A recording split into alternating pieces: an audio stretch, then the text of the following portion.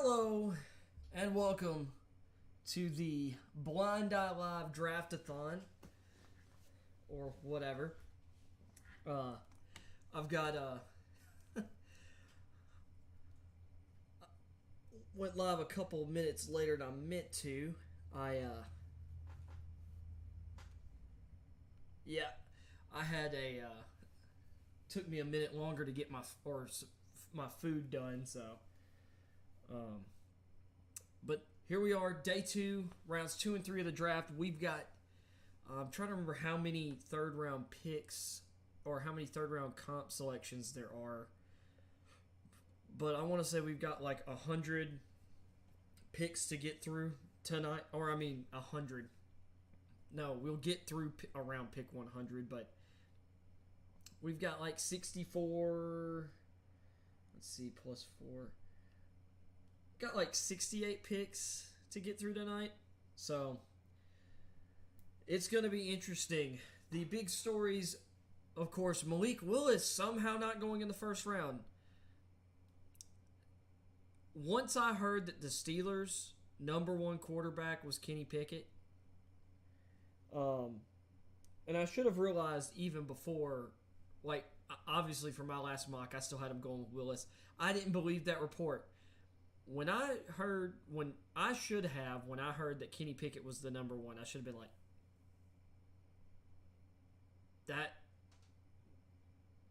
that doesn't bode well for Malik Willis's draft stock. Because there's one thing about the first round that honestly I'm not really that shocked by, and that was only one quarterback. Only one quarterback going in the first round is not that big a shock to me, personally. So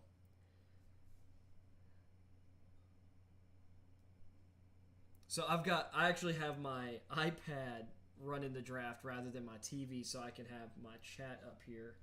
I guess I could pull up my own stream, but then on my iPad, but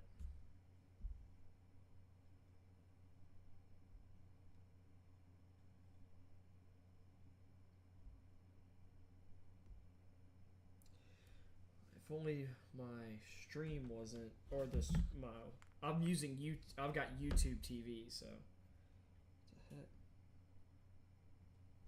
Man, why is this lagging? The audio's not working. Dude, let me close out some stuff on my.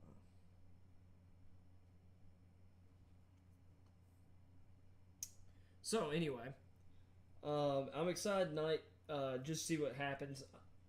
I have a feeling Malik Willis will be the next quarterback off the board. Well, I'm not having any problems with my stream.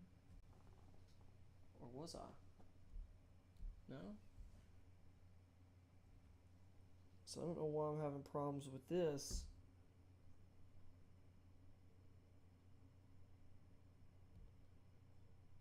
Yeah, I don't know what's going on the ESPN stream, but what in the world are we watching? If you're watching along with the draft, that was weird. So I'm expecting for the Buccaneers, my 2 big needs for the Bucs were interior defensive line. Maybe Ndamukong Suh ends up back with the Bucs at some point this offseason, but he is currently not on the team. They need someone to fill that starting 5 technique role in their defense. They could have gotten Devontae White at 27. He went with the next pick to the Packers at 28. I'm not super. I don't mind their trade down. I think they got good value in their trade down with the Jaguars. But I could see a cornerback going here because they've got both Carlton Davis they just re-signed, but they got Jamel Dean and Sean Murphy Bunting coming up for their rookie contracts are coming due. So I wish Roger Goodell would just start the freaking draft already. No one wants to listen to him. So, like I said, so interior defensive line, corner, I feel like and honestly, edge rusher. They've got Barrett on a big contract. They drafted Joe Tryon last year. They don't have, to me, they don't have anything after those two guys. Really. So, and you need more than 2 pass rushers. I don't like the value for interior defensive line here because the best one on the board right here is Travis Jones.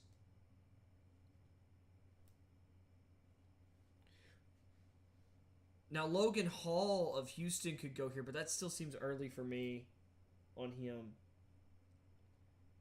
Same with Fidarian Mathis. Now, Hall does kind of fit the profile I think they want, though.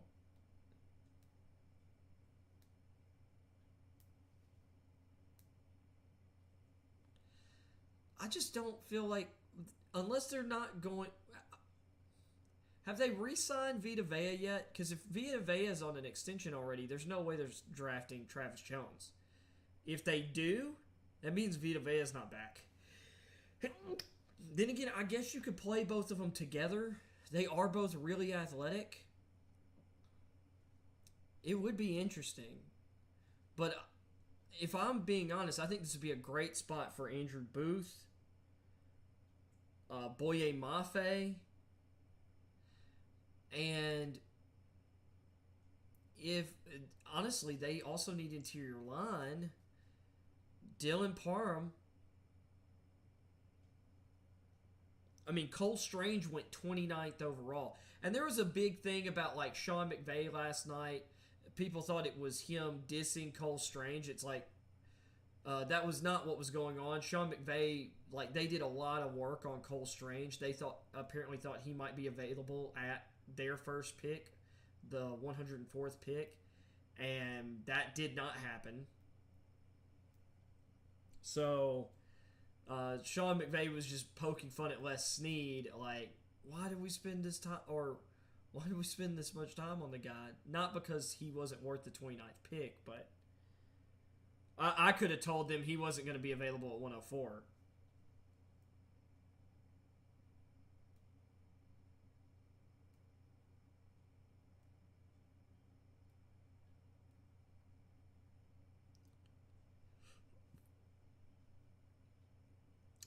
So I'm following the NFL Network stream, or I mean the NFL Network show, and Peter Schrager's saying it's going to be defensive tackle. If that's the case, I mean it's got to be Jones or Hall. Maybe it's Fidarian Mathis. I feel like it's still a bit of a reach for Mathis. Like, I don't have him in my top 50. Perrion Winfrey's not in my top 50. Hall's not in my top 50, but I figure he'd be higher on some other people's boards than mine.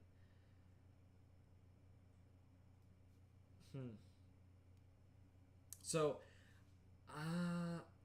if we're talking Bucks, though, because they've got one of the strongest wide receiver rooms in the league, they could go running back, but I don't see them going running back here, especially after spending the money on Leonard Fournette in free agency. I do think they will draft a running back at some point in this draft. I don't think they're going to go after the quarterback position. They drafted Kyle Trask in the second round last year. They seem to really like him.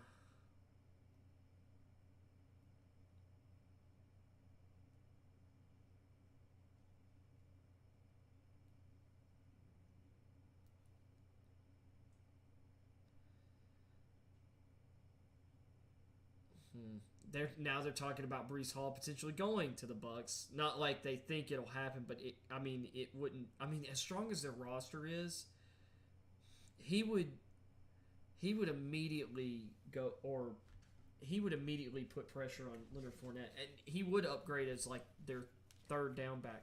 Pick is in. I'm going to say right now. Ooh, Simeon Rice is the one doing the pick for him. That's cool. That's one of my favorite things about the second round is like the players former players for teams making the picks. Man, this far down, I mean, once you get out of the first round, it's really hard to predict. But if we're talking defensive tackle, Jones is my highest rated guy at the position. But I kind of feel like it's going to be Logan Hall.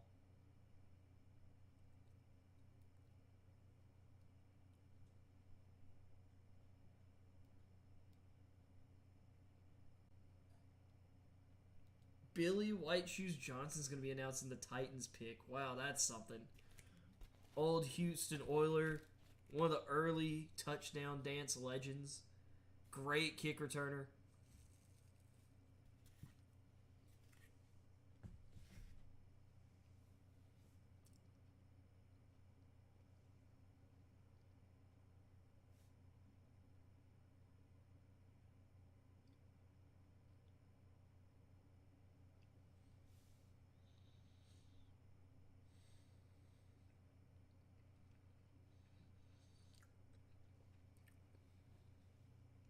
So, this is also one of those things where it says the pick is in.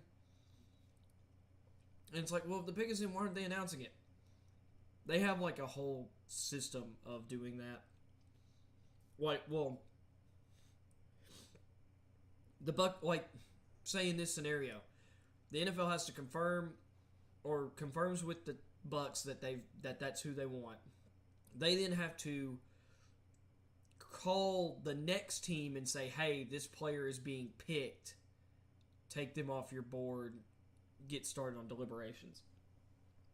Let's see. Say Logan Hall. Boom! Called it. So I'm reacting like live to what I've got on my iPad. Rolling right now. So Hall is a very linearly explosive player.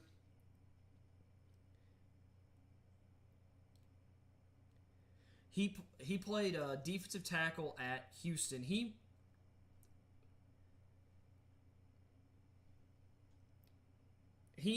replaced, basically he stepped in and he took over the Ed Oliver role at Houston. I like DJ's comp for him. Trevor Price, former Denver Bronco, and I believe finished his career with the Baltimore Ravens. He was a great penetrating 3 technique, could also play the 5 tech, 3-4 defensive end role. Hall is going to slot into that Ndamukong Suh role.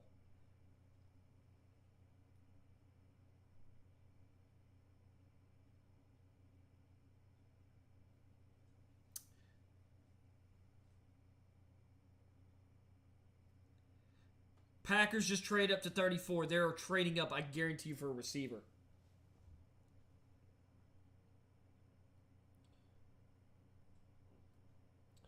So the Packers have traded...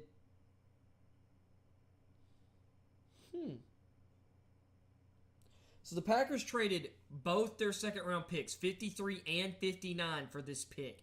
That is a massive... That is a lot of value.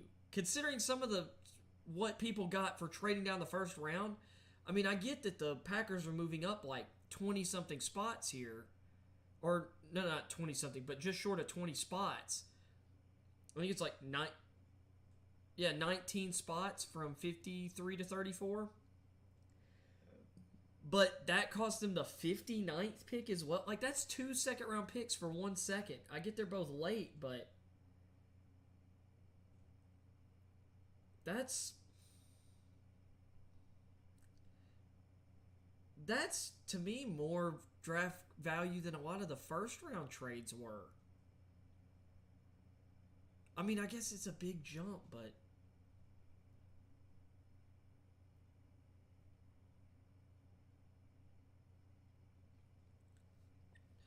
I mean, because the Lions, they traded down 12 picks in the second round and sent the 66th pick to move from 32 to 12, which was a 20-spot jump in the first round. I kind of feel like just trading the 59th pick straight up to move from 53 to 34 is that's a lot of value. I'm going to assume that the Packers are moving up here for Christian Watson or George Pickens. And this is that range, like the first 10 picks of the second round.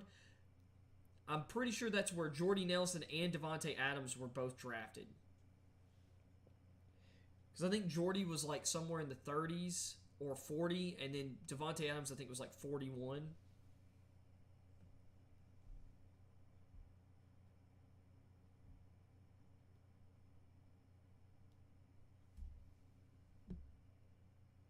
Christian Watson, I knew it. He is.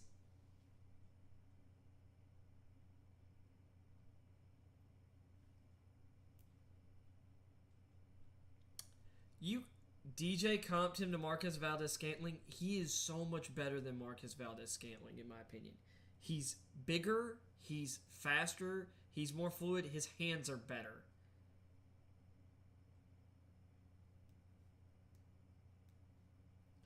Okay, so Christian Watson is probably my favorite player in the draft.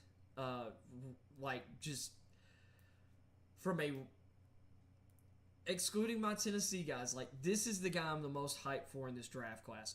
6'5", 210 pounds, 4.3 speed. 4.3 speed, 39.5-inch vertical. Like, my comp for this guy has been... Well, I mean, my comp for this guy has been Randy Moss. I don't necessarily think he'll have as great a career as Moss, because that would be crazy to predict. But his skill set, his size, speed, agility, he's so smooth. Like, his speed's so easy. Like, I had him as my 14th ranked player, my 3rd ranked wide receiver. But he's one of the highest upside players in this draft. Like, pure highest upside. This guy has the ability to be historically elite. Historically dominant if he is able to harness all of his tools to their potential. The fit here, I really thought the Packers were probably going to take him at 28. So now everybody needs to shut up about the Packers and their whole wide receiver whatever. They got 2 defensive starters on day 1 of the draft in round 1. They nail those picks more often than not. Nail those defensive picks in the first round. Let's just talk about the first round picks that the Packers have had in recent years. Rashawn Gary, Darnell Savage, Jair Alexander. Titans pick is already in. Man, I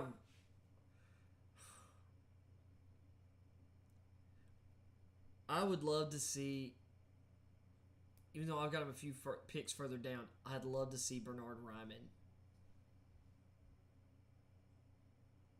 These picks are coming fast.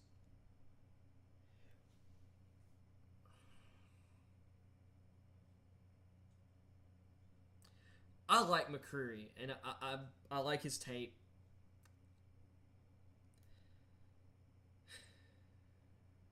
We already have Elijah Molden. We drafted Elijah Molden last year. Maybe you think he can play outside. I just...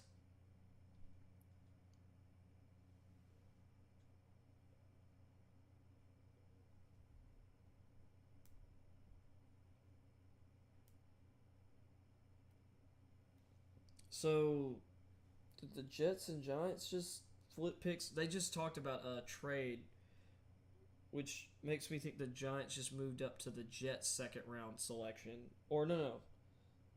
But we had the Jets' second round pick. I'm so confused what they were just talking about. Anyway, so talking about McCreary, as a Titans fan, I'm a little bummed by, like, I just don't look at McCreary as a high upside player. I still think he's a good corner. But we literally drafted in my opinion, a better version of this guy in Elijah Molden last year.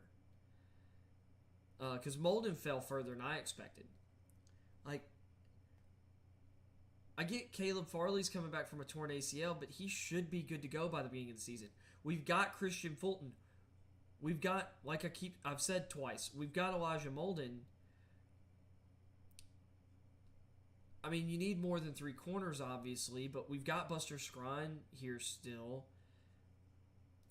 Maybe we see McCreary as like a slot safety type. Same with Molden, maybe.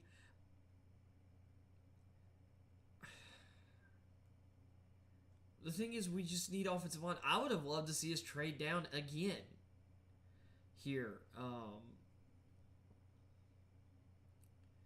I'm really struggling to see John Robinson's process here. Like, after the initial shock of the whole AJ Brown trade, I get why we made that trade. I get why we drafted Burks. He's young. I mean, he's like a bigger version of AJ Brown. If we could develop him like we did Brown, which is not a given, but if we can, we've got a version of AJ Brown that doesn't have as much of a medical history. AJ played all of 2020 basically with a severe knee injury. Last year, AJ played banged up and ended up missing 4 of our regular season games. So, I mean, AJ's tough. Don't get me wrong. Like, that's one of the reasons I love him is that he plays through stuff. Like, he really competes. But I get why we didn't want to throw $25 million a year at him. Reportedly, though, now, the reported offer we gave him was $16 million a year with incentives to get to 20. I'm sorry, that's if I was AJ Brown, I'd be insulted. He said he would have kept at $20 million a year, or he would have accepted $20 million a year. So here's the trade that I just heard. So the Jets traded down from 36 to the 38th pick, and the Giants gave up a 5th round selection. That's right, because the Jets had 2 picks early here.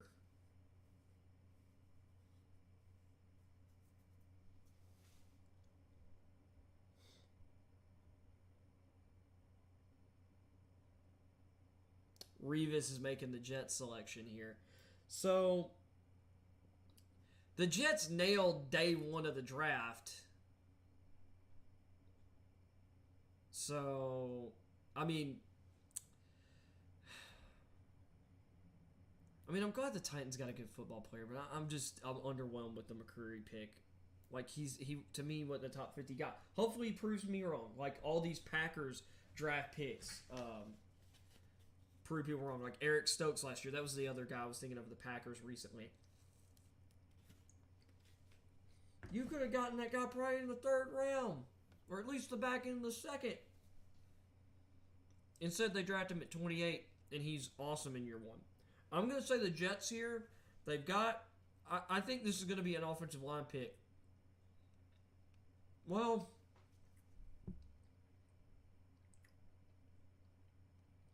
let's say Raymond here. Maybe. Bruce Hall. No, this is a good pick.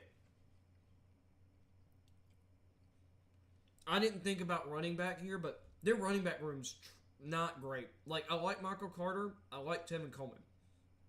Coleman's a vet. And there's a reason he's like second to Michael Carter on their depth chart. And Michael Carter is a smaller back, and he doesn't have amazing speed. Like, Breece Hall is bigger, he's faster, he's better than Michael Carter. The Jets just got a great number 1 running back, top running back on the board. And running backs drafted in this range of late they nail it.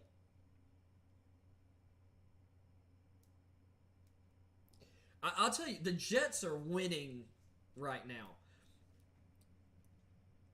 you draft Sauce Gardner at 4, instant plug and play starter.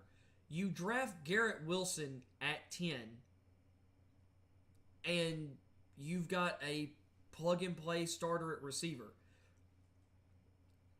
You get Jermaine Johnson at 26. Plug and play. I would say plug and play starter on the edge and an impact high upside edge guy.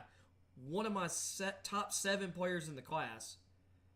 Or actually, no, he was my 5th ranked. 5th ranked player in the class. Number 2 edge rusher. Fell to 26. And then you get Breece Hall. That's 4 starters. That's 4 starters here for the Jets. And if I'm Zach Wilson, I'm excited. You get me a legit starting receiver and you get me a running back who's going to also help immensely in the running game, arguably the best receiving game back in the league or in this draft. And the Texans draft Jalen Petrie. This is a really good pick for the Texans. So Petrie is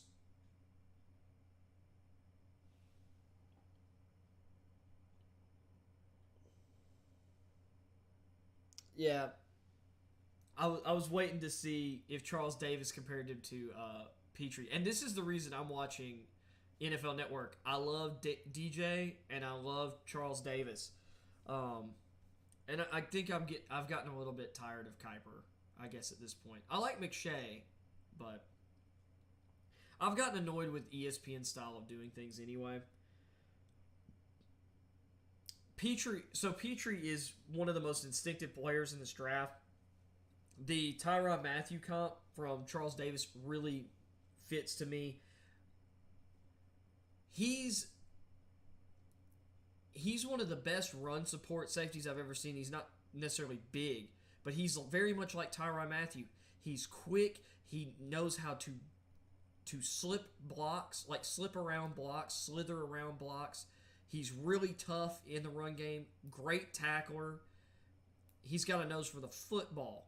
Like, he's going to create turnovers. He's really good in man coverage. He's good at playing underneath zone. He can play free safety. Petrie's nice. I really like that pick for Houston. Let's see what my buddies are. I've got a group message that me and my friends have had for years. Buddies from high school. One of them was a high school football coach. So...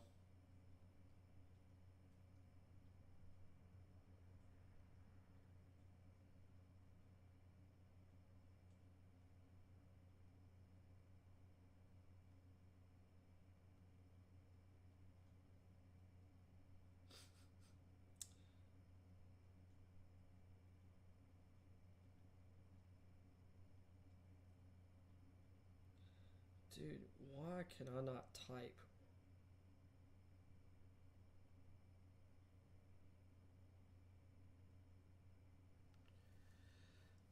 So right now I'm loving the Jets draft. Houston's done really well. I'm liking their draft. They've come away with 3 starters so far, and not just like potential.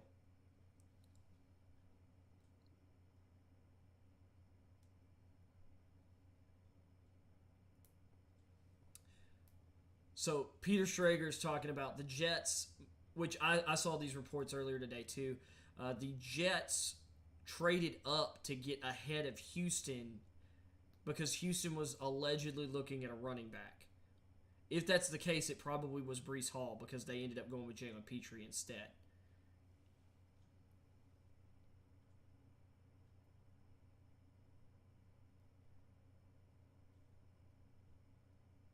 And then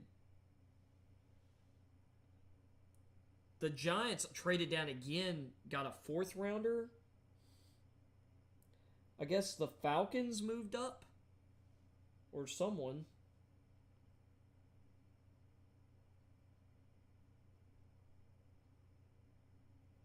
Because it was either this pick or the next pick was the one that they traded up. Or just traded down from again. So Falcons pick, they went with a receiver in round 1. I wouldn't be shocked to see Kenneth Walker here at running back. I also would not be shocked if this is where Ebiketie or Mafe went off the board. If I'm a Falcons fan, I'm rooting for edge player here. Andrew Booth wouldn't be crazy either to pair with AJ Terrell in the defensive secondary, but they need an impact edge rusher, and you've got, to me, two guys sitting on the board in Ebiketie and Mafe who profile as that. Now, I like Ebiketie a lot.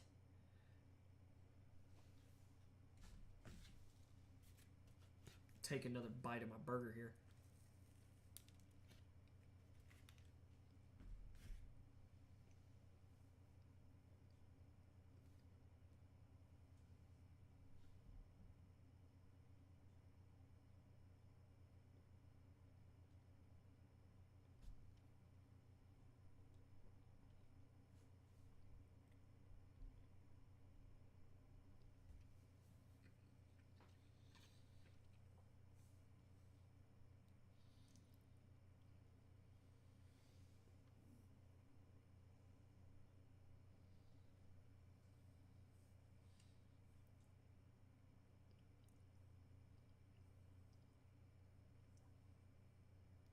Well, it's cool that they're honoring this family who lost their son in military service.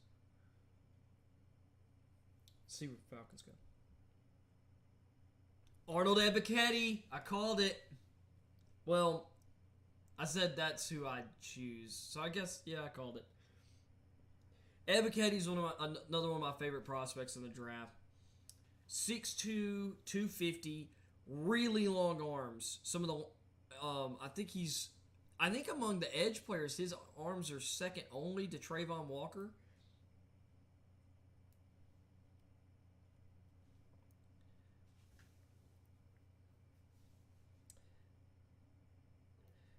Ebiketie is one of James Franklin's favorite players that he's ever coached.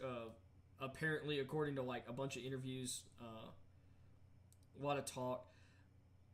Ebiketie was a really important leader for the Penn State's defense the last few years. Players really rally around him. 9.5 sacks this past season. Really, he's a strong, powerful rusher with long arms, great leverage. Being a little bit shorter at 6'2" than some other edge players, he's playing underneath or several inches underneath the offensive tackles he's going against. With really long arms, he's got a great disruptive frame. And I don't know, if I'm Atlanta, we've come away with a potential number one red zone dominating wide receiver, first down, like a guy who's just gonna own third downs in the red zone in Drake London. And now we've got an impact edge rusher who I'm kind of surprised didn't go in the first round personally. I love that pick.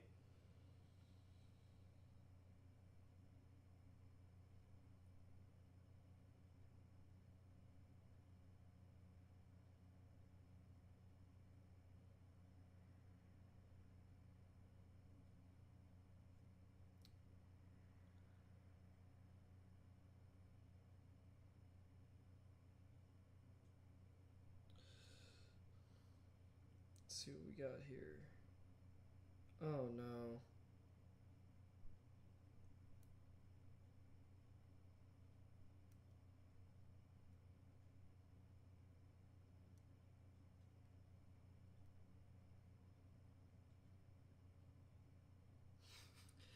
The Jets roster is really funny, so everybody's now posting. So the Jets last year drafted 2 Michael Carters in back-to-back rounds. They drafted Zach Wilson last year, and they also have Bryce Hall at corner. Well, this year they drafted Garrett Wilson, and they've now drafted Brees Hall to go with Bryce Hall. So you've got the Wilsons on offense, the Carters, one's a running back, one's a corner, and then you've got Brees and Bryce Hall, who are also a running back in the corner. So you got the Halls and Carters that'll be going to get up against each other in practice. This is just funny. The internet and the things that we pick up on. Jets just running away as right now with the draft. Then again, of course, I thought, other than drafting Travis Etienne in the first round, I really liked the Jaguars draft last year. So,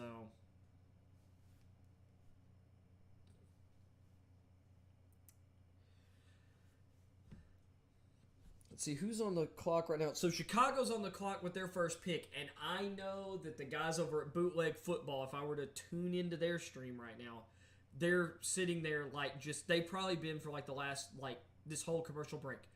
Pickens, Pickens, Pickens, Pickens, Pickens, Pickens. Just because I know they're like obsessed. Brett Coleman on his Twitter account had a tweet. Start the prayer circle, and it's just these prayer hands like all around the phrase Pickens to Chicago. George Pickens would be a very like-for-like replacement for Allen Robinson.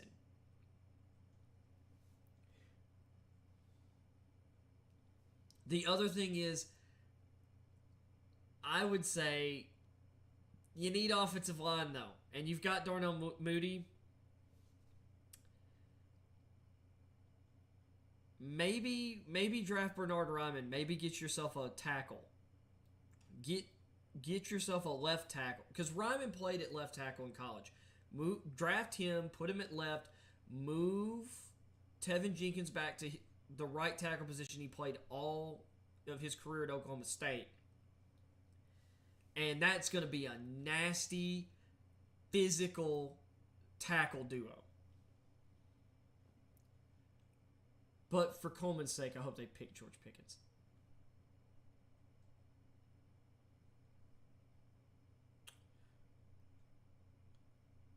So, they pick Kyler Gordon, cornerback out of Washington. Leave it to the defensive coordinator to screw over his young quarterback. I'm just going to be honest. Look, this is not a dig at Kyler Gordon. This is a good pick. I'd have rather the Titans drafted Kyler Gordon if we were going to draft a corner. Gordon's physical. His movement ability, like his lateral agility, is really good. So Kyler Gordon growing up, this is a fun fact. Kyler Gordon was a competitive dancer and also did, I want to say, like, I heard it was kung fu, like legitimately kung fu, but I think it was some sort of martial art. But Gordon's got great feet, great fluid hips. So they're going to pair him with Jalen Johnson at corner. They've got a great corner duo. The issue is who's blocking for your quarterback.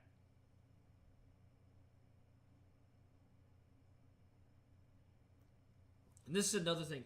I think Charles Davis made a salient point right here.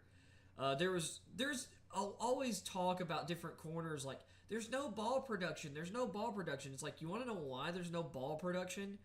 Because quarterbacks weren't stupid enough to throw their way. Quarterbacks were like, we'll pick on someone else.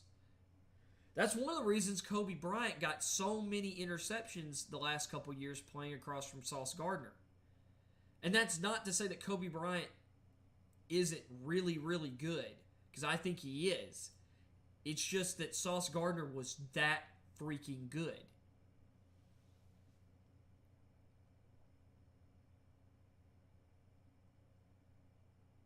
Gordon is really good at flipping his hips around in back shoulder situations. Like, he can flip all the way around the long way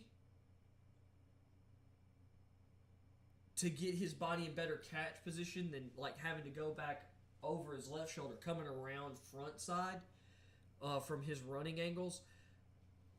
He does that easier than a lot of corners do the the lazier or the more natural way.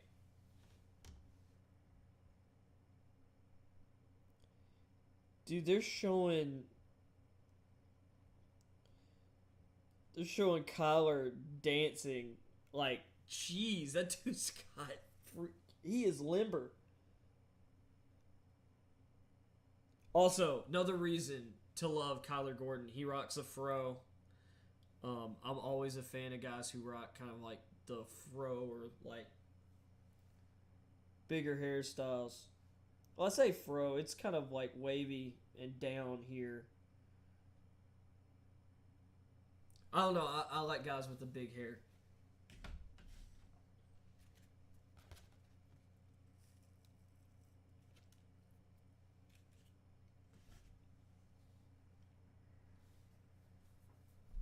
Well, Bears fans better be hoping.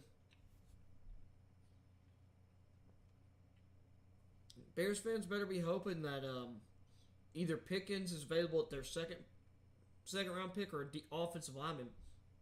But I've heard they want to trade down.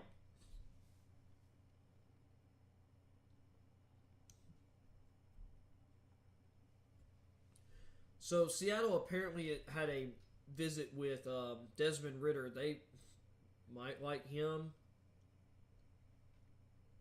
Seahawks have back-to-back picks. It wouldn't shock me if Seattle traded back from their second selection here. This could be where Malik Willis goes.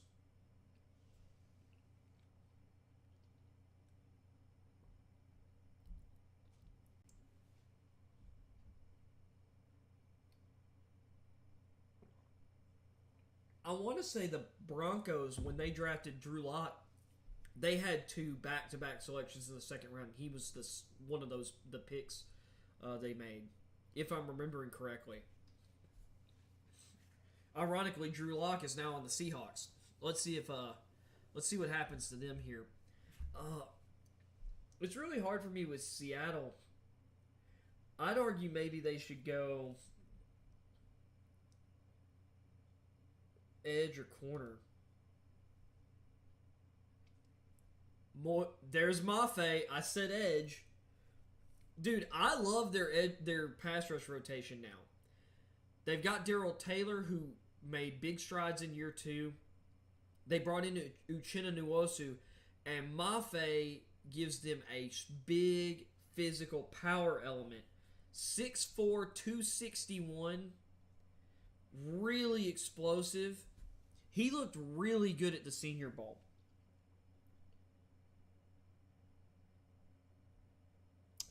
And I like DJ's comp for him was Kawiti Paye.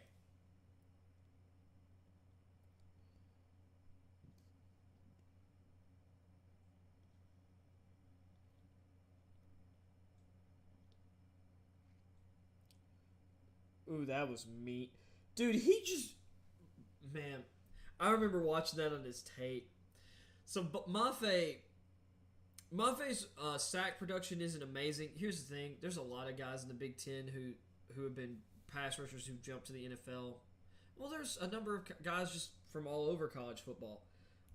Sometimes it depends on your scheme, and sometimes it depends if you're good enough, they're just going to load up and double you.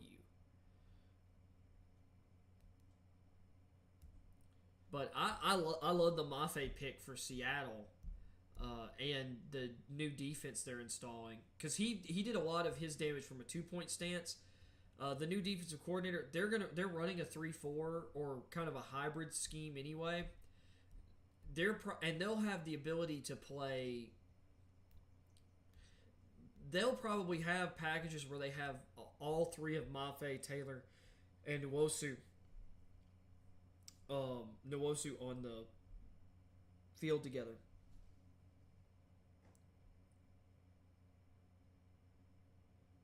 Kenneth Walker. That's a much better value than where they usually draft. They just re-signed Rashad Penny. to a 1-year prove it deal. Maybe they feel like they're done with Chris Carson. Kenneth Walker, I think he's an awesome fit for their offense, especially especially the new offense they installed last year with I'm trying to remember the name of the guy. It starts with a W. I want to say Walton, but I don't think that's correct. That they brought over from St. Louis.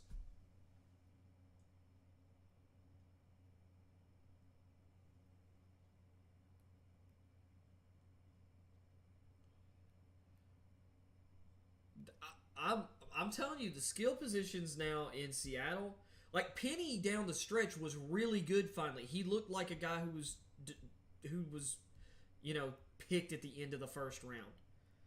So if you've got a 2-piece, and I think Penny's probably better in the passing game than Kenneth. So if that's kind of your 2-piece combo at running back,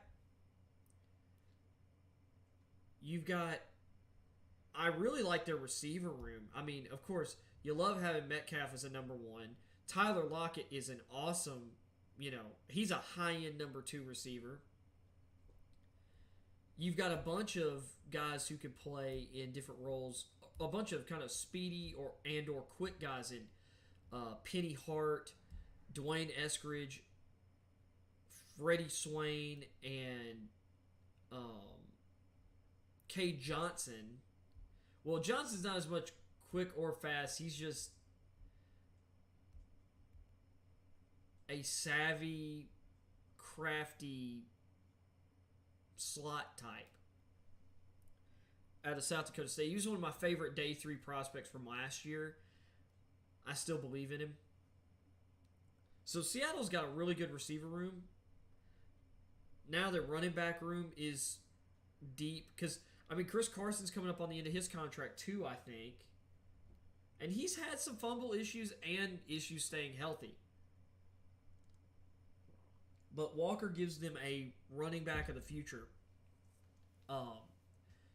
And Walker, a 4.3. I'm trying to remember. It was 4.38, 4.39, or 4.4 flat. Originally, I think it was like a 4.46, and they actually moved it up. He was one of the few guys whose 40 time when it was clocked was actually slower than his actual time. Than the actual time. Rather, like his unofficial was slower than the official. There were a few guys, but most guys it was like they were being timed too fast. Or allegedly too fast.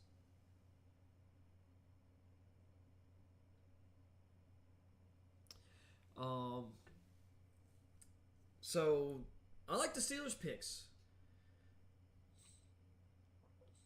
I would have liked to have seen them go corner and add to the corner position, but John Snyder and Pete Carroll have always believed in their ability to draft corners down the board.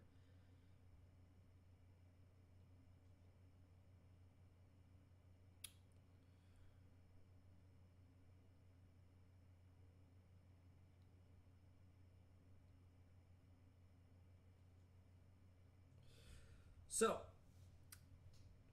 to recap the picks so far, let's actually bring that up for a second.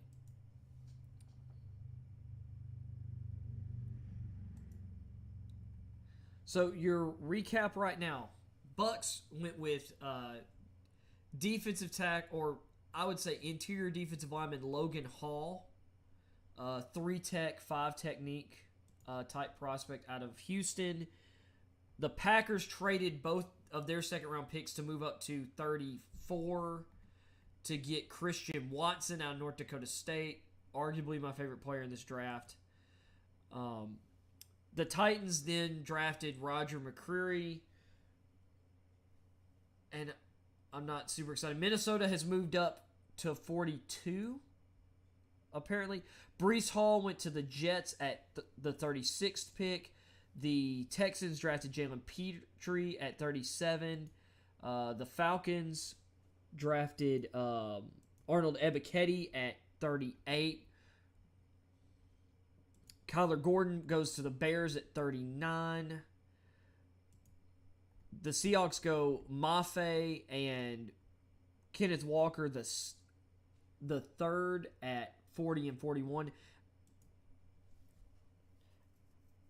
And now the Vikings have moved up. Let's see what the... I need to bring up a thing for the trades.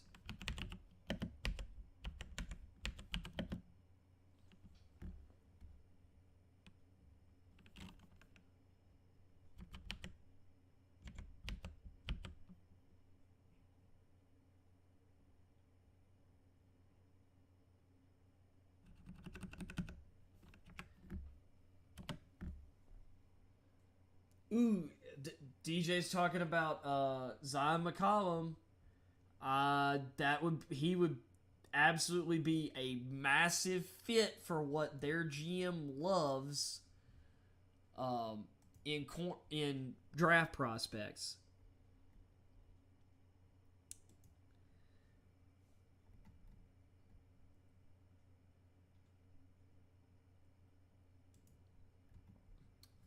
That's right, because the Vikings traded down to 52, so they've traded up from 52.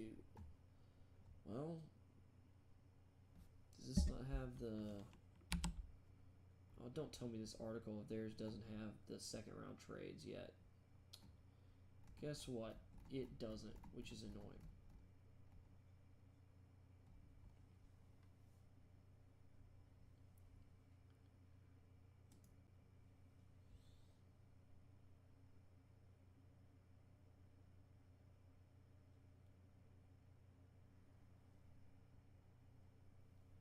What's up, Fran Tarkenton?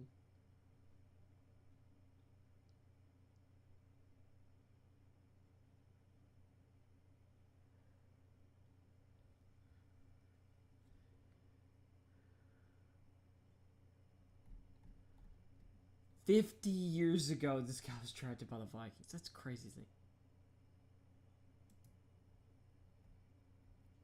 Please keep vamping. I'm enjoying this.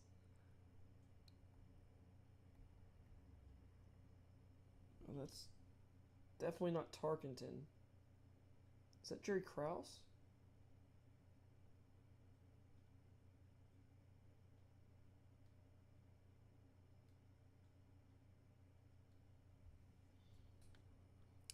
Okay, so that's first round. What about second round?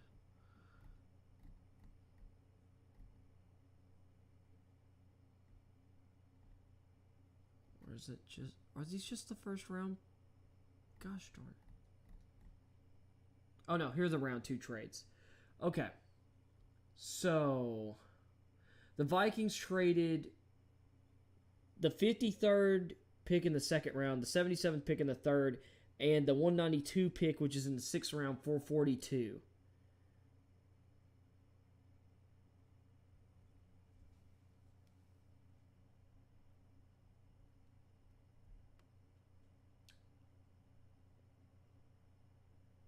Former head coach at Blue Mountain State. Oh, that's right. He did do that.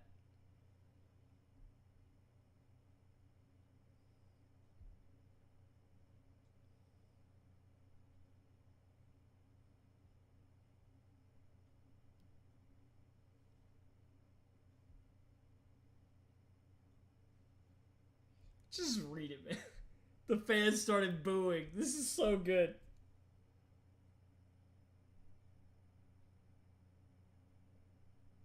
Andrew Booth of Clemson. I figured this pick was going to come down to McCollum and Booth.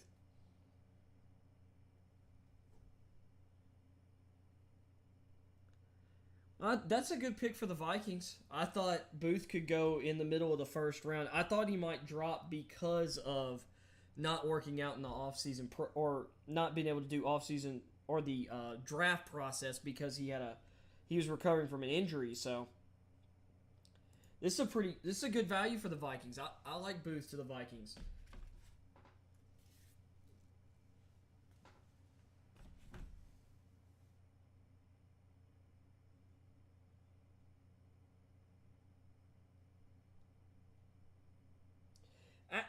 And I'll say this: there's been a lot of really good corners that have come out of Clemson, or at least high-profile corners. AJ Terrell's really good. To be honest, I'd argue I liked Booth's tape a little better than I liked Terrell's tape when Terrell came out. And AJ Terrell's been really, really freaking good in the league.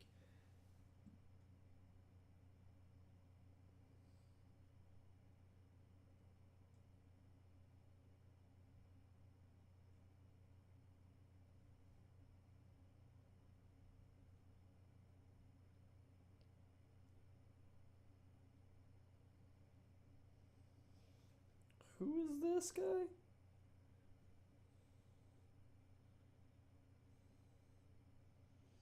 And the Giants, with I'd argue a little bit of a shocker here, drafting Wan'Dale Robinson out of Kentucky. I mean, this guy's like, he's kind of like a shorter Kadarius Toney. I mean, if they end up trading Toney, now DJ's comparing more to Sterling Shepard. I disagree. He's more like Kadarius Toney.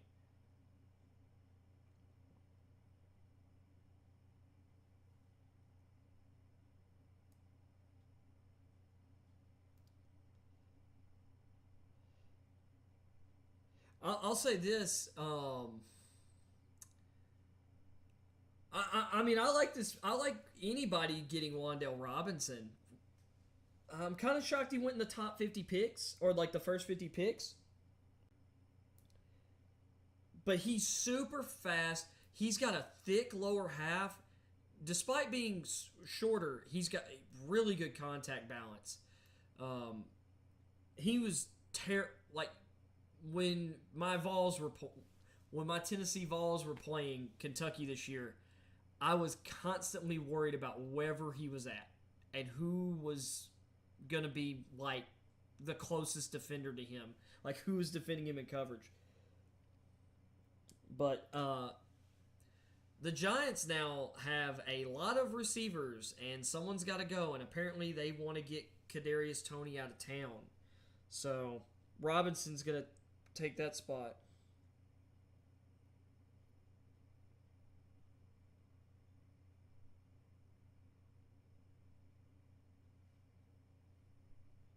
Let's see. Sorry, I'm sending the link for my stream.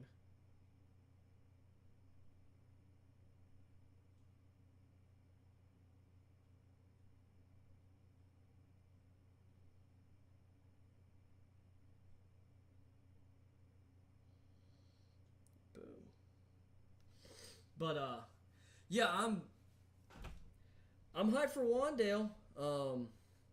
I wish he had a better quarterback to get him the ball, but at this point, Daniel Jones now has an elite young pair of offensive tackles. He's got a receiving core that, if Toney is still around, goes 5 deep with guys with, complementary skills at the very least. You've got Galladay, who's the go downfield and get it guy. You have Sterling Shepard, who's kind of a possession. At this point, especially after the injuries, Sterling Shepard's like a solid possession type receiver to win in the intermediate game. Darius Slayton is go balls, slants, and hitch routes and screens. But he can be a home run hitter on all those plays. And then you've got Wan'Dale and Toney, who have a lot of short area quickness, kill you in the underneath game. On double moves, they have speed to get downfield, but are both dangerous as crap with the ball in their hands. But it does seem like this move signals the Giants moving forward with trying to trade Toney, the word has been for a few days now. That's the one strange thing here for me. Because I would argue this would have been a good spot for the Giants to attack their second corner position across from James Bradbury.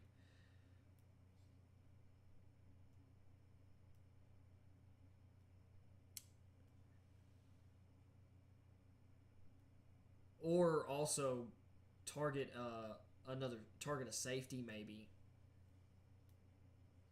Or the linebacker position, because this is another thing. I'll be honest. Quay Walker going in the first round kind of shocked me yesterday. Getting the like at this point, the linebacker class. To me this is a loaded linebacker class. It's not as great up as it's not as it doesn't have the up top athletes like last year's class did. But there are some great athletes at the position this year. Like there was no Micah Parsons and Jamin Davis weren't walking through the door, but Brandon Smith is as athletic as those guys, and has just as much upside as those guys. In all honesty,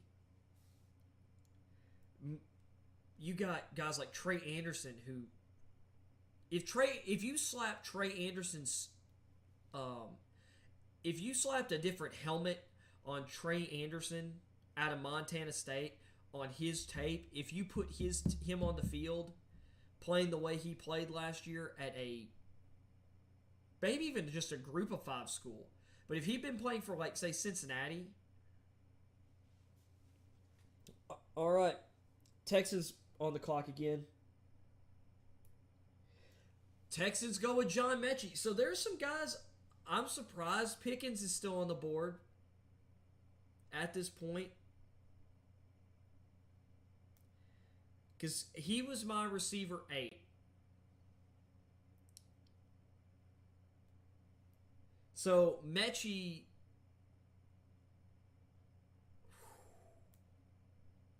he's a good compliment for Brandon Cooks. Mechie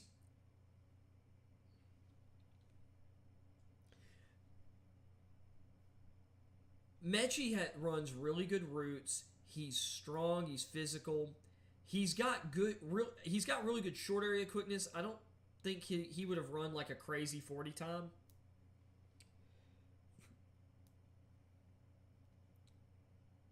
But he's also a super mean blocker for a receiver. And it's not like he's a big receiver. Like he's a very average sized receiver, but he has great technique. I really think that was a good pick for Houston.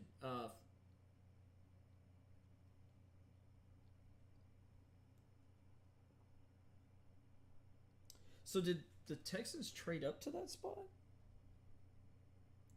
So the Ravens, so the Texans just traded up to get ahead of the Ravens. Because the Ravens, they were worried that the Ravens were going to draft him. And that's what that's happened a couple times tonight. Or that's what happened to the Ravens allegedly at 14. They were going to take Jordan Davis, and the Eagles trade up ahead of them.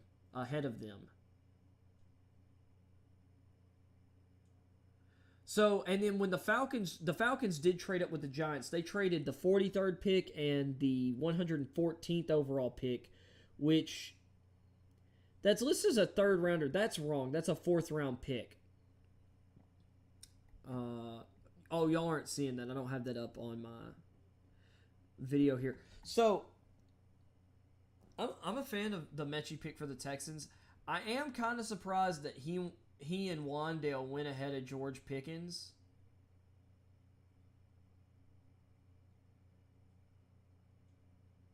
Because I just feel like George Pickens has number one, like he can be that number 1 receiver. I get why some people maybe are hesitant to pull the trigger on him though. But okay, here's that Texans trade up. So the Texans, and it's the Texans making another deal with the Browns. So the Browns traded back from 44 to 68. So they traded out of the 2nd round back down into the 3rd round. And they got 2 4th round picks. They got pick 108 and pick 124. Is this Brian DeArdo? So this guy for CBS Sports who's reporting these trades apparently doesn't know what round some of the picks are in. Because 68th overall is not a 2nd round pick. Maybe CBS Sports needs to get him a editor or something. But I like that move for. I like the move for the Browns. Just get a bunch of picks. Because really, what they need for the most part is depth.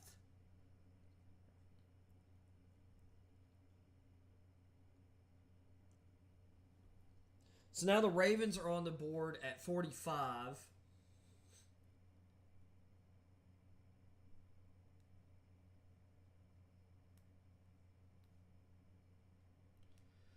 Dude, if David Ajabo is going to be the pick here, I had him mocked to them at 14 for 2 months. This is Ajabo. Boom! Got it. That's David Ajabo to the Ravens. And the Ravens draft, they're going to get a big grade from me because Cam Akers came back from an Achilles injury in under 6 months. I think it was like 4.5 months. Ojabo could be ready for the season, even if he's not. He'll be on the field at some point by the end of next season. I love this pick for the Ravens. This is a great high upside pick. Ojabo was my number 5 pass rusher. I had him neck and neck with Thibodeau, who was my 4th pass rusher. And Ojabo is really good friends with Odafe Owe. Ojabo and him went to high school together. He called Odafe Owe his big brother. So this is going to be great having them on the. That is an explosive and dangerous pass rushing pair for the future for the Ravens.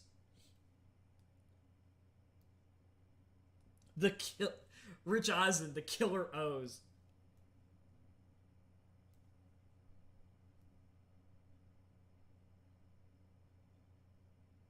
And he was really productive last year. Some people have tried to say, well, that's just. Ow. Oh, gosh. I just hurt my eye somehow. I don't know what just happened. What I'm doing is probably not good. Oh, eyelash or something just stabbed me in the eye.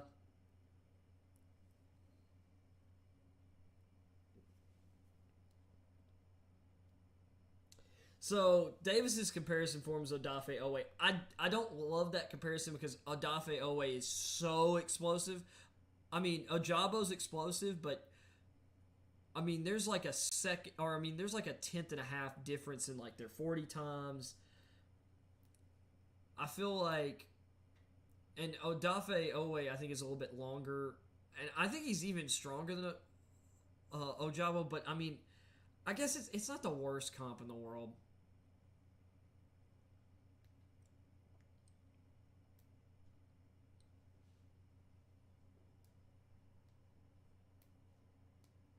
Who is doing the pick for the Lions?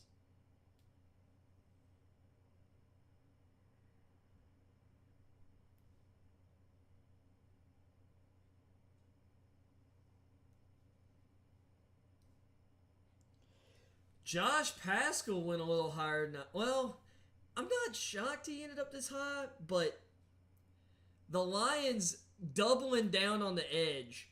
So, Pascal's 6'3", 270. He was a 3-year captain at Kentucky, and he's got a really cool story. He dealt with cancer, had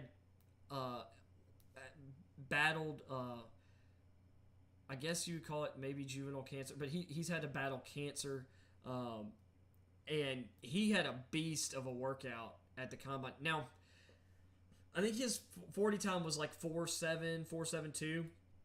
But his jumps were like 37.5-inch vertical, I think. I think it was like a 10-foot 5 or 10-foot 7-inch broad jump. And he's a big wide body. 6'3", 270. He could play. There's a lot of him, or to me, he's a lot like Travon Walker in some ways. He's just not as tall. But he's a dense, strong, physical player.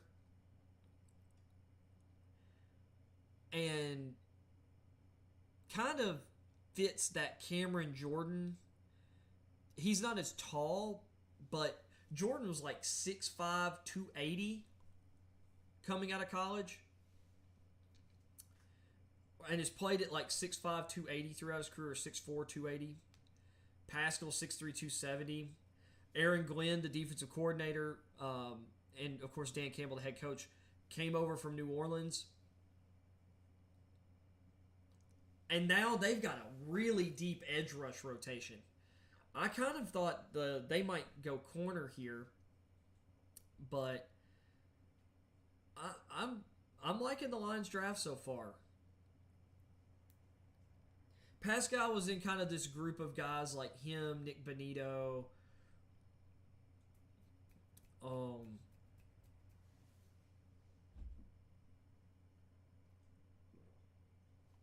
Cameron Thomas, and a couple other guys who I kind of had in a bunch after we got past like my top 8 guys.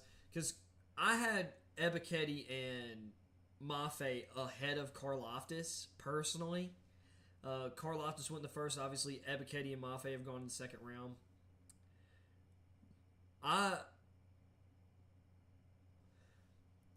So the Lions' edge rotation now, you've got Aiden Hutchinson and Josh Pascal, who you're adding to Charles Harris, who's coming off a 7.5 sack season, which Harris now is in a kind of a better rotational role. You have the Okwara brothers, Julian and Romeo, who the older one, he dealt with some injuries last year, but had 10 sacks in 2020.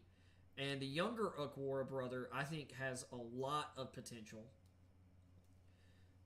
But both of them kind of profile more as rotational guys. So you've got Hutchinson, who is a legit number 1, and then you've got Pashal and the Okwaras and Harris, who can rotate and obviously give Hutchinson breathers too. And Pashal's going to be really good in the run game. That's another thing, that he's extremely disruptive in the run game, really strong on the setting the edge of the defense, and which is something he does better than those other 3 guys that they have already. So now Washington is now on the clock. They drafted Jahan Dotson in the first round. This would be a spot. It wouldn't shock me if we saw Jaquan Brisker go here. It wouldn't shock me if we saw one of the corners, whether it's Zion McCollum or... It wouldn't shock me if we saw Zion McCollum here. I'm trying to think. Who did I have after him at the corner position?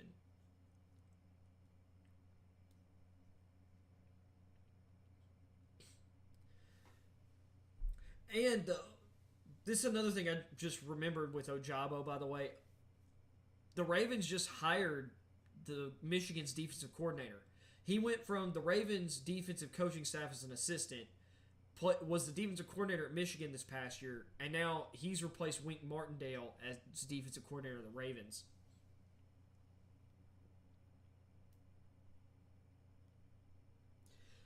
Washington's interesting. I think they can go a lot of different directions with this pick. Santana Moss making the pick for Washington. Oh, that's cool.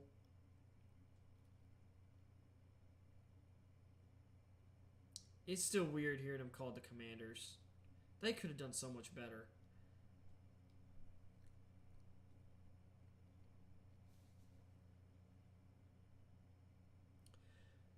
Man, Washington loves themselves some Alabama defensive linemen. This is like the third one in 5 years. Fedarian Mathis, defensive tackle, Alabama. I mean, hey, I like the beefy boys.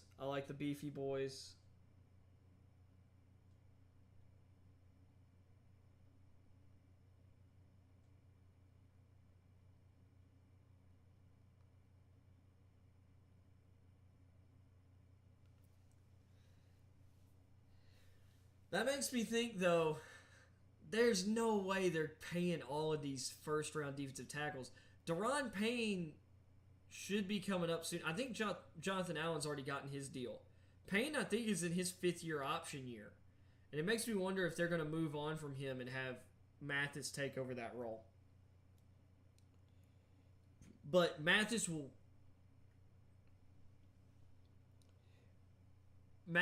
replace Matt Ioannidis. Also, it kind of flew under the radar for people. Mathis was really productive this year. 12 tackles for loss, 9 sacks.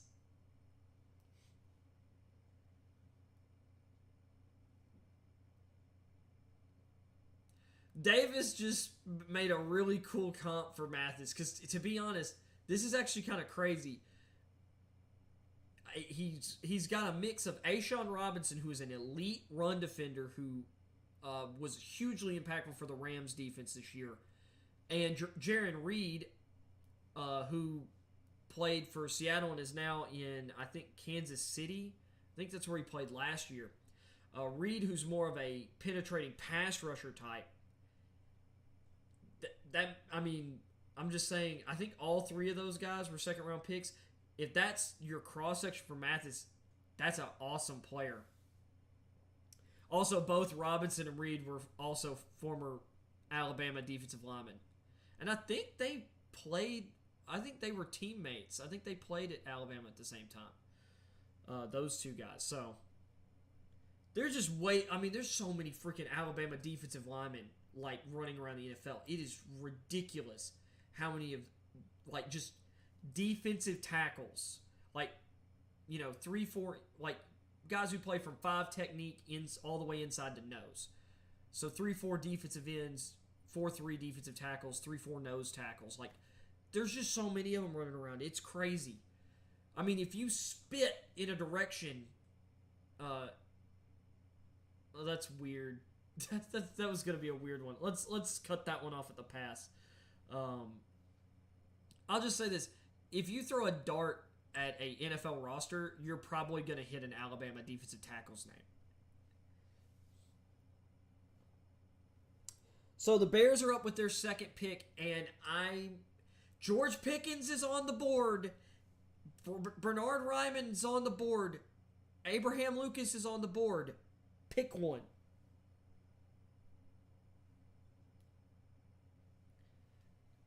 Kind of surprised they didn't try to trade down for this pick, though.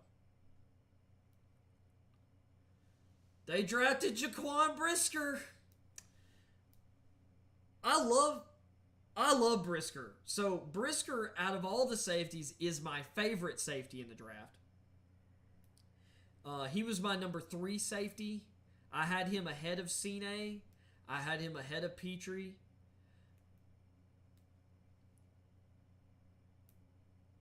But my issue here is, I get Eberflus is coming in, and he's a defensive-minded head coach. Who is blocking for Justin Fields, and who is going to catch passes from him other than Darnell Mooney? Because you signed Byron Pringle this offseason, and then he got himself arrested and is in some really hot water.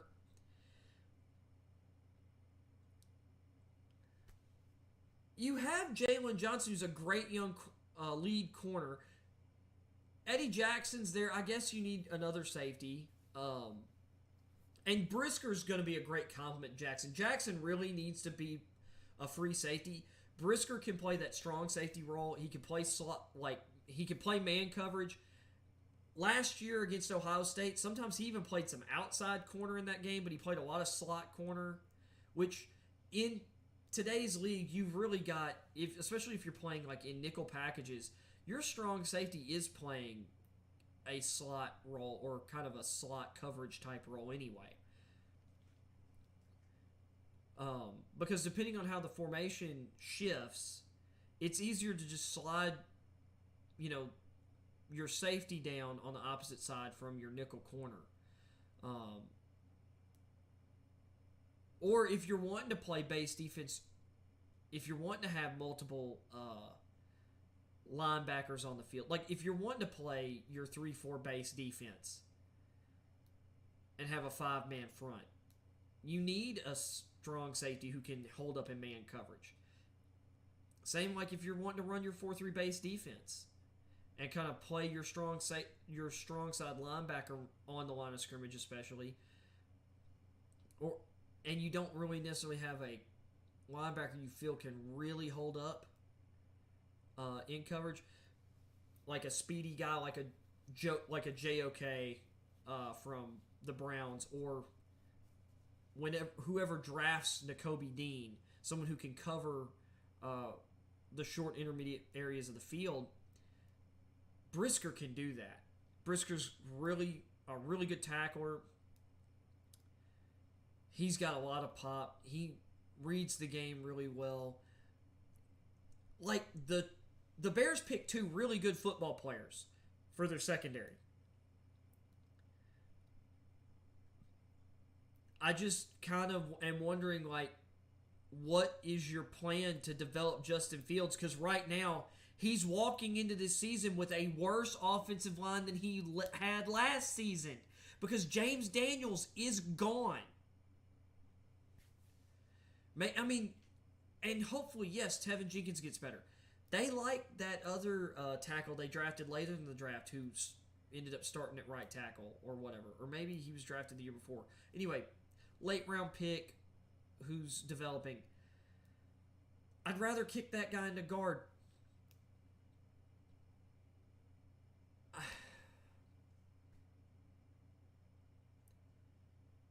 Like, and I'm someone who thought Fields had a very high bust potential at quarterback. They're not doing any favors in his development right now with their drafting. That's just the truth.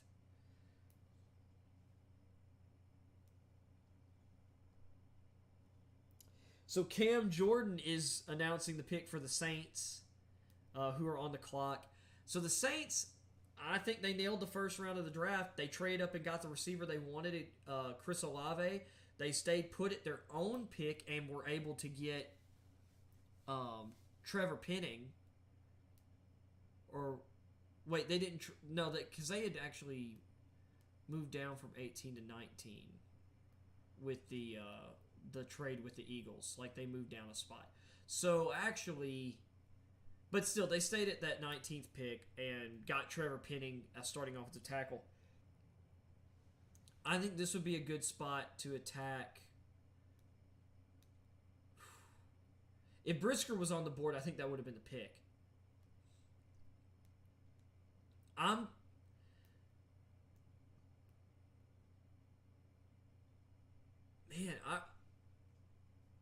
thinking defensive tackle maybe here. I'm thinking they could go with Travis Jones out of UConn. Because I think Shai Tuttle is in his... He signed his restricted free agent tender, I think. But he doesn't have a long-term contract. I believe David Onyemata is in the last year of his contract. So that's somewhere to look for the Saints maybe right here is Travis Jones. They could go linebacker as well. And, man, I'd love to see... Man, Nakobe Dean would be interesting. Christian Harris out of Alabama. Channing Tindall out of Georgia. Saints could go just about anywhere because they nailed their two biggest needs. They could draft a number 2 corner here, too. I'd love the upside of Isaiah McCollum here. People have talked about maybe quarterback for the Saints here. I'm not convinced. You've got Jameis on a 2-year contract. You brought in Andy Dalton. You drafted Ian Book last year, and they seem to like Ian Book a little bit. So, although he's definitely not a long-term starter. But as a backup, he's fine. Let's see what we get here.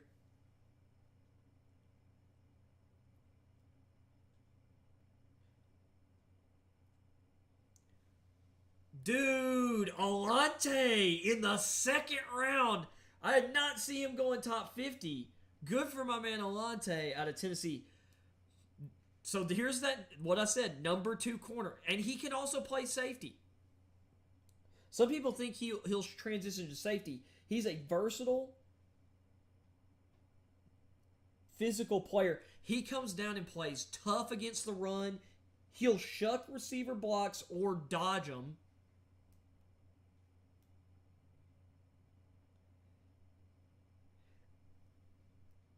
And he had a pick six against Kentucky this year that was big. 4.36 speed. He's 6 foot tall, 200 pounds. Charles Davis is talking about what I said, which Charles Davis, former University of Tennessee Vol DB.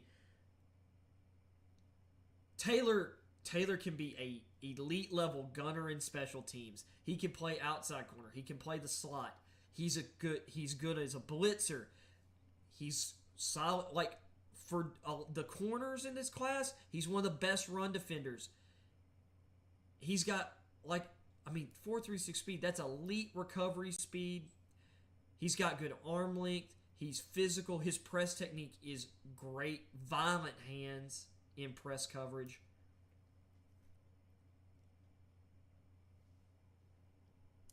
Kansas City now is sitting here with George Pickens and Sky Moore still on the board at their second round pick.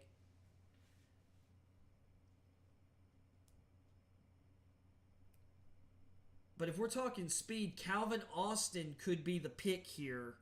Velus Jones, maybe, if they value speed, but also wanting a little more size than what Austin gives. But Pickens has got really good speed. I think he's actually a little faster in his 4.47 40, because I think he's still kind of like, he's just now getting to like a year removed from that ACL injury last spring during spring practices for Georgia. But he's got really good size. More 4.41 speed, really long arms for a guy who's like 5'11". Alec Pierce out of Cincinnati, 4.4 speed. 4.4. Oh wow! Chiefs traded down. Patriots traded up. That's weird for the Chiefs to trade down as many picks as they've got. They're going to move around all over the board though tonight.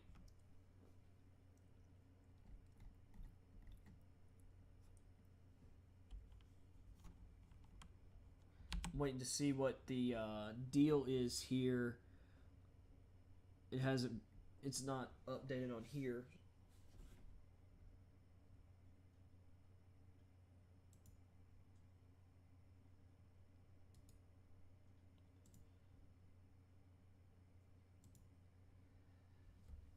So the Patriots moved up 4 spots. That means they're jumping someone they think is going to take their guy. I'm thinking maybe Leo Chanel out of Wisconsin. He is a... Nakobe Dean could be the guy, but I'm sitting here thinking they don't have Dante Hightower anymore, and Leo Chanel's on the board, and he's like a more explosive, athletic version of Dante Hightower, if you can believe that.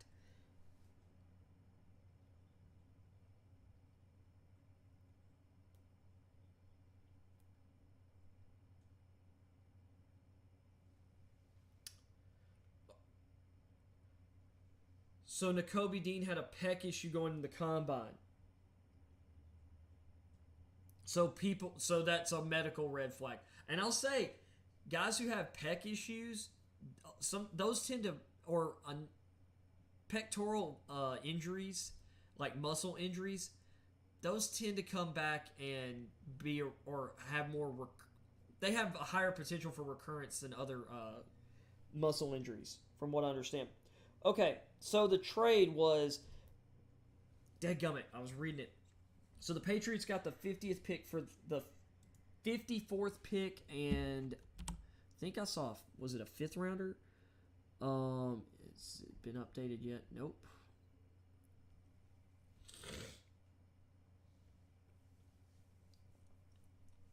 Charles Davis just brought up Leo Chanel.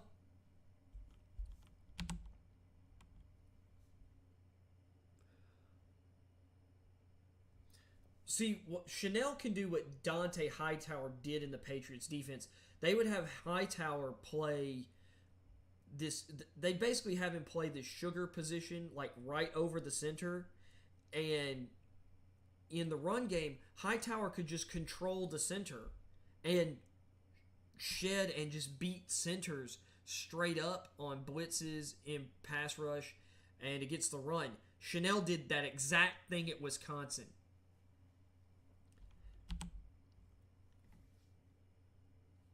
Okay, so here's the trade. So the Patriots got 50 for picks 54 and 158 in the 5th round. So the Chiefs gained a 5th round selection. I feel like the Chiefs are going to use some of these later round picks to move around the 3rd and 4th rounds. I could be wrong though. Lawrence Guy making the pick, or he's there with some kid to make the pick.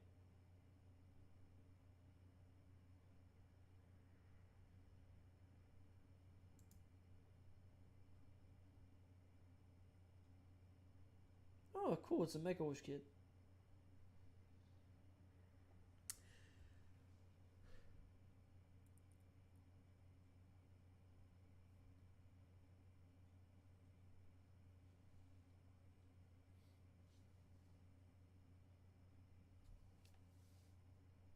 Whew. He's beaten leukemia. That's awesome.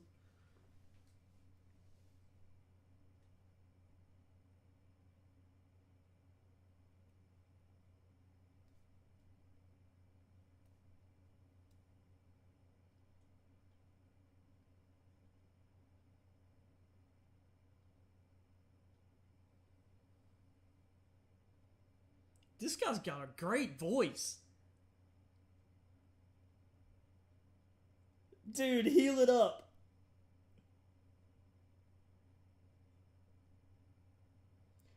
Whoa!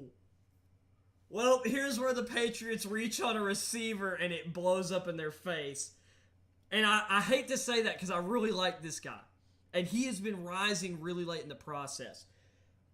So Tyquan Thornton was the fastest receiver at the combine, or arguably the fastest.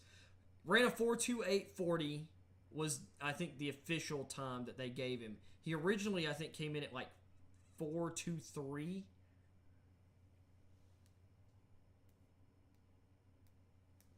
So he's tall and thin. He's like 6'3", 182.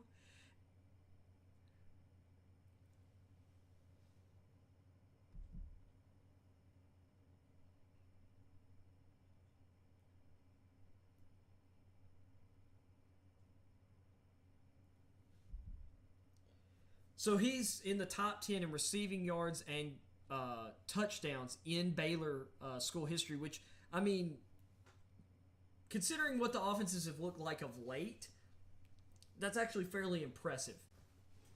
I mean, it's always nice to be in the top 10 of whatever you're doing.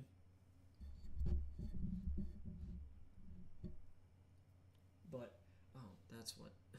I was like, what is this in front of me? I'm like, oh, that's behind me.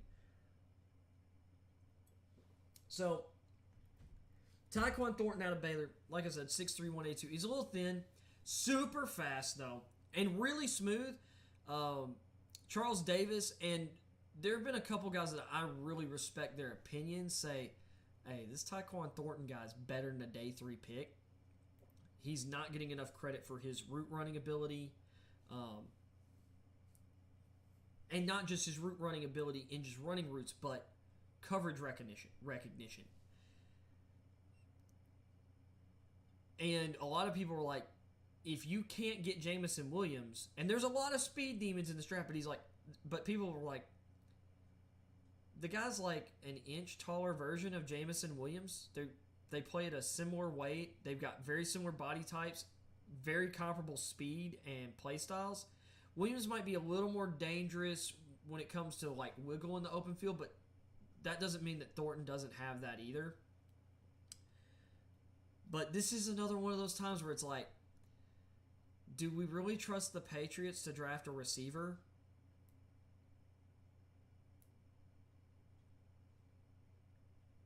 Do we?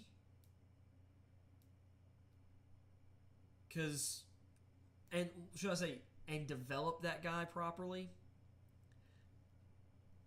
That's going to be the thing. But they went with a high upside swing here. This is very interesting. I'm honestly really shocked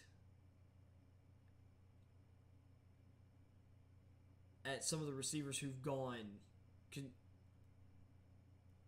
already, considering guys on the board and what I thought the more consensus opinion was. Now, I know there were some guys I was a little bit higher on than others, but I thought I was higher on Wandale than most of the league, to be honest, because I thought Wandale could go, or should probably go in the second round, or could. Of course, I had Velus Jones rated ahead of him. I had some other people rated ahead of him. I think he was, my 13th ranked receiver. But I thought, honestly, I wouldn't have been shocked if 15 receivers went in the first 2 rounds. And right now, I think we're on pace for, what was that, the 4th receiver drafted in this round? All right. Looks like they're back from commercial. Yep. Let me see. Because we've got Wandale, Mechie, Watson, Thornton. Am I forgetting someone there?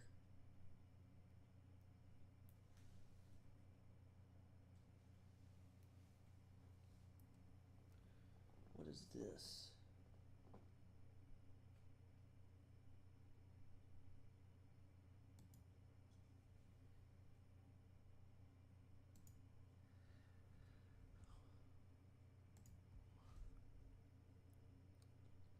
So we've had multiple picks made so far since everything since the commercial break.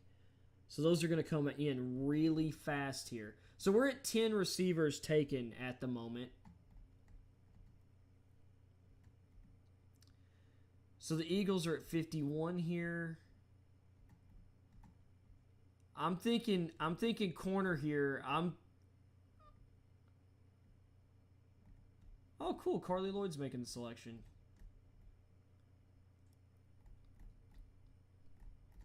So we're at 10 receivers, and we're halfway through the second round.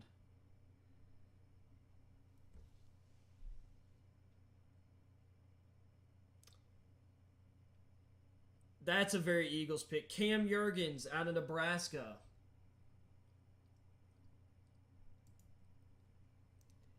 His nickname is Beef Jerky. That's too good. That's actually too good. So, I guess they're comfortable with Dickerson at right guard, I guess, for the future. And Jurgens is a little more smaller, more athletic than Dickerson. Jurgens is ridiculously athletic for a center. My God, he's a good shot putter.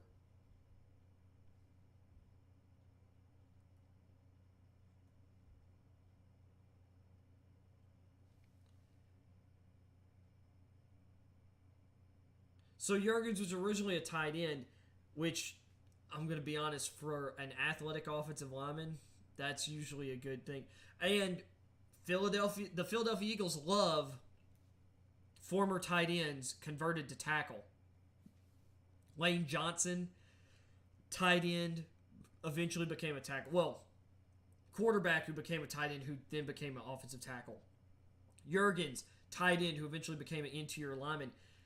Jurgens, 4-time discus state champ and shot put state champ in high school. That's ridiculous. Steelers are at 52. Ooh, this is... Steelers took Pickens. Man, you've got him, Claypool, Deontay Johnson.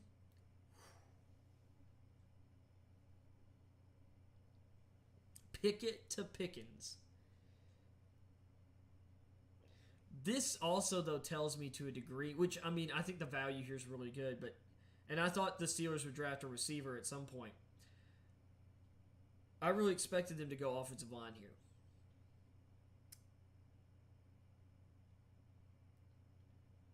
But this makes me think they don't trust Claypool's maturity. But then again, there have been maturity questions about Pickens too.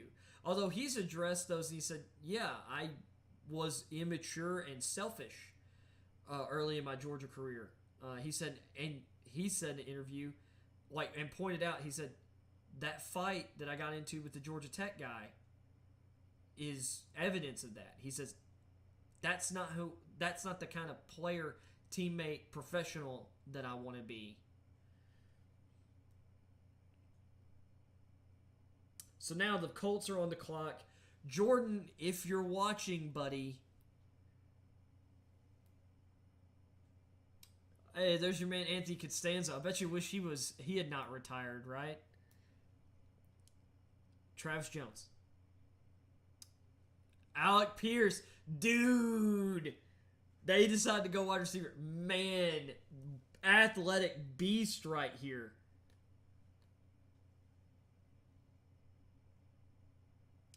Reminds DJ of Michael Pittman. He's...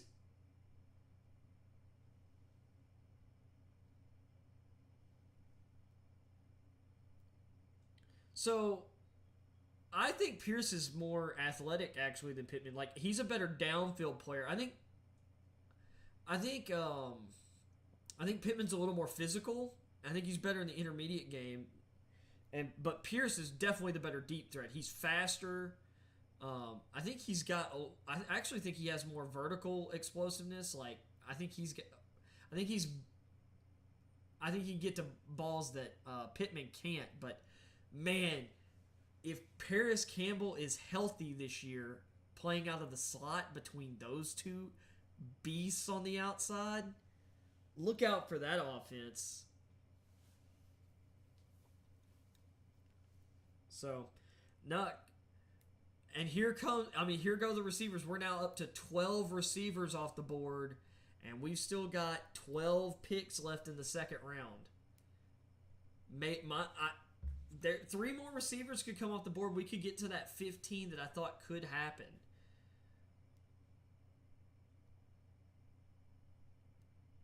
Because I based on my grades, and the ranges I have for guys, I could see there's a path to 20 in the first 100 picks.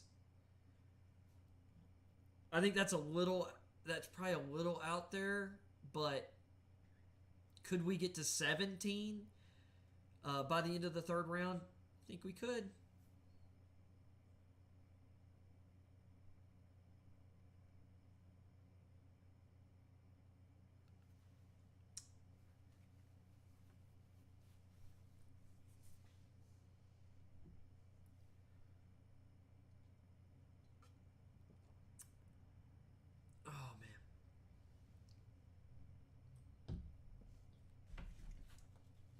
I still somehow haven't finished this burger. Oh, it's probably because I've been running my mouth so much.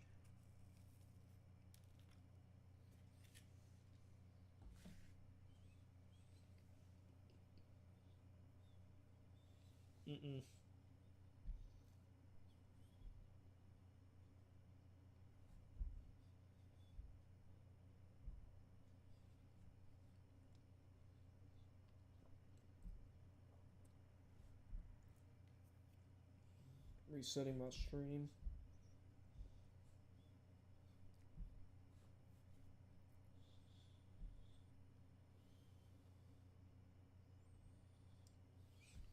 Alright. So, the theme in this draft so far, or the two prevailing themes are, this quarterback class, like everyone had been talking about until the offseason process, this quarterback class, not as popular with the teams.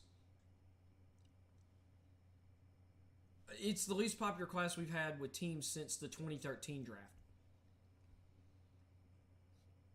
And to be fair, this is a better quarterback class than 2013. I'm going to be fair to the quarterbacks in this one.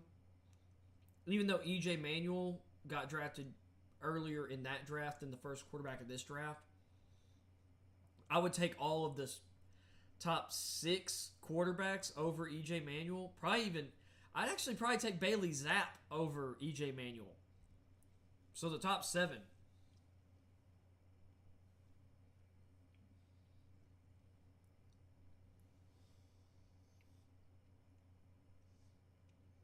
Andy Reid and his freaking Hawaiian shirts. You gotta love that, man. So Kansas City's on the clock. They moved down, and I wonder if they're kind of kicking themselves. Because to me, Tyquan Thornton really was a guy I think they... Because I'd heard a lot of talk about the Chiefs loving him. It makes me wonder if they had known that they were taking Tyquan Thornton, if they had traded down.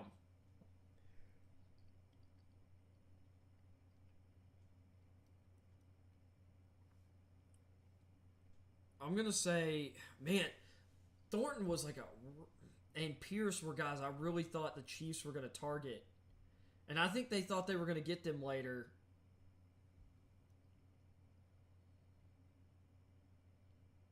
And this is and they're talking about on the show right now, because of how good the receiver classes have been the last few years, and I think it's going to continue because of 7-on-7s and stuff.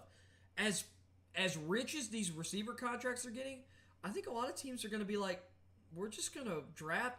And I wonder if receiver's about to turn into the new running back, even though it's definitely a more valuable position right now. It just seems like you can draft guys who are ready to contribute right now.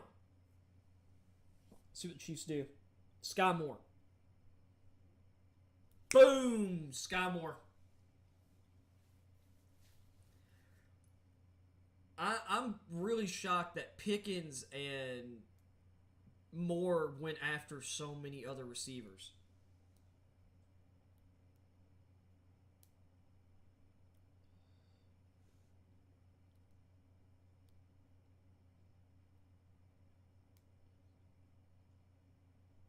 DJ's talking about his route running.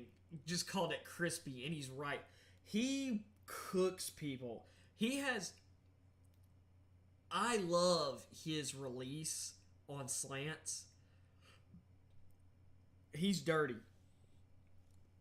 He's 5'11", 5'11 and a half, but he's got really long arms. He's got some of the longest arms in the receiver group. Actually reminds me, his build is very much like Brandon Ayuk, except he ran like 2/10 faster than in the 40. Although Ayuk was faster than his 4.640 time, unlike in Kill Harry. Moore ran like 4.41, I think was his official time. Some people clocked him at 4.38, 4.39.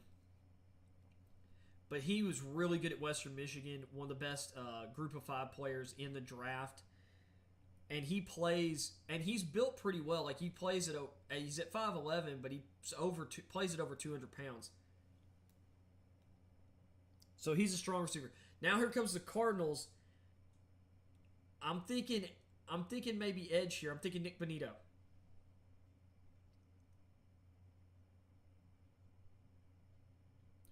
That was wow. Arizona, Trey McBride out of Colorado State.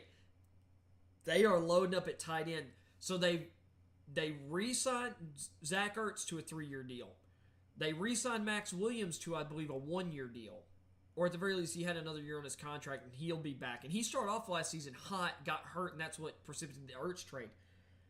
McBride is the best overall, all-around tight end in the draft. And I think he can play out of the backfield as well as a fullback.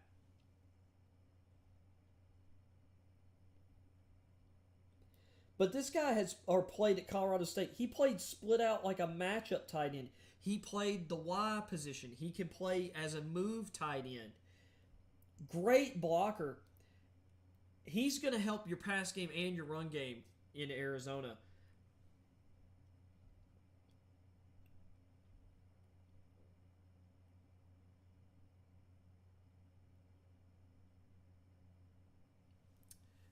And he's also, and when I say blocking, I don't just mean run blocking. He's a solid pass protector too.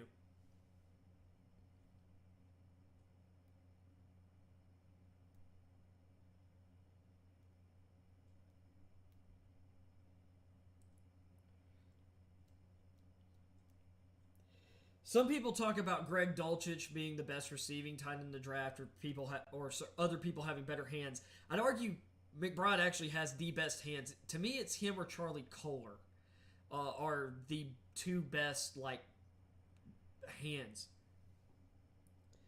I'll tell you what, though, I think the Cowboys would have really liked Trey McBride to fall to them.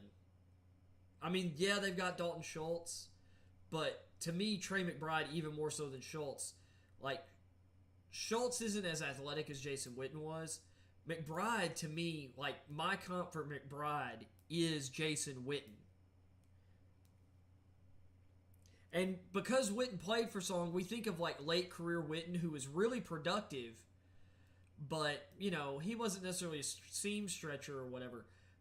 Early in his career, for the first half of his career, Witten was one of the better seam stretching defensive ends, tight ends in the league.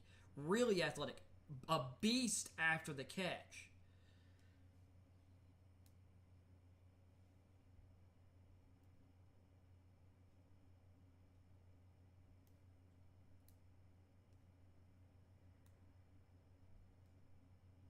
No one wanted to see Roger Goodell. That was funny. And there goes Sam Williams to the Cowboys. They got themselves a first-round talent. They're talking about off-field concerns. He was acquitted of all charges.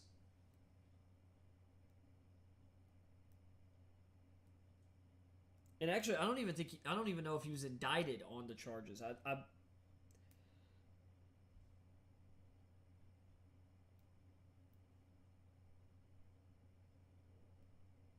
So the Cowboys traded up with the Bills just then? Is that what they're saying? So Sam Williams had an awesome combine in his own right. 4.46 40 at 6'4", 261. So he and Boye Mafe have very similar builds. Williams was uber productive at Ole Miss. I want to say he had double-digit sacks last year. If I'm thinking, or off the top of my head. Let's see here. No. Well, I'm not seeing any report of a trade here, so maybe they were just talking about something else. But I like Williams. Williams is more physically talented than Randy Gregory. The Cowboys are comfortable taking a chance on guys with character stuff like Randy Gregory, especially in the second round. They love high upside guys in the second round. I think if it wasn't for that off-field incident with Sam Williams a couple years ago, I don't think they'd have, I think he would have been a first-round pick, considering his tape. He is relentless. He's a beast. Getting into the backfield against the run. He arguably, after Will Anderson last year, he was the best edge player in the SEC, in my opinion. Williams had some really dominant performances last year. I'll tell you, Trey Williams of Arkansas, and he's going to go later because he didn't have an amazing combine workout or whatever. Trey Williams against A&M had one of the most dominant games I saw of any edge player in the SEC last year. But Sam Williams, tape to tape, was excellent.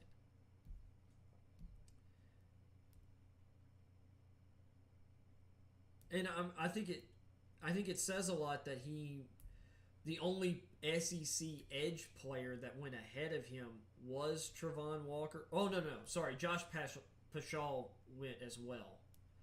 But Williams actually making it in the second round. I'm not super shocked because he had the talent. His talent was too much to deny.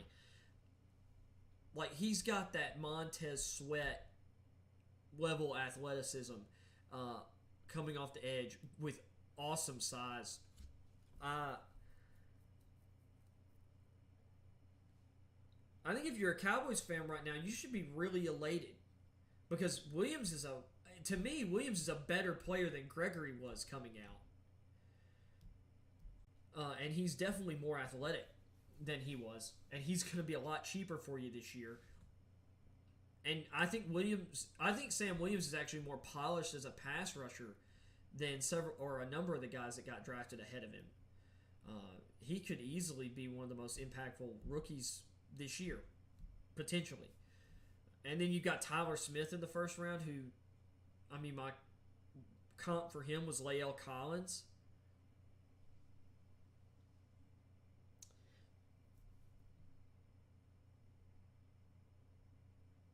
Yeah, a lot of people were telling you they were going to go because they wanted them to go because they didn't want a quarterback. They wanted guys to slide down to them.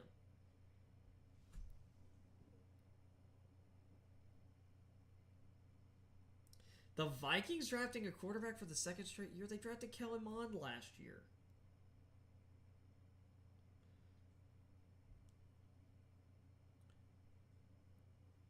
Titus O'Neil of the WWE? Tampa native. I think he played college football at Florida, if I'm remembering.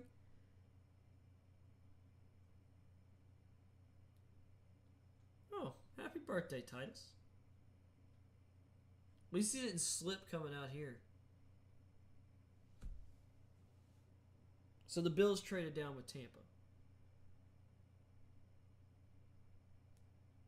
Who's Tampa take? Luke Godeke went ahead of Ryman. Dude. Godeke's been rising of late. I'm glad to see it. Godeke's got some of the best feet I've seen of any offensive lineman in the past few years.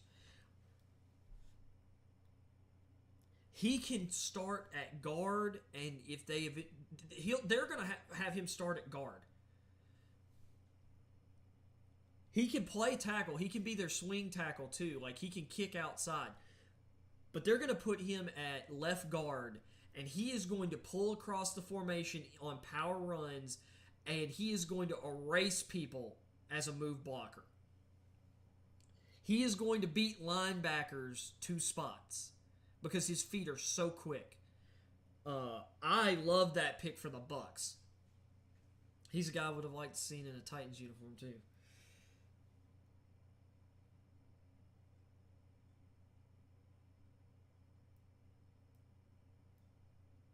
No, I'm excited for that pick. Would not have guessed he'd have gone ahead of some of the other names, but you know what? I'm glad some other people really like Godeke as well. I didn't think he'd make it into round 2. I really thought he was probably going to go in the back half of round 3 and maybe even make it to day 3. That was really good, in my opinion. So Atlanta now at 58. They've got their number one. They got a number 1 receiver. They got themselves.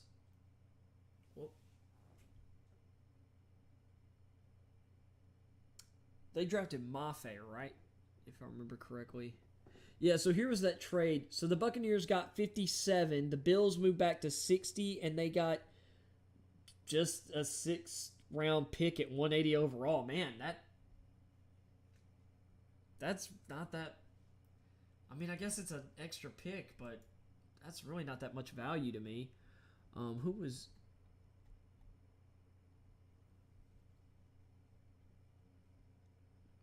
Boye Mafe. Oh no, they got Ebiketie. That's right. Because Mafe went to Seattle. Duh. Ebiketie. I knew it was one of those 2 guys. So I wouldn't be shocked to see the Falcons go corner here,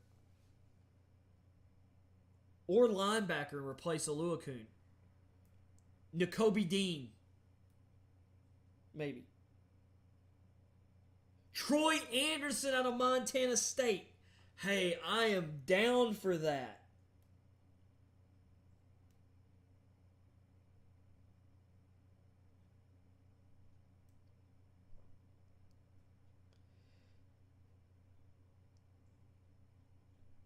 So he had a really good game against North Dakota State. You know, the best team in the FCS. But So Anderson, 6'3", 245, 4'4", 240. His entire combine workout was just awesome.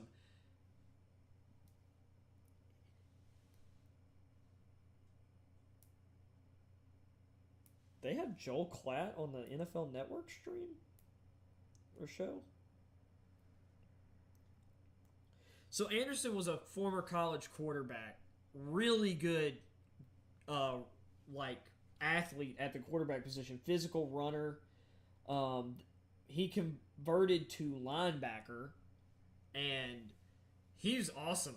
And actually, considering how little he's played linebacker, this was his first season just playing only linebacker because he lost the 2020 season to COVID because the FCS decided we're just gonna cancel our season, or some people moved theirs to the spring and then I think still canceled it anyway. He Trey Anderson's 2021 tape did not look like a linebacker. Well, the first few games, but the back half of his season, and he was the defensive player of the year for the Missouri Valley Conference. And I want to say he was a first team FCS All American. Anderson did not look like a first year line or like a first year linebacker or like inexperienced linebacker by the end of the season. He looked really good. See Vikings. Vikings go with Ed Ingram, guard out of LSU. Wouldn't There's a bunch of interior linemen, or there's several interior linemen I would have drafted over Ingram at this point. Like Dylan Parham's still on the board for one.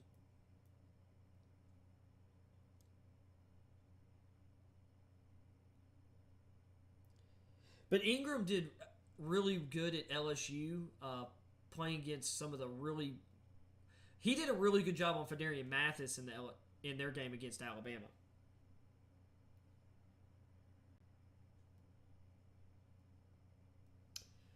And they're talking about Jeremiah Owusu-Koramoah, JOK Joker, who was a top 20 player last year for me, who fell to 50. I think it was the 51st pick.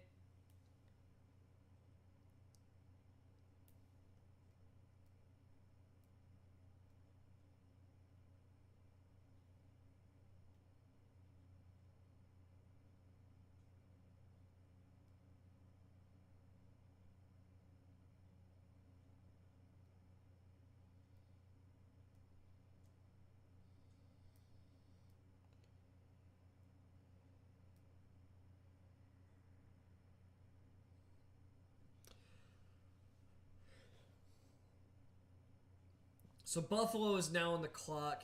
They drafted Kair Elam in the first round. That was one of the picks from my mock that actually hit in the first round. Even although they did trade up and make the pick 2 picks earlier than where I had, of course, them mocked at their original spot. But if I'm looking at the board right now, I mean, there's talk that they're going to go receiver. They got their number 2 corner, which I thought was their biggest need. They could go safety here. It wouldn't be a shock for me to see Nick Cross go here because of what's going on in contract negotiations with Jordan Poyer, who's wanting a new deal from the Bills.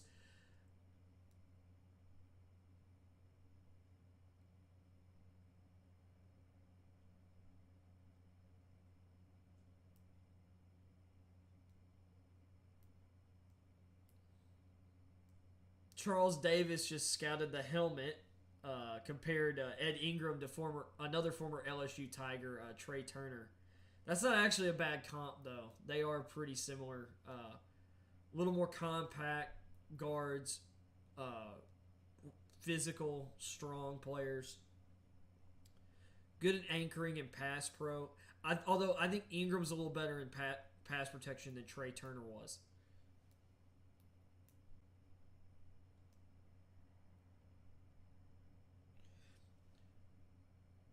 I hate these progressive commercials.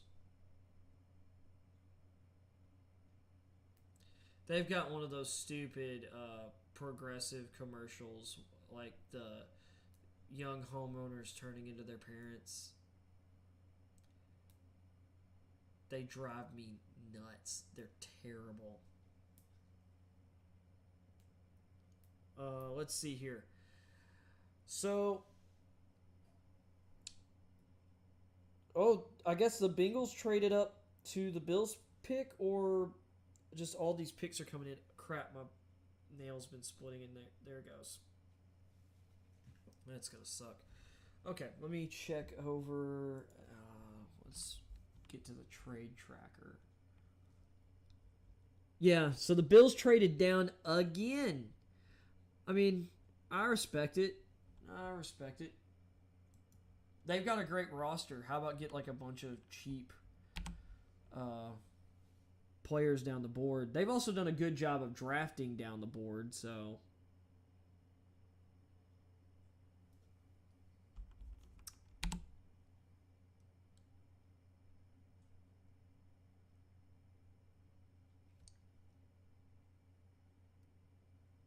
Man, I hate when that happens. Let's see here. Come on. All right, here's the trade. Oh, no, that's the Buccaneers trading up with the Bills. Come on. Let's see if we get it.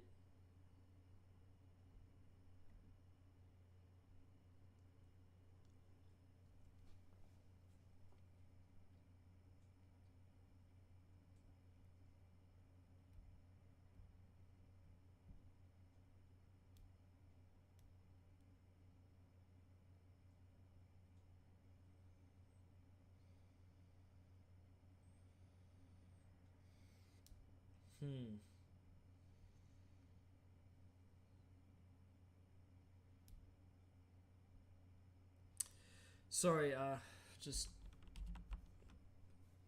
lost in thought there for a second. Yeah, this is still not updating with the details of the Bengals trade up here.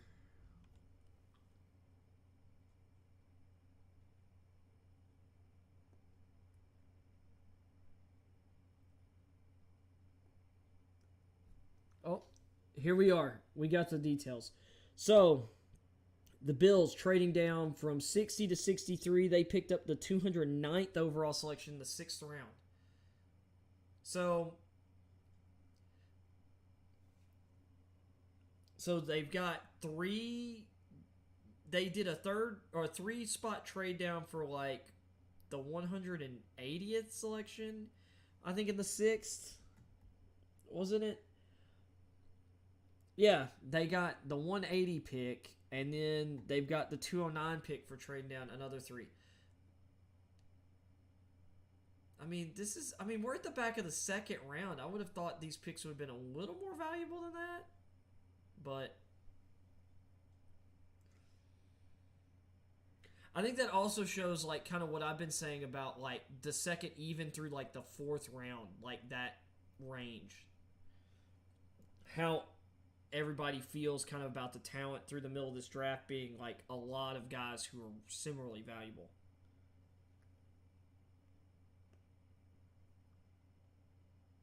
Oh, that looks awful.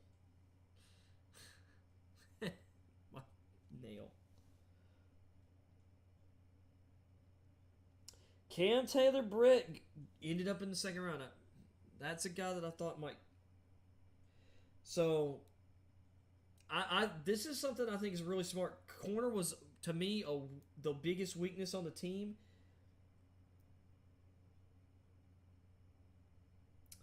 Cam Taylor-Britt looked really good against Ohio State this year, considering how great that passing attack was.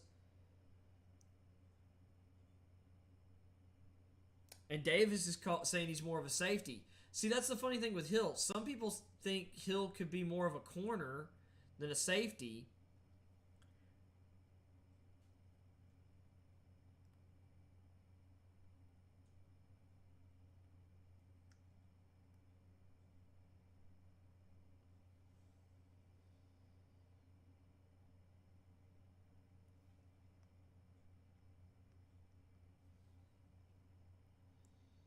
So Brees Hall was in town, I guess, at a different location with his family. So now he's here to have a moment with the commissioner. That's kind of interesting and a new, like, different than usual.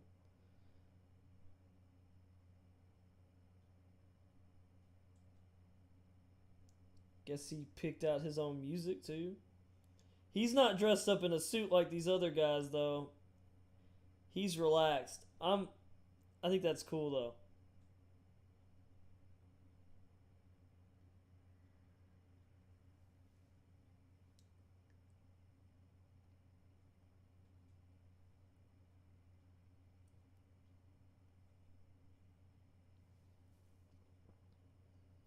So now we got the Niners on the board.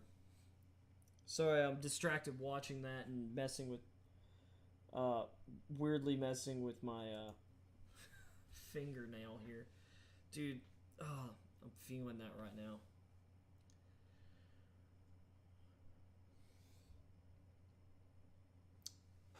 Well, I'll say this: Niners on the clock with their first pick of the draft. They signed Shavarius West at corner. I'm looking they kind of need to think about the future of their O line. Mike McGlinchey is going into his 5th-year option year, I believe. If not that, it's his 4th year. I'm pretty sure it's his 5th-year option year.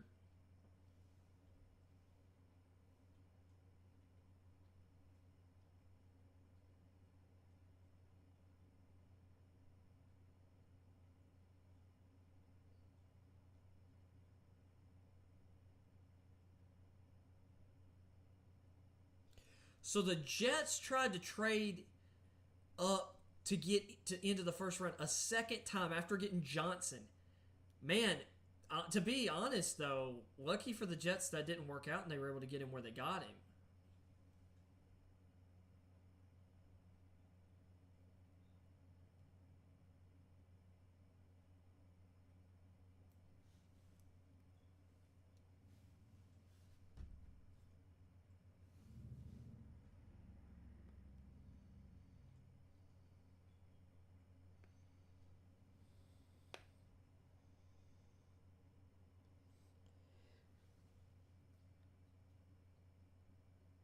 Charles Davis just compared Brees Hall to LaShawn McCoy for like his ability to make people miss.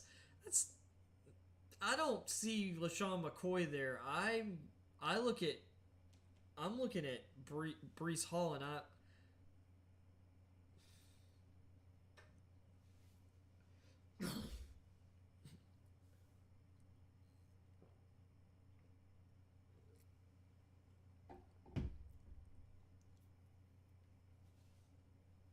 see. I'm looking at Brees Hall and to me he reminds me of Saquon in a lot of ways. He's not as I mean he hasn't shown some of the crazy plays that Barkley made, but athletically speaking, the athletic testing stuff and production wise, very similar players. Um, I think Barkley's a little more explosive, but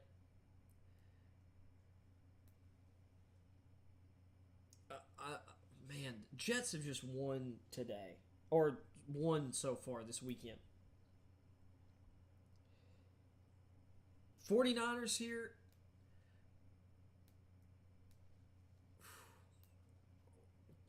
Maybe a receiver. Drake Jackson out of USC. He's gonna eventually replace D Ford.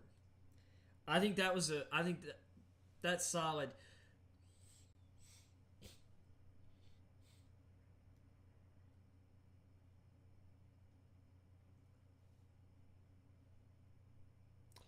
So Jackson 6'3", 250, 254, 34-inch arms. He's got a really good first step. I think his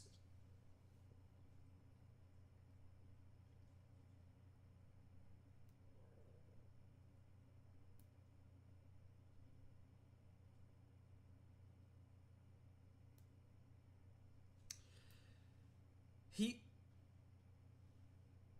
So USC's kind of switched things up a lot, and it kind of affected Jackson. So Jackson was a kind of a bigger edge guy, and then he cut weight for the 2020 season because of, and they tried to kind of play him as more of a speed rusher, and he added weight back last year, played at like 254 or like the low 250s, and I think he played better.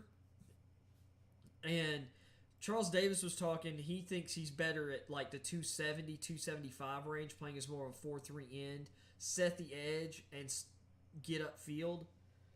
I could see that.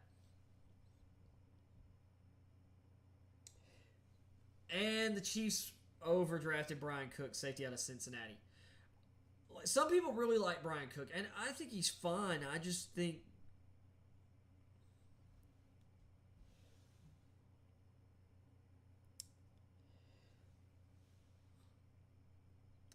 yeah, I mean so Cook's a classic strong safety. Like like he's gonna hit people hard. He's really good in run support. I think he could be a solid pro. I think he could be a solid starter. I just don't see the upside of him compared to like a Nick Cross or Tyson Anderson even. Like with his athletic traits, like I think Tyson Anderson probably ends up going on day 3 out of Toledo. But I would rather I have Tyson Anderson. I think Tyson Anderson would be a better value here just because of his physical upside and quality tape. So the Chiefs draft Trent McDuffie, George Karlaftis, Sky Moore, and Brian Cook. I like the first 3 picks a lot. So Cook's fine. I don't think Cook's going to fail in the NFL.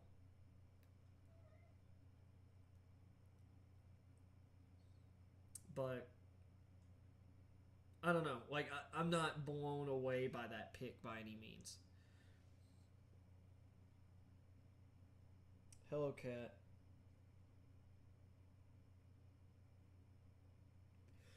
I'm sorry.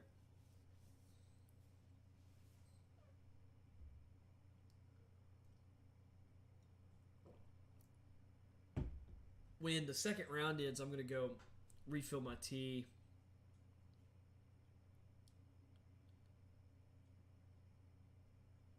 I mean, we are at a commercial break right now, but figure I'll wait till the second round's over.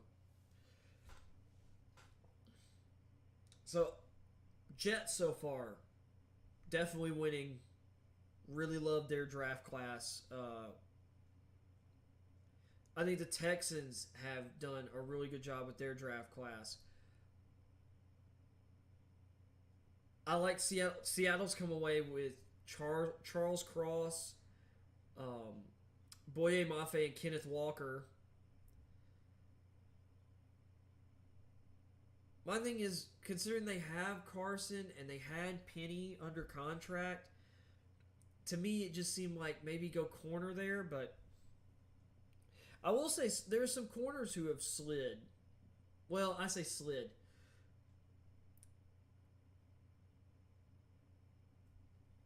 I really thought because of their upside, Zion McCollum and Tariq Woolen would go in the second round. But that hadn't happened.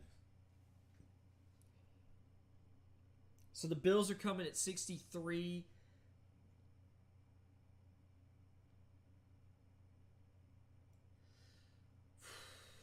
Who do the Bills take? I could see I could see Travis Jones going right here. I'm kind of shocked Travis Jones still on the board.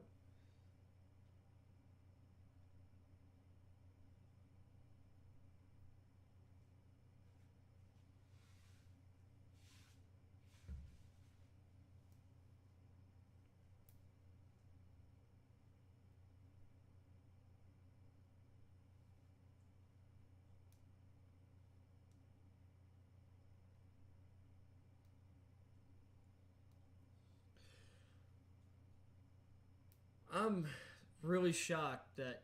Well, the Niners. So they're talking right now about Eric Armstead was on Good Morning Football this morning. He said, "Look, Debo's not going anywhere. The team wants to keep Debo. It looks like apparently they wanted to keep him a lot more than the Titans wanted to keep AJ."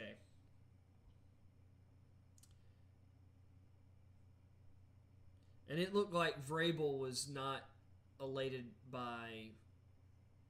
He played it professional, but he looked kind of pained over the whole AJ thing. And I'm really not excited about the Roger McCreary pick. Like, I've done some defense for Robinson in the past, and I really liked last year's draft, to be honest, but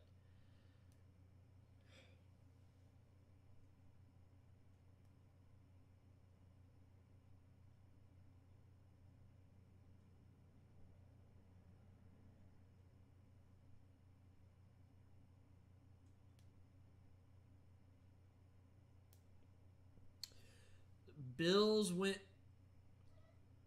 So the Bills decided to go for a third down running back in James Cook, who has some speed.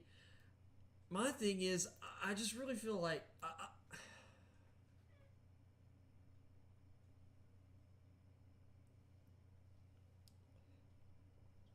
I mean,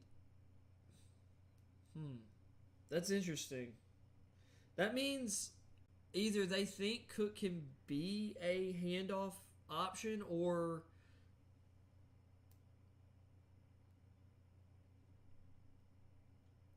Cook has legit long speed. He's a great receiver. He might, people say Brees Hall is the best receiving back. I'd argue that James Cook is the best overall receiving back.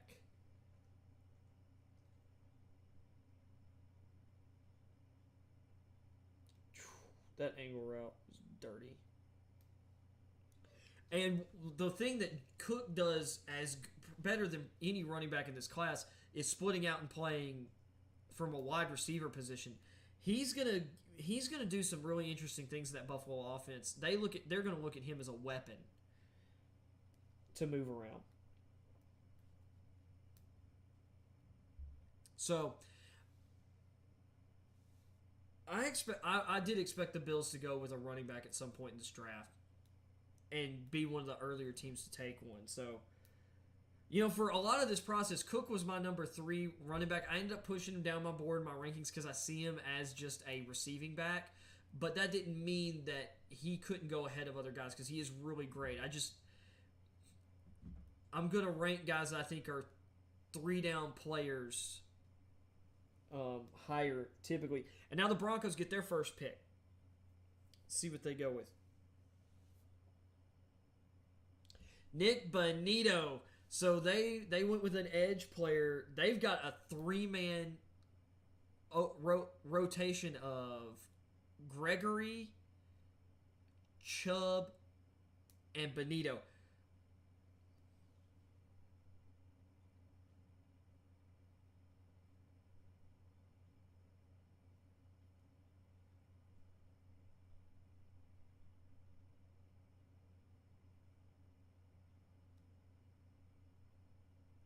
The thing is with Bonito, he has some ability at as a pass rusher. Like, he has some moves. He's just not consistent about it. He's sometimes doesn't seem like he has a plan on tape, but then there are other times where it's like, man, he went. It's like, man, did he set up those guys up? And I think one of the reasons it looks like he doesn't have a plan is because he can beat so many people just with a straight up speed rush. But when he recognizes when offensive linemen start to overcommit to beating him outside, and he jukes them back to the inside and beats them inside.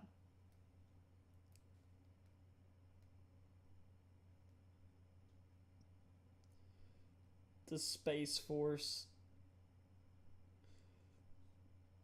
I love that the Space Force is a part of the military. That's so great. All right, I'm going to go grab some tea real quick. Actually, you know what? I'm going to wait till the next commercial break. I probably ought to do that.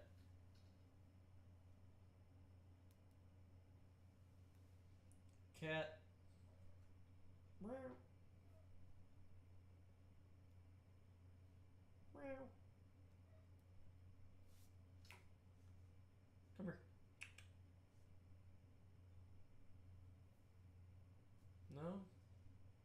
Down you come. Oh, goodness. I got this big old giant cat. I say giant. He's not fat, but he's part Maine Coon. Yeah. Look at the camera, Willard. He hates being picked up. Hates it. Most of the time.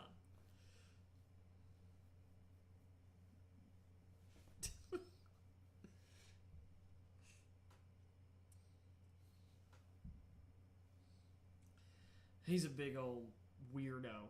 He is the weirdest cat I've ever had.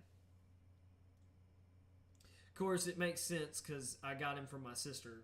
She found him. She named him. I'd have named him Sylvester. Because he looks kind of grumpy and he's got like the black and white markings. He looks like Sylvester the cat. He's also scared of, like, there's things that don't scare him that I'm like, huh? But you're scared of, like, me opening, like, a garbage bag. Or even sometimes a chip bag.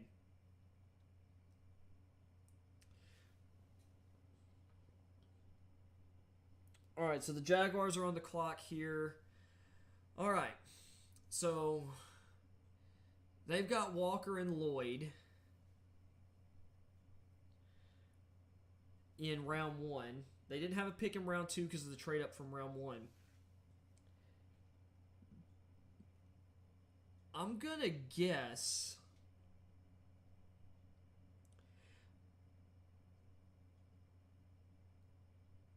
I mean, and here's the thing. No quarterbacks have gone yet. Malik Willis, who's as good as Lamar Jackson, couldn't even go in the first 2 rounds, people. Don't always buy the hype. The media will hype players and positions that will drive traffic. Quarterback drives traffic.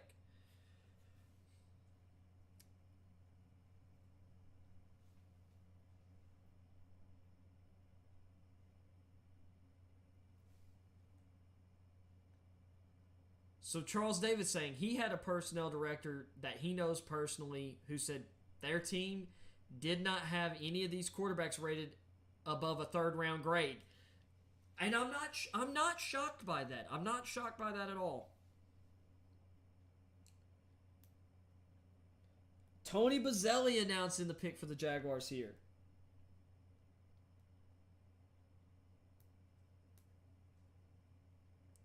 Luke Fortner out of Kentucky, center.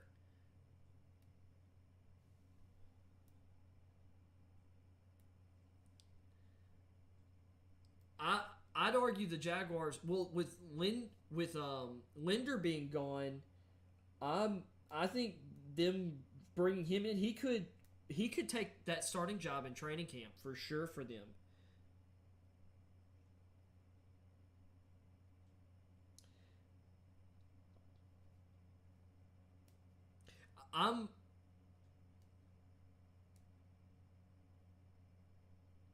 I'll say this, like, I was shocked that he wasn't higher on the media, like the DraftNet guys' radar until like the last couple months, because I mean most people had him like a lot of people had him day 3 and really like 6th, 7th round. I'm sitting here like, you know, in the bottom 5 of like their top 10s. I'm sitting here like, which I watch a lot of SEC football. I'm like, Fortner to me. You know, as high profile as Darian Kindred was this year, Fortner was the best player on that offensive line.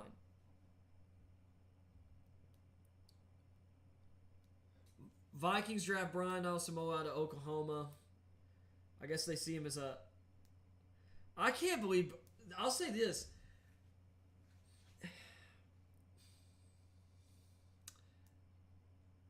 I'm not a fan of Asamoah, or as much a fan of Asamoah as some other people. I don't understand how he goes ahead of Tyndall, Nakobe Dean, Christian Harris, Brandon Smith, Chad Muma, like any of those guys.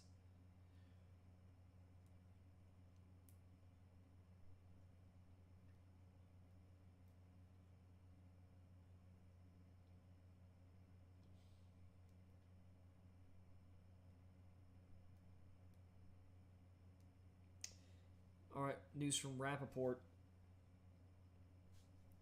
I think the Giants are going to draft Nakobe Dean here.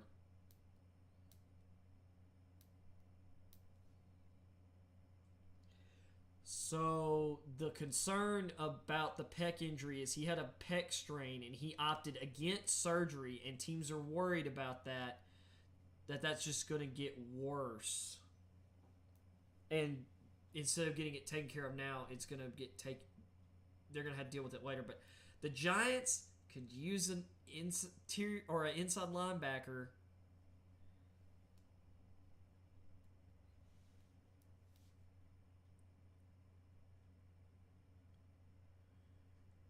I mean, I don't mind them drafting an interior offensive lineman, but Josiah Ezeudu out of North Carolina? He's a big, powerful guy, but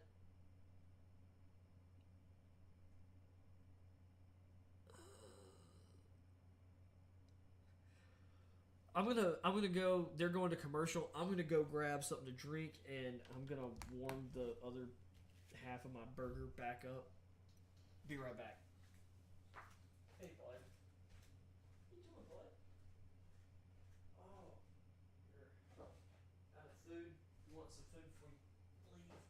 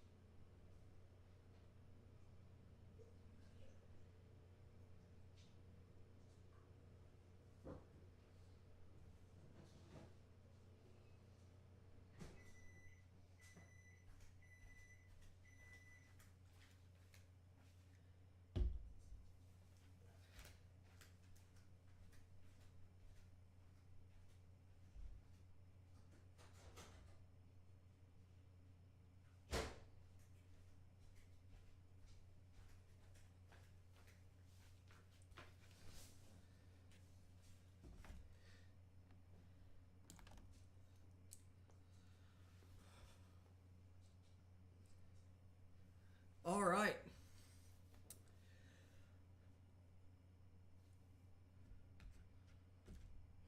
Still might have warmed that up a little too much. So,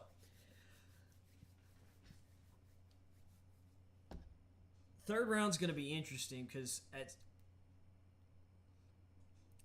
I'm very interested where some of these quarterbacks end up going. I'd be totally down for the Titans to draft a quarterback in the third round or fourth round, like one of these guys, like Ritter or Howell. I'd be absolutely, totally down for that. Of course, Howell was my QB1, and Ritter was my QB3. So,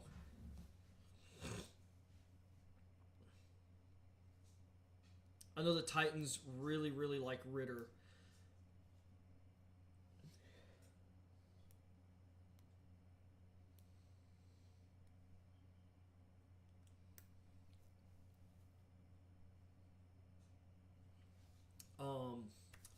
Let's see here.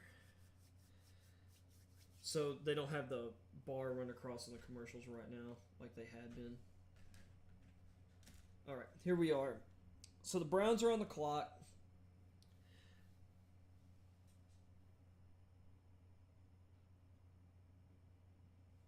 Wait, did a pick go while we were gone? That would be kind of bizarre. Let me see.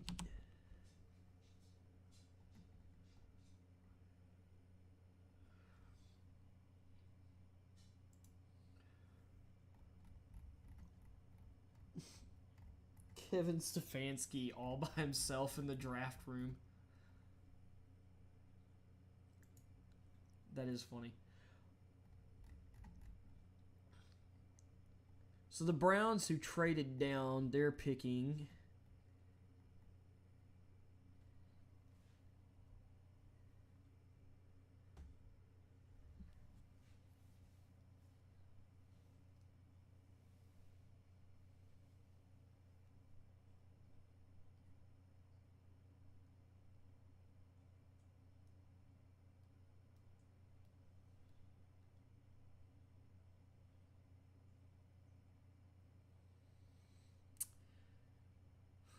Panthers are trying to get into the third round to draft one of these quarterbacks, reportedly.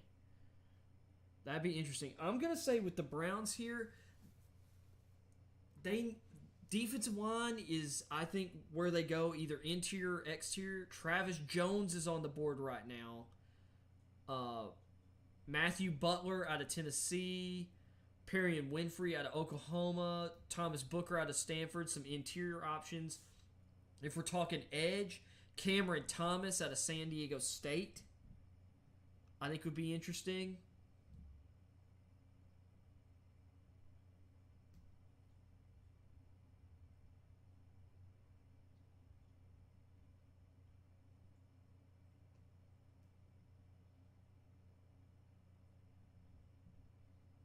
Who is this Joker? Oh, that's the Miz from WWE? What is with so many wrestlers? He's from Cleveland. Martin Emerson, cornerback out of Mississippi State. So they decide to go for a big press corner. That probably means that Greedy Williams isn't going to last on the team past his rookie contract. I mean, you need more than 3 corners, but...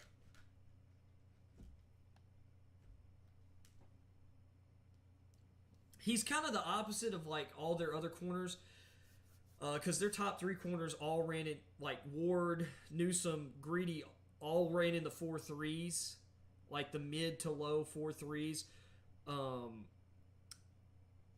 Martin Emerson 4.5 340, but he's big, he's long, he's strong, like he's a physical corner. And he's a really good tackler in the run game.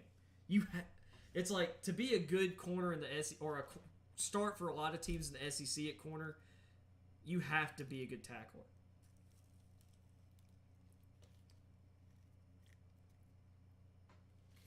And he went into college as a safety, and he was not highly recruited. Well, I think it was like the number 67 safety, they said.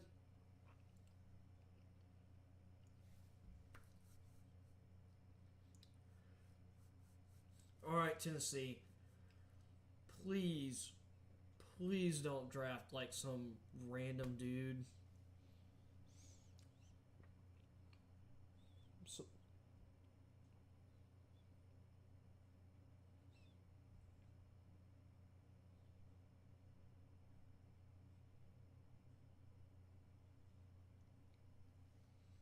This guy's not funny.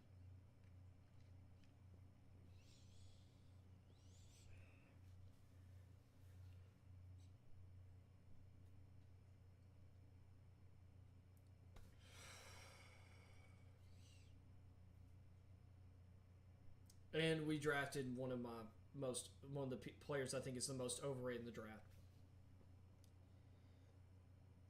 Nicholas Petit-Frere at Ohio State. He's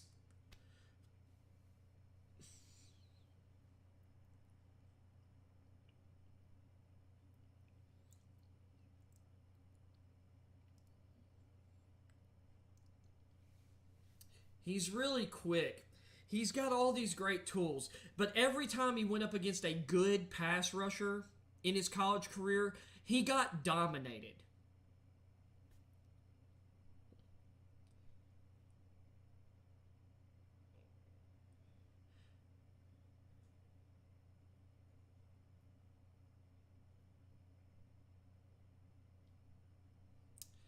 Yeah, and they just said, with all his tools, he could play his way into the first round.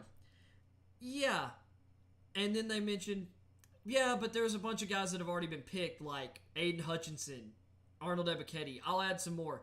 David Ajabo and Boye Mafe. They all made Petit-Frere look terrible.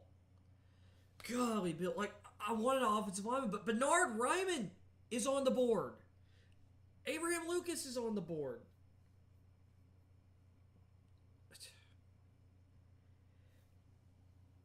And the Jaguars just nailed their pick here. Chad Muma.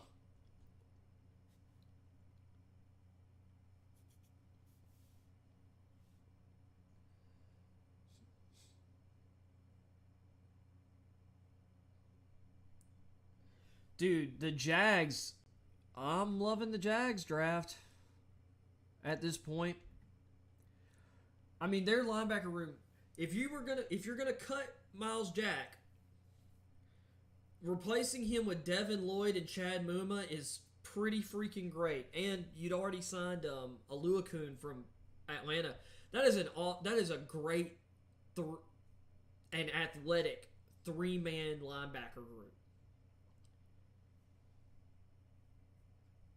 And Charles Davis talked about Chad Muma. My comparison for him was former Wyoming linebacker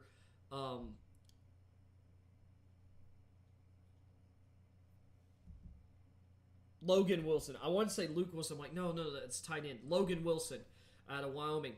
Except Muma's more athletic than Logan is. And Logan's pretty athletic and pretty instinctive. Muma's got great instincts too. Really good in coverage. He ran a 4.6 40. He had awesome jumps in the vertical and the broad jump. Really agile on tape too. He's strong.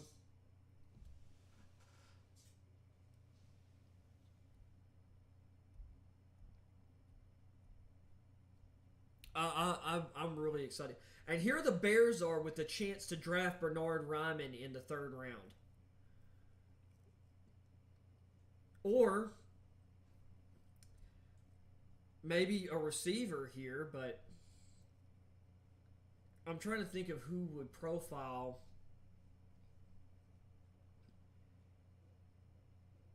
Velus Jones would be a good move, but Abraham Lucas or Bernard Ryman would be really good picks for the Bears here.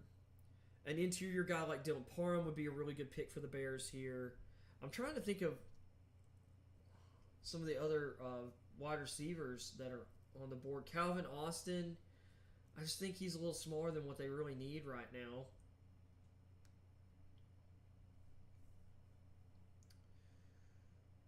Jalen Tolbert out of South Alabama would be kind of a bigger, athletic type guy.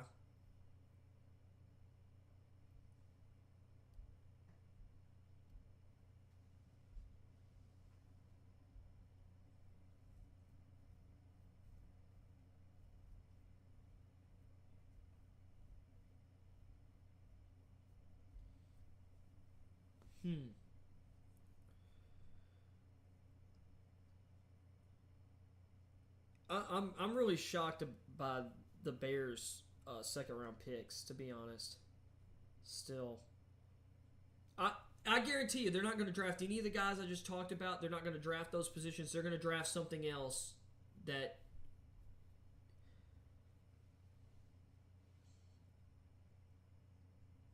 Nope, they did draft Velus Jones out of Tennessee.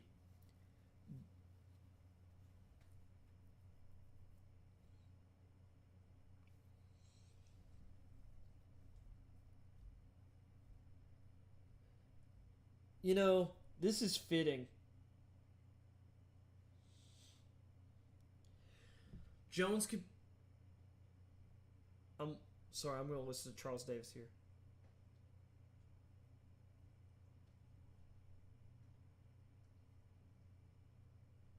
Oh, I thought he could run sub 4.4, Charles.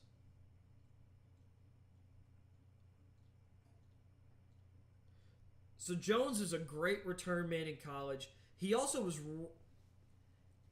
really good at receiver. He can be like a Deebo Samuel type. He's 6'1", 204. He's thickly built in his lower body.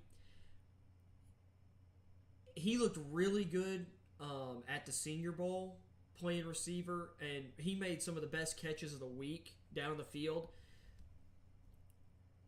I think he can play the outside for sure, but he's really great at playing in the slot and playing in the short underneath game and then hitting like slot fades and skinny posts and stuff like that.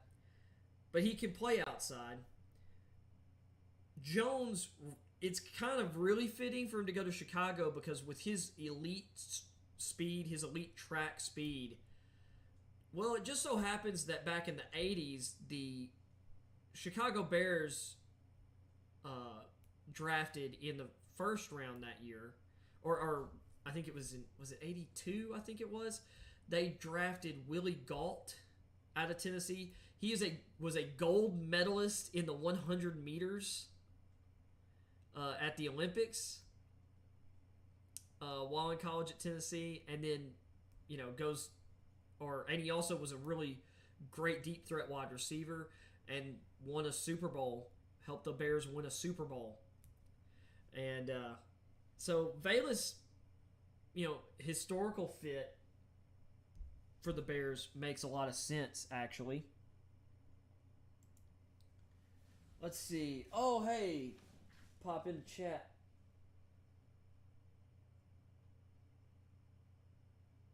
Yeah, I'm a Tennessee fan. And I'm a Titans fan. What are my thoughts on Jamari Sawyer? If you're still here, and I hope you are, I like Sawyer out of Georgia. I don't think he can play tackle in the NFL like he did in college. I think he's going to kick into guard, but he can be a really physical guard. I think he could be scheme versatile, but I like him better in a power scheme. I think he'd be really good in a scheme like the Ravens.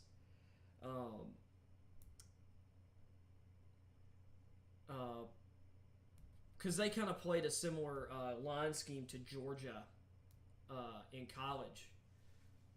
Or he played in college. So, thanks for popping in the chat here. So, hopefully I caught you in time before you poked out while I was talking. I had a different screen up over here, and I had my chat blocked.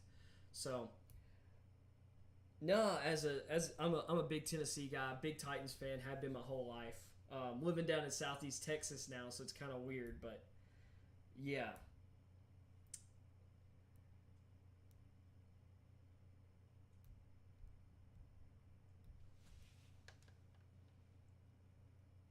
Sweet. Hey, appreciate you popping in. But yeah, I like Sawyer. I had a third round grade on him coming into this. What's your team, if you don't mind me asking?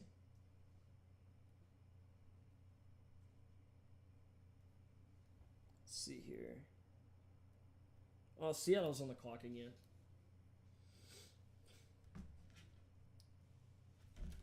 Here. And by the way, if you're wondering why I have to look over here, I am going blind. I have to sit really close to my TV, so I literally get over here to read. It's funny watching me watch football, but I've been watching it for my whole life, and I watch a ton of tape. All right, let's see. I'm bummed that the Falcons passed on Cross at 8. Looking for O-line. Yeah, I get that. I didn't think they were going to go O-line. To be honest, I think y'all got 3 solid pieces on the offensive line. Obviously with Matthews, although we don't know how long Matthews has left. But I love Hennessy and Lindstrom at center and right guard. I get why you're wanting to move on from McGarry, though. I was hoping they'd consider it, but I figured they were going to go wide receiver at 8. I thought they were going to go Garrett Wilson, though.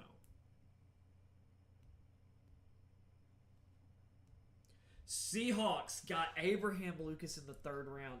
Well, the Seahawks have drafted a starting left tackle and right tackle now in the draft. There was a period of time after the combine I thought Lucas might sneak into the 1st round before to like Cincinnati before they went on their rampage and just revamped their entire offensive line. I think Lucas is going to start day 1 at right tackle. Cross will start day 1 at left tackle. I'm liking Seattle's draft. I'll tell you, I'll say this about Atlanta. I love what Atlanta's done in the draft so far, though. I get the idea with London.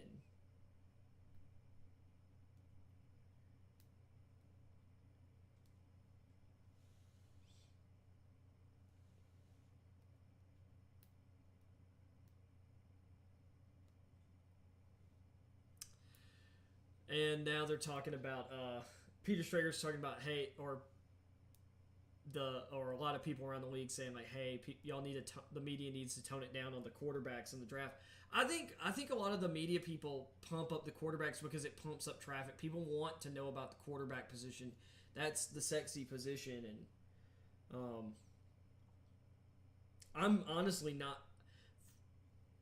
Considering how much I love the players in this draft outside of the quarterback position, I'm not shocked this is going on. What just happened?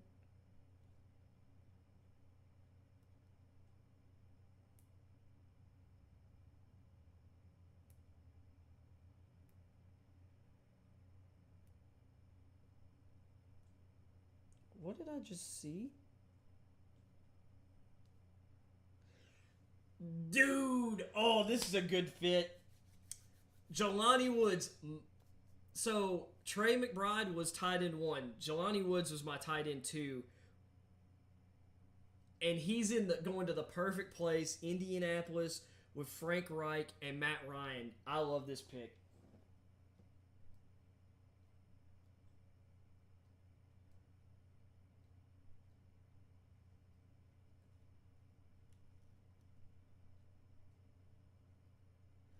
Yeah, I feel you. I'm very much build from the line. I love building in the trenches. Don't get me wrong. Like I said, I'm not as I don't say this. I'm not as high on London as a lot of other people. When I was doing my position rankings, I had London as my number 7. Was it number 7? No. Yeah, number 7 receiver. Of course, I had Christian Watson as receiver 3, and I didn't drop Jamison Williams from receiver 1 for me. Just because of the injury. Because Jamison Williams he's too good, and I'm not as worried about ACL injuries these days. The Ebiketie pick I thought was great value that made up for the London pick. I get the idea with London. London's upside is you're getting Mike Evans. And if he is Mike Evans, oh my goodness, and y'all just got Ritter as a developmental quarterback.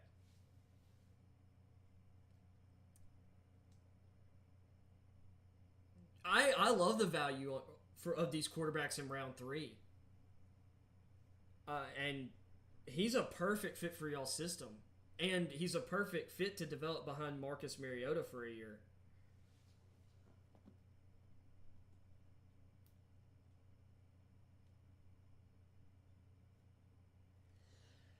No, I mean, I'm not going to say I hope the Colts win the Super Bowl because I'm a Titans fan, so... I mean, I have one of my best friends is a Colts fan, so I don't have any problems. And I love Matt Ryan.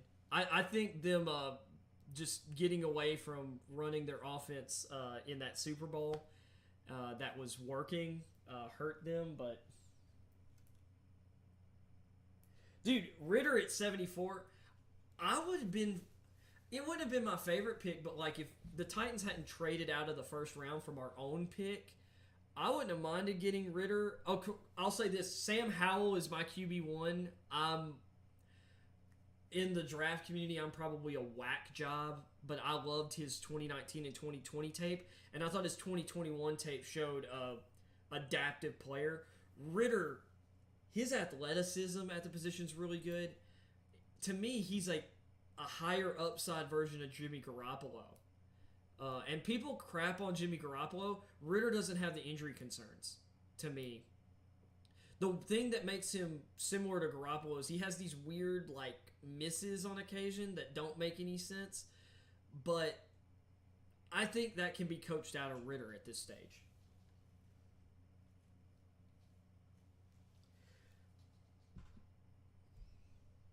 Let's see here.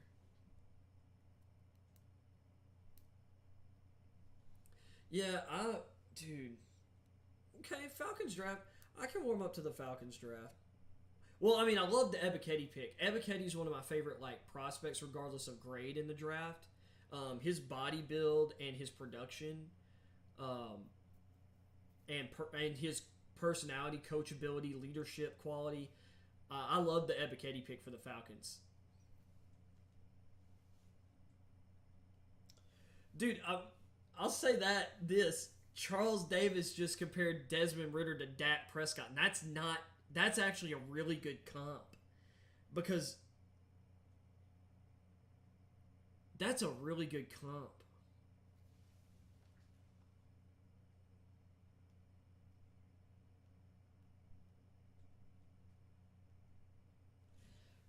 Encyclopedic.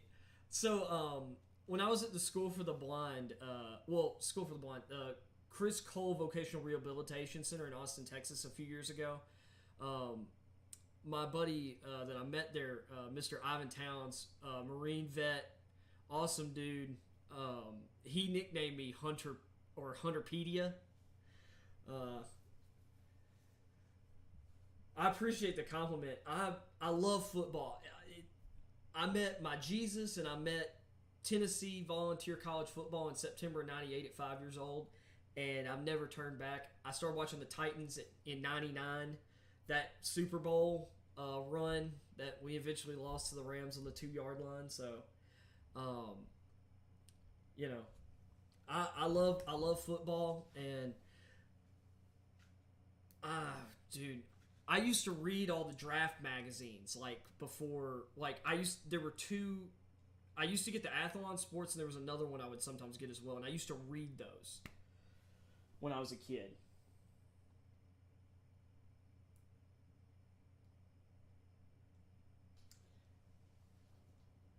Texans got Harris in the third. Oh man, that's a speedy linebacker. I think Harris could actually drop like a little bit of weight and just play strong safety. And I think that might be better for him. Yeah, '98 was a good year for the Vols.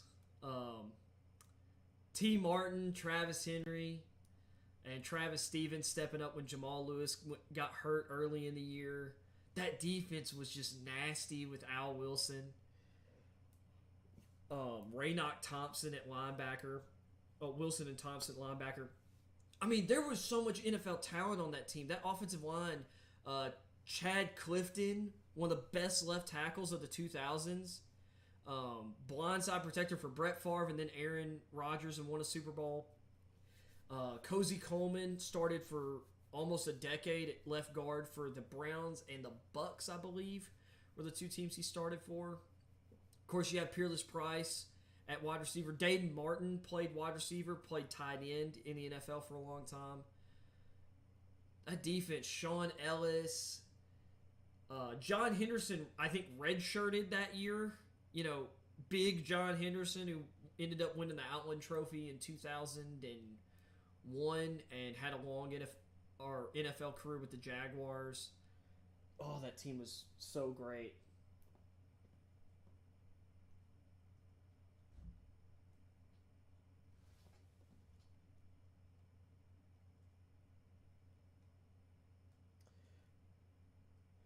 Yeah, I mean, dude, the '90s was like,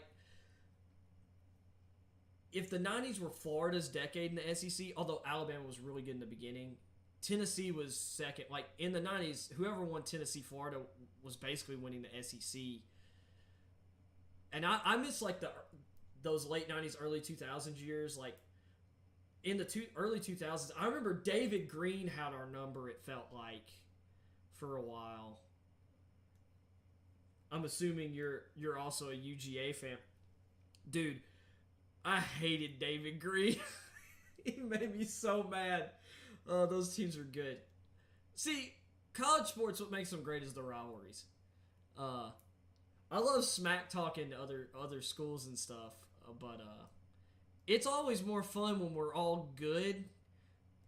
Like, it gets annoying. Like, I tell you, man, it's gotten really old getting beat up by Alabama. It's crazy, though, that we almost beat them one year with Jarrett Garantano at quarterback until he lost the game for us. Oh, man. But, yeah. I tell you, and that, what year was it? Was it 2015? Was it the 2015 game or the 2016 game where, with the crazy ending where we won on the Hail Mary to Jawan Jennings after y'all scored on like that crazy go route, because for some reason, with like 40 seconds left in the game, we decided, yeah, let's run cover 2. Yeah, the Hail Mary. Yeah, the Hail Mary, Dobbs to Jawan Jennings. You were there? Man, I would have. See, if I could drive, I would have driven to that game that year. Because I love that team. That is one of my favorite Tennessee teams.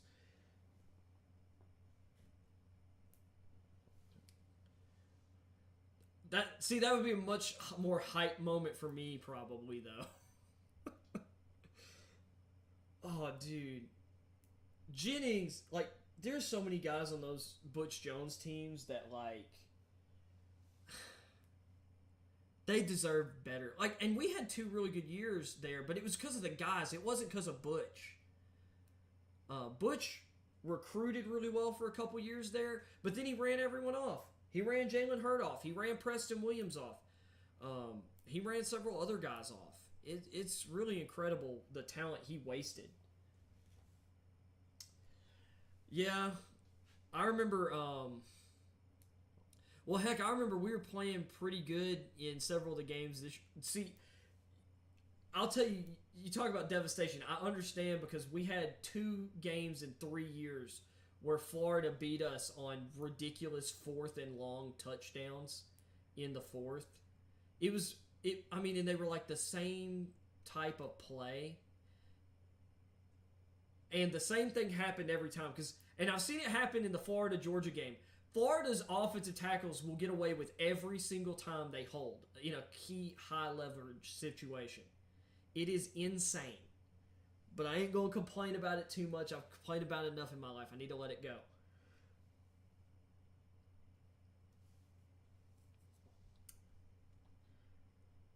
I'll tell you what, though. I will say I'm really happy for you guys and Kirby Smart winning that title this year.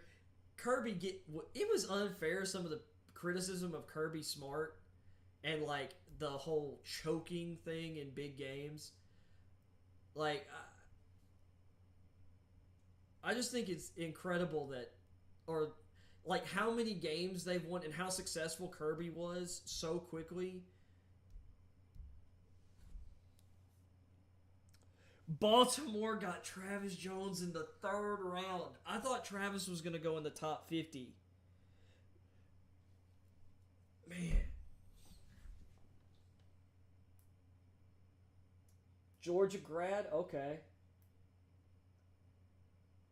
Man, your family just bleeds red.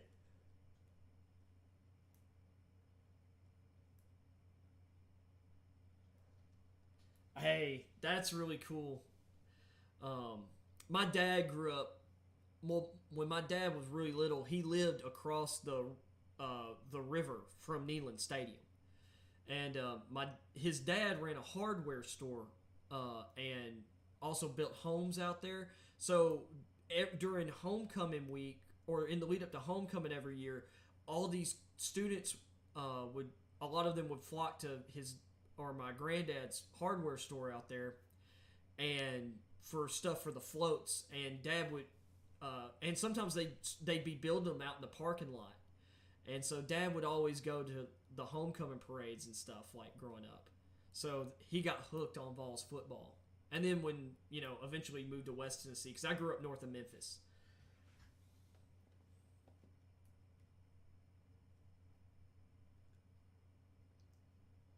You were there this year?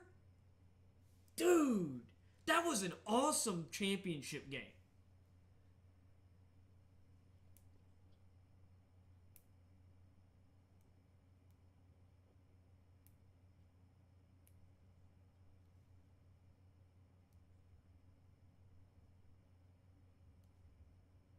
Who just got drafted by the Colts?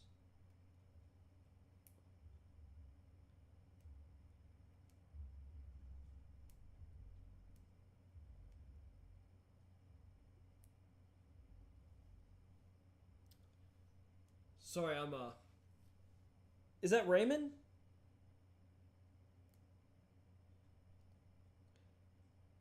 Yeah, Bernard Ryman.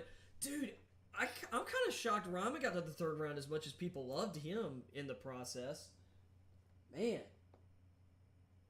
Yeah, I've got like so I have like this 43-inch TV that I'm using as my monitor. I wanted to pay more attention to the chat. That's a problem I have with my streams when I'm reading stuff. I have like the whole thing up and I don't have my chat. I need to get a second monitor on the side just to make sure I have my chat and my stream up.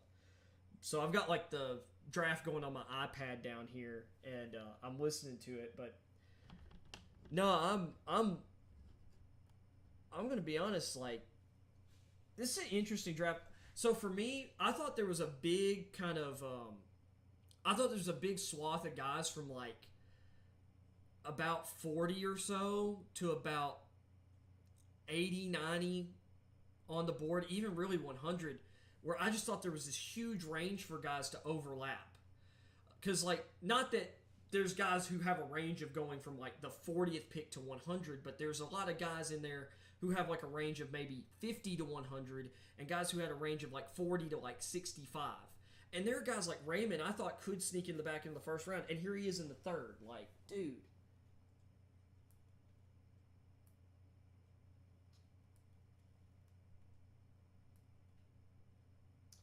Vandy, South Carolina, and Auburn, and I still need to go Neyland. Dude, Neyland's a great experience. I've been there a few times. Well, I'll say this. In your seat, it's a great experience. And they're doing some renovations, and I'm super excited. I don't mind them taking out some seats to do what they're doing. Because the worst part about going to Neyland was trying to get through the concourses and going to, like, the bathrooms and stuff and getting concessions. It was like just sardines moving at, like, a slow pace.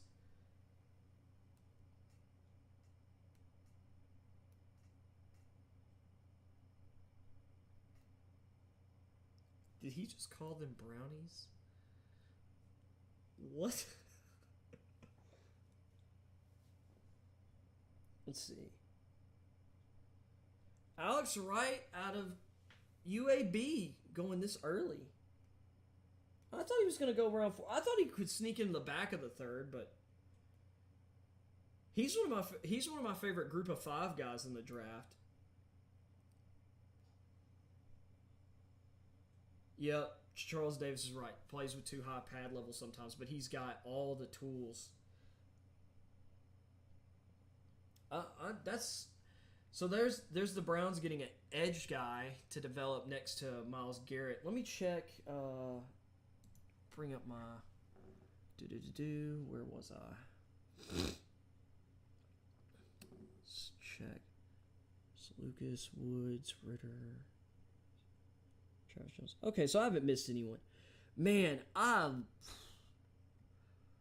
think the Ravens, in a way, kind of lucked out with how the board fell. Getting to snag Jones here. Like, the Eagles trading up ahead of them to get Jordan Davis. Davis is a really unique freak. But in terms of, like, the Ravens scheme, Jones is a really athletic big guy in his own right. Because I think he ran a sub 5 second 40 at 325, 326 pounds.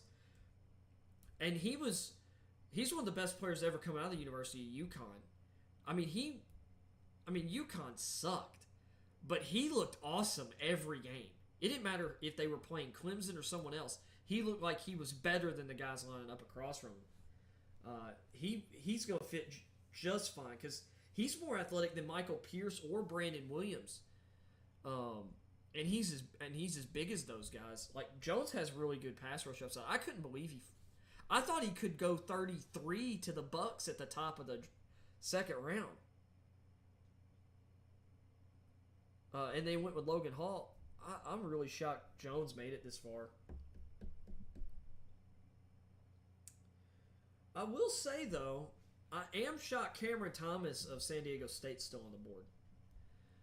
Like, he was extremely productive. He's one of the best run defending edges in the draft. I feel like he has the ability to play like 4-3 end and like a 3 technique kind of nickel roll. He could bulk up and play like a 3-4 defensive end, which he's fairly big anyway. But like his technique's really good. His motors, he's got one of the best motors in the draft. I'm really shocked Cameron Thomas is still on the board because there was a lot of the season he was like a back into the first round kind of guy.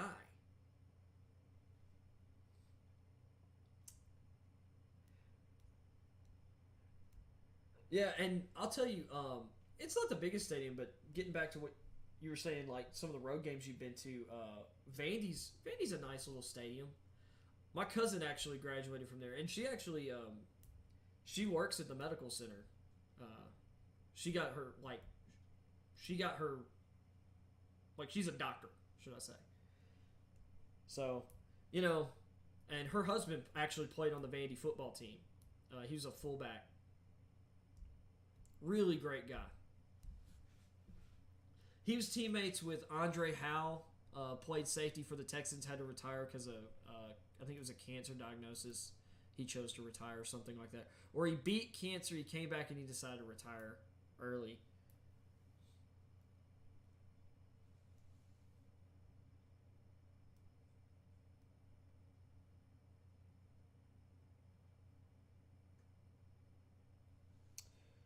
Oh, the Chargers on the clock. I wonder what. Let's see here.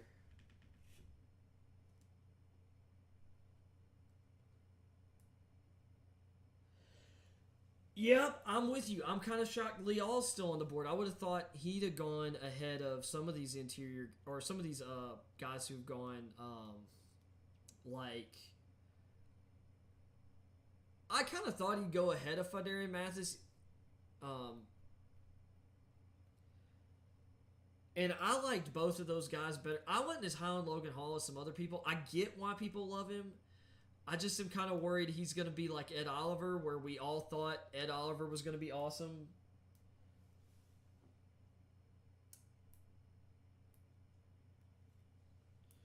Yeah. Oh, you were at a game. You were at one of the. You were at the game where Vandy beat.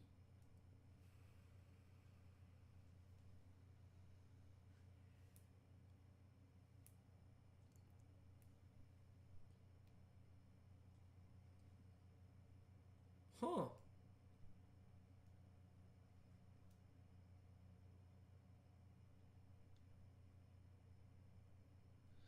So they're thinking about. They're going to run a lot of three safety sets with the Chargers, and then they're going to have Derwin play a lot of safety or like slot safety linebacker hybrid. Woods is so fast. So I have a bunch of friends down here who are Baylor grads, and so I've watched a lot of Baylor games over at people's houses. Woods, he's really raw, but I like him for. I've got a couple of my best friends are Chargers fans, so I'm happy for them getting Woods.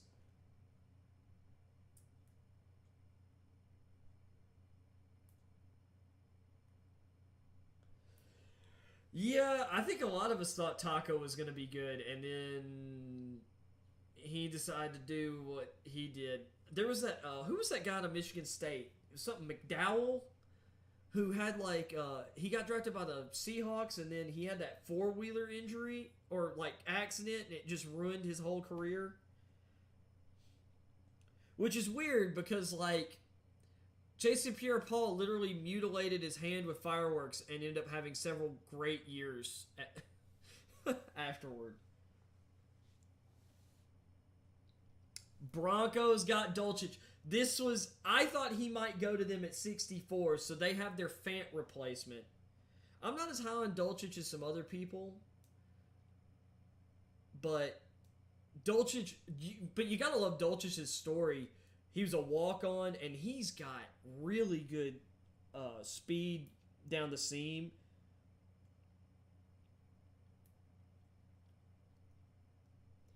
That touchdown he had against LSU at the beginning of the year was just back-breaking.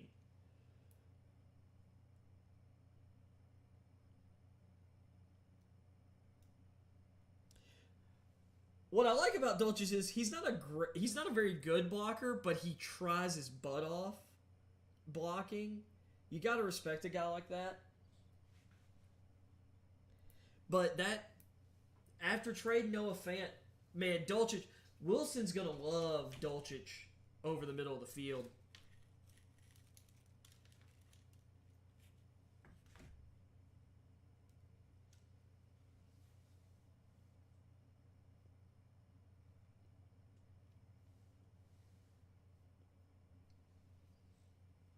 These picks are flying in.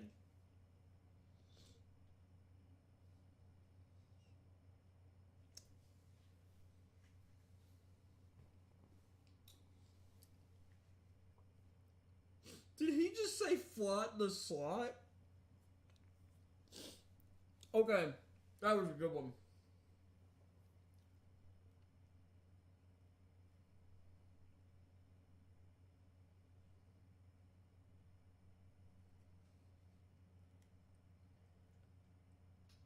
IP. I don't think that LSU iffy. Okay. DB thought.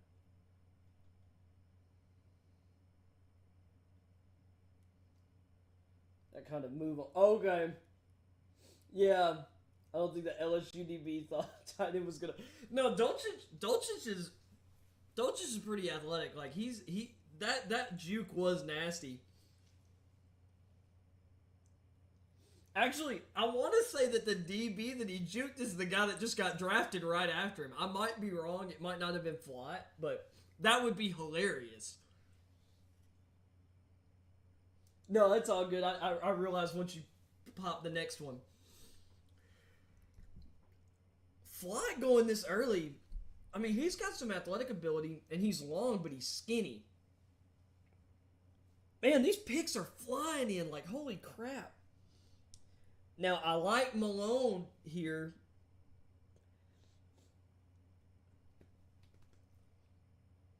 A baby Brian Burns. That's what Daniel Jeremiah just called this guy.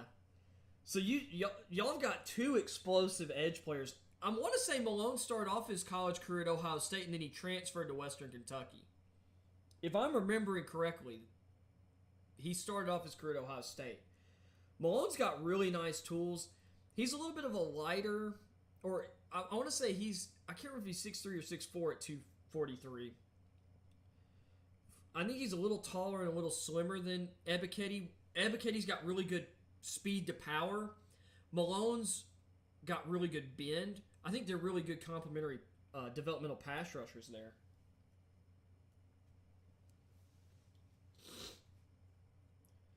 See, I'll say this about the Falcons. I've always liked Atlanta's uniforms. I think any of us who grew up or who've grown up in the last 30 years, Michael Vick made us like the Atlanta Falcons for a time everybody's second favorite team in the 2000s, early 2000s. I just love that they brought back they brought back a retro those 90s Falcons uniforms as part of their new uniform package. And their new uniforms have kind of grown on me. I didn't like them at first, but they're not bad. So I'll say this. I'm also one of those weird, I'm big into uniforms and, that kind of stuff. Because, I mean, like Dion said, look good, feel good, play good. Play good, pay good.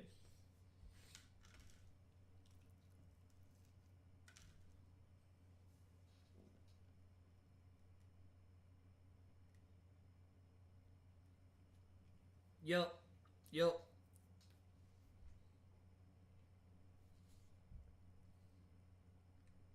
I'll say this. Sorry. Oh, having trouble getting that down. For whatever reason. How does it feel that Dan Quinn left Atlanta and he's done a better job coaching up defense in Dallas than he did in Atlanta? Do you think it's because Thomas Dimitrov lost his ability to find talent? Or is Dan Quinn just better off now that he's just getting to focus on defense? I'm curious.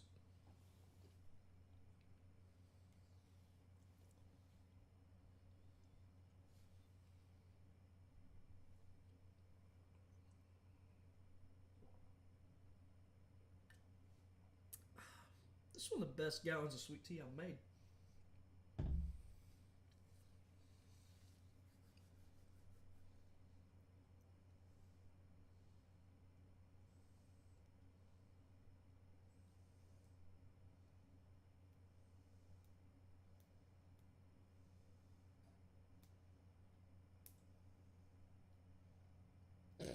Michael Irvin. I love that guy.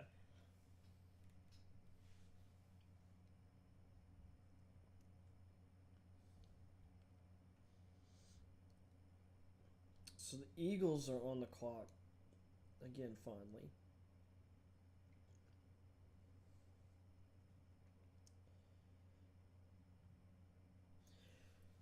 So the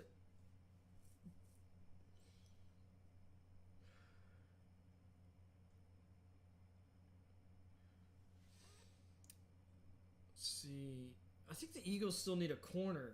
Could this be Zion McCollum? I cannot believe Zion McCollum is still on the board.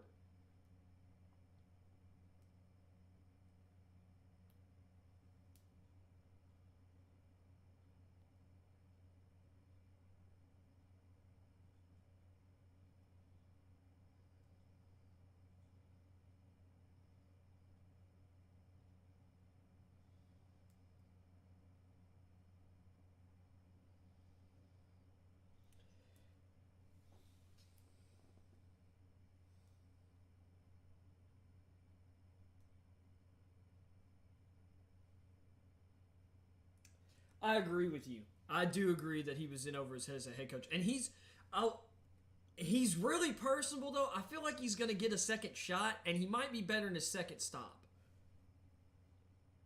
The Eagles got Nakobe Dean in the third round.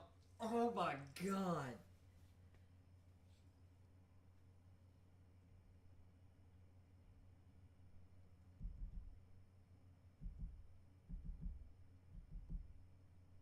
Apparently I'm behind. Let me refresh my video here.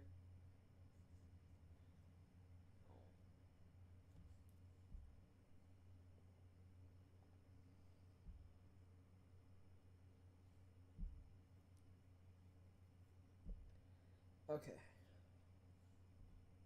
There we go. Dude, I'll tell you this, like, I just couldn't drop Dean below my number 2 linebacker. Even though he didn't have the workouts and he had the medical red flags. The guy in man coverage is electric. I don't care if his 40 time was going to be disappointing. His instincts are just... His instincts are just too good. Like, I remember against us this year, he had that play where he stopped an out route from one of our receivers. And I'm like, he covered better than most corners do. And he's one of the smartest, most intelligent blitzers I've ever seen. Like, he's really good at using his diminutive size to his advantage.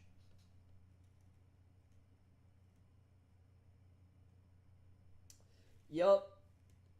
Dude, like, it's always smart to stack national championship winning players. I mean, the best players. I thought Quay was a little bit of a reach.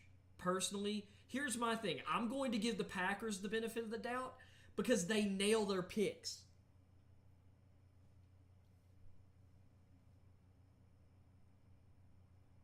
This little kid. That is awesome. Some little kid. Howie, for the love of God, a linebacker. Well, you got Nakobe Dean in the third. My gosh. Yeah, I mean, getting back on that Packers thing, people were hating on the Packers for not drafting a receiver, whatever. They got Cameron. They got Christian Watson at 34. And the Steelers drafted DeMarvin Leal. He's going to be a 10-year, 12-year vet with like 5 Pro Bowls. that's their replacement for Cameron Hayward right there when Cameron Hayward eventually retires. Yep. That's a Pittsburgh pick right there.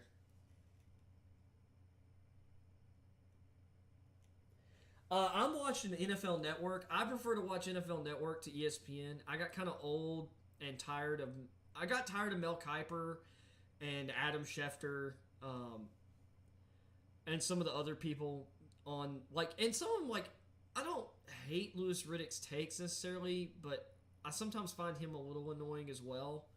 I like McShay, and I thought about watching ESPN to see if Matt Miller and Jordan Reed were going to be on the broadcast, but I just love Daniel Jeremiah and Charles Davis. Of course, Davis, a former Tennessee guy. It's hard to beat Rich Eisen as a host either, you know. And I like NFL Network's draft group. Lance Zierlein. Bucky hadn't been on this. I'm a big tonight. I love Bucky though.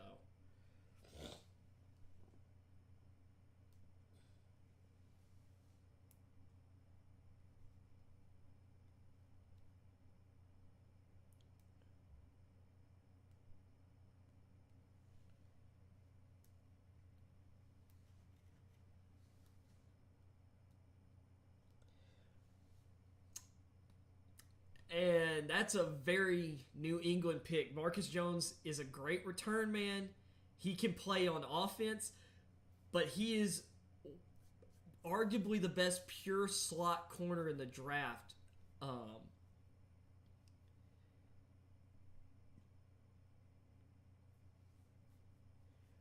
My goodness. I like Marcus Jones here. This is a very New England pick. I figured round 3 or later they're going to take 1 or 2 corners, and Jones in the slot, he's like a smaller J.C. Jackson. He's got great ball skills. He's really fast and sticky in man coverage. I think he's got pretty good zone instincts too. He's just a little undersized. I mean, 5'8", 5'9", 178 pounds, but I don't care. Someone texted me.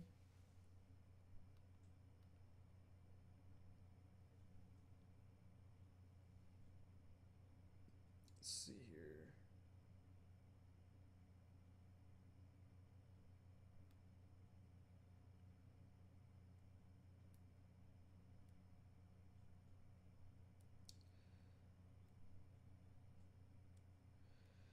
Dude, reports are that the Titans are taking Malik Willis.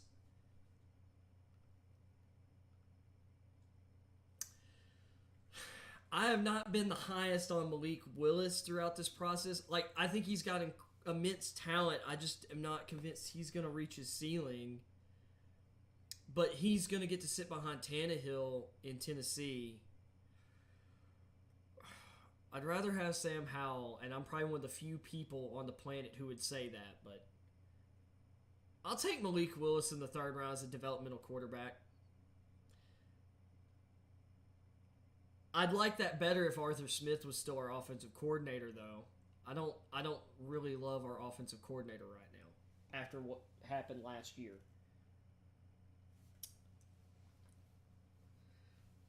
My issue with Willis is, if you watch his tape, he doesn't throw over the middle of the field.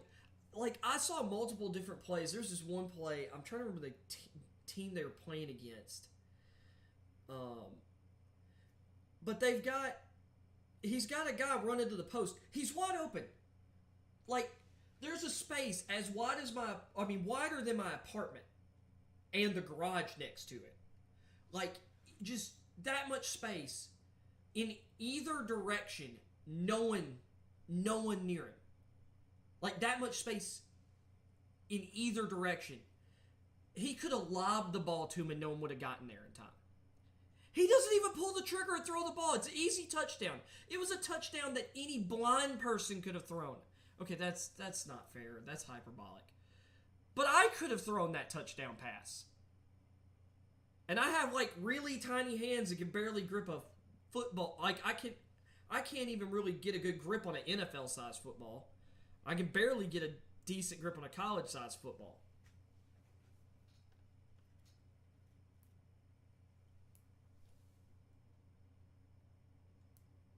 So we traded up here 4 spots. The report is it's Malik Willis. It's interesting that Joel Klatt's on the NFL Network broadcast, considering he works for Fox Sports.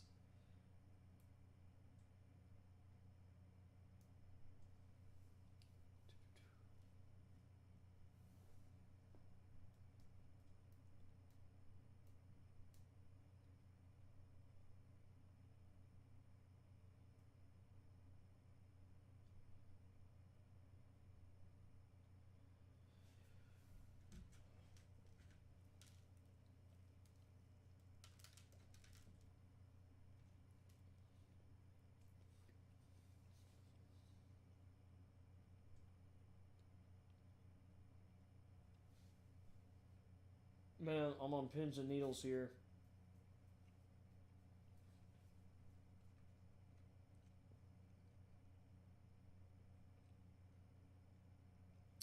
We drafted Malik Willis.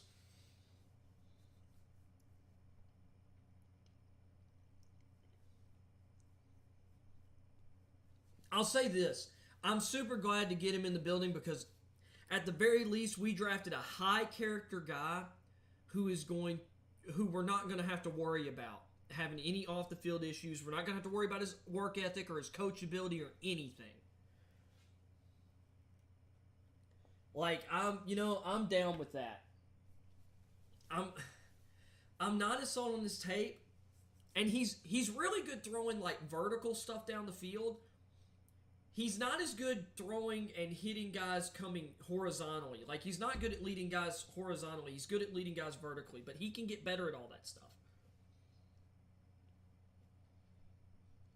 And it's possible, because one of the theories with, like, him not throwing over the middle is because Freeze's offense didn't have a lot of over-the-middle routes. But, I mean, there were some reads that he'd miss that just baffle me.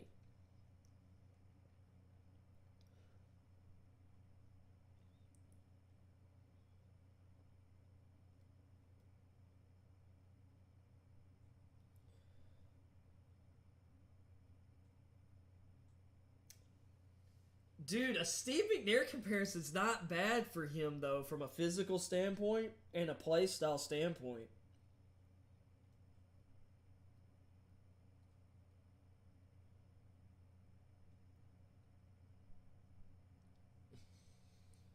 Dude. Well, we got ourselves a high upside quarterback in the building, and we didn't have to, spend a first round pick on it. I'll say this, like, I've been fine with our draft. I didn't love us trading away A.J. Brown, but considering his medical history that he's already piled up and how, right now, how easy it is to find great wide receivers and develop them, us trading him and getting Treylon Burks, and we got an extra pick that we used to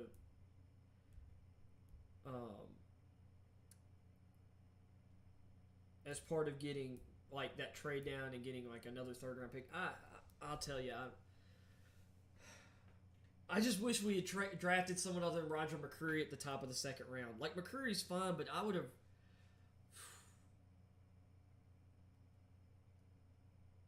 There's like so many people I would have taken over McCreary. And I just feel like we didn't need a corner there. Like,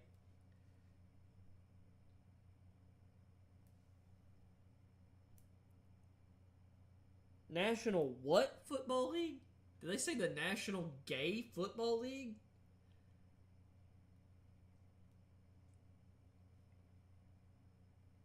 Or was that something else?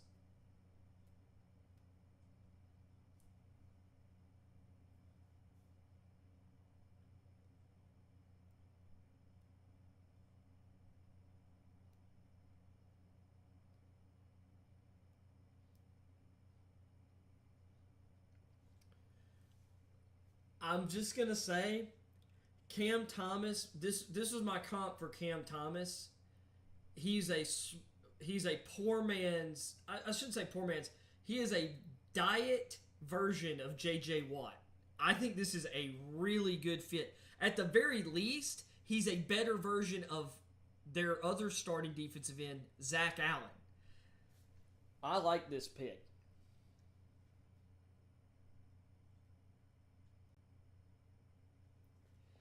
I didn't realize there was a national gay football league.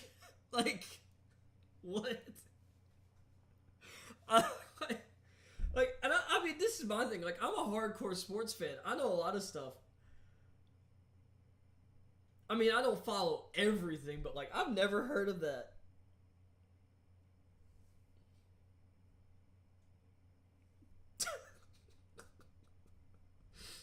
I don't know why I find this so funny. It's just so random.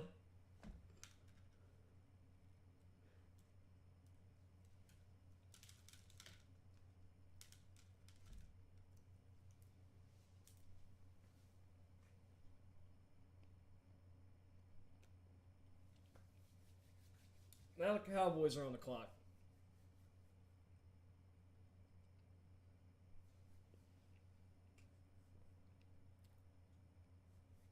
Ooh.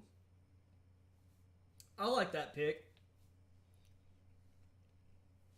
You've got a number one in CeeDee Lamb. You've got a complimentary receiver, Michael Gallup, who can play slot or outside. Tolbert gives you a physical, contested catch, like, receiver. He can play. He's going to be a beast on, like, digs, fade routes, comebackers on the sideline.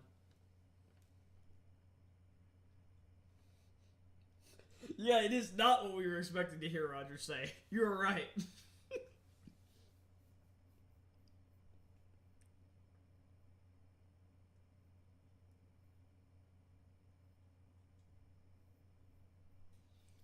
You mean to tell me Kyle Brandt flew all the way from NYC to Vegas today just to announce a pick for the Bills? That's sick.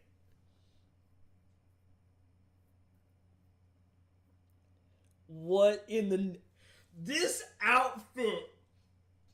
This is very Bills. This is very on brand for Bills fans, so...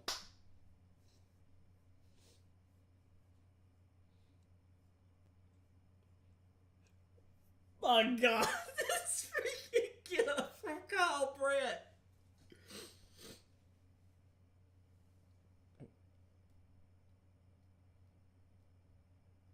Did Charles Davis just make a Steiner Brothers reference?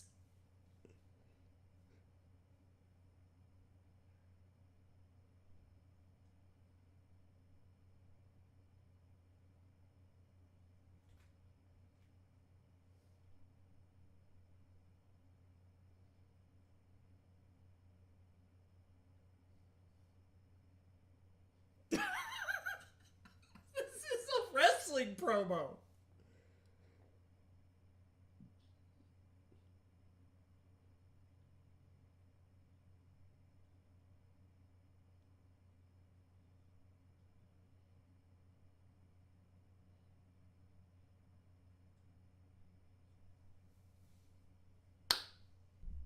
This is so good.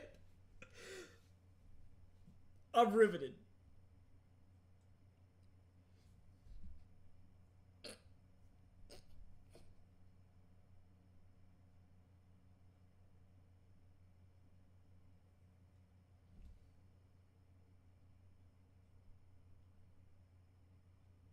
I don't think I listed Jarrell Bernard in my linebackers list in my rankings.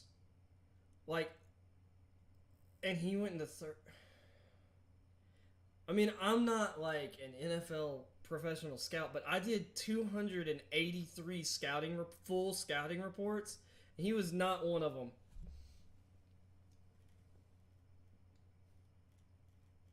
That I'm like, the funny thing is, I was expecting him to come out and he was gonna throw down like maybe or I was thinking he was gonna lay down like a prospect I was expecting. Like that was awesome. Like that was I'm a pro wrestling fan. Like I watch pro wrestling for a totally different reason, for the reason I watch other sports and like UFC. Super entertaining. Um that was great, but then the swerve was the draft pick. Like I mean, I watched a bunch of Baylor players and I just Bernard didn't stick out enough to me to like do a full scouting report on over other guys. I guess I missed something. That's so far. If I'm just gonna say anything, that right there was the reach of the draft for me. Some people might say Cole Strange. I had Strange. You know, I thought Strange was really good and was a no doubt starter.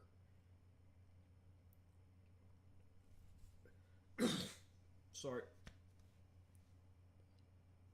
Oh, Daryl Monaco. When did he pass away?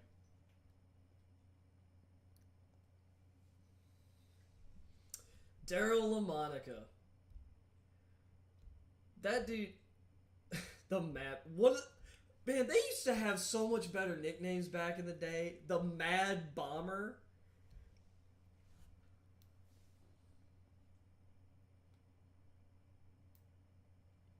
Marcus Allen. And Wayne Newton? Jeez. The last two picks, Kyle Brandt with his epic, speech and then, or epic promo, and now we got Kyle Allen. Marcus Allen and Wayne Newton.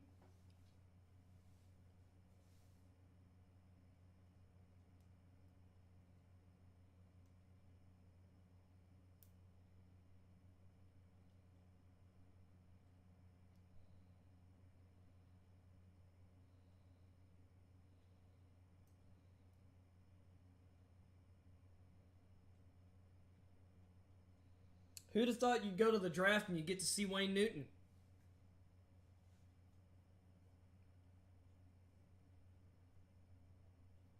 Man, his voice is dead.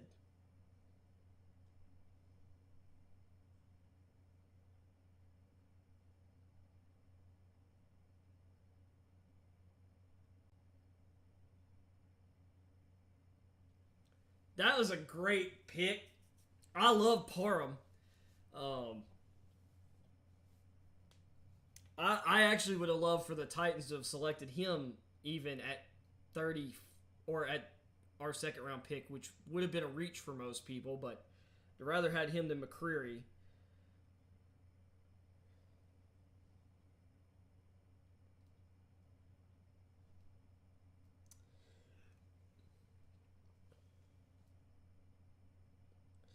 Dude, so what I love about Parham, he's really athletic, he's really quick.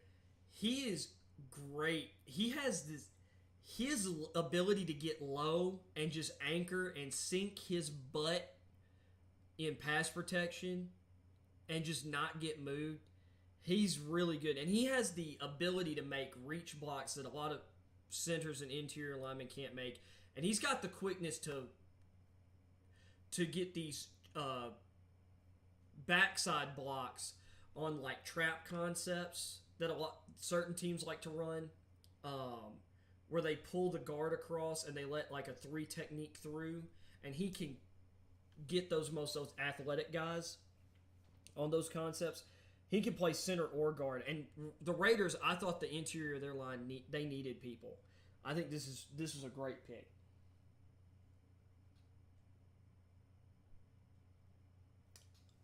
Wait, which one of them got the school wrong?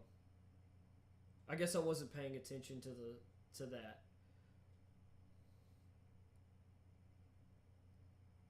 Was it Brant on the Bernard one, or was it? Let me check because I know Brant had said Baylor. Let's see here. Let's roll down.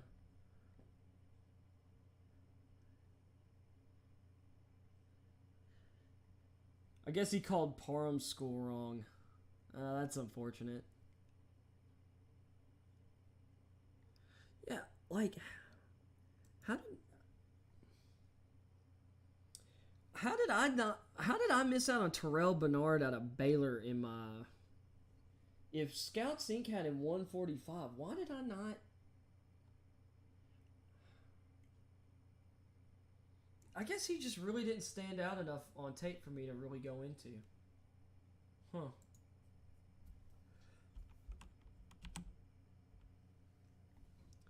Let's see. What did my Titans spend to move up?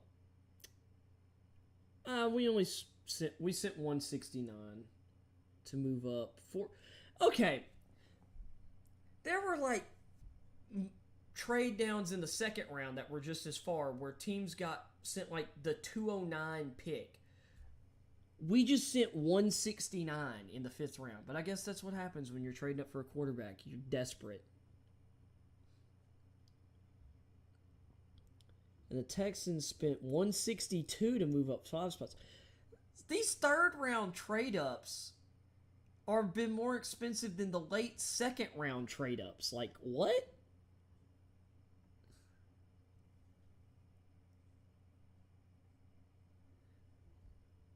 That's kind of weird.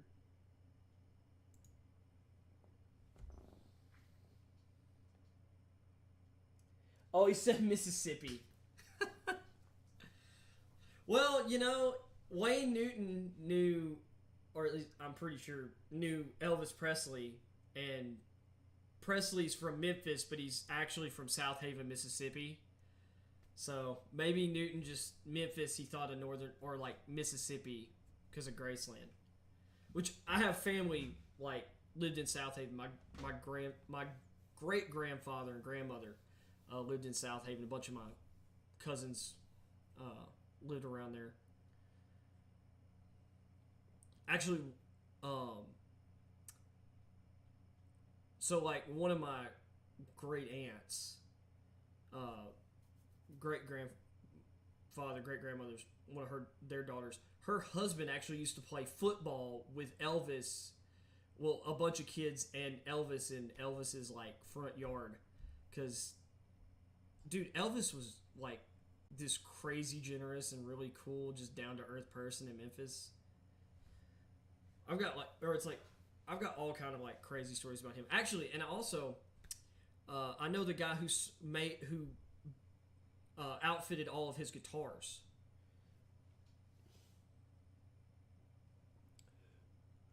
Tampa Bay got a good one there. White's one of the best receiving backs in the draft. And he's strong. He's got some power and some pop to him. I think he's a good complement for Fournette.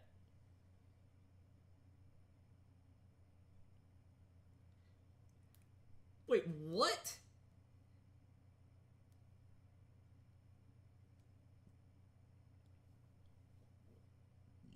$10 yards a carry in 2020. Huge Elvis fan. That's cool. My dad used to actually mess with me as a little kid with Elvis, and it's like it annoyed me. But no, Elvis, dude, no, like so many Elvis stories just from living in the area. I know a bunch of people who have, or like older people I got to talk to who had stories about like meeting him or stuff like that. One of my friends, his granddad was a car salesman in Memphis, and he was working there, and Elvis bought someone a car. They were looking at a car, and he just bought it for him. But let's see, who's picked?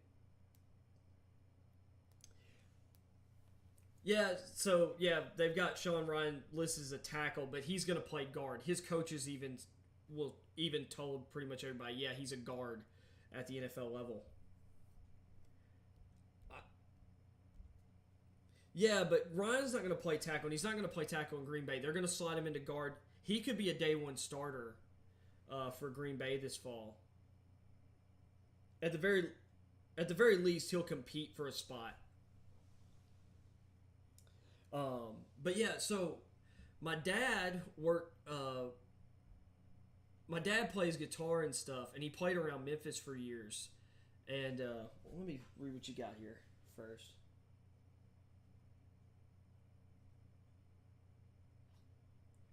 Oh, dude, if Strong makes it to 151, he'd be an awesome value, dude. Strong's so uh, so I had James Cook. He's my top. He was my top like pure receiving back, like because pure or like Brees Hall is an all around back. Um, so I didn't have Cook as like rated as highly as some other people because I had a different criteria for ranking my backs. Even though I thought Cook would go higher, Ty Chandler and Pierre Strong are like 3 and 4 for me at running back. I think they both have immense potential. Of course, I'm a little biased on Ty Chandler, but Strong would be good.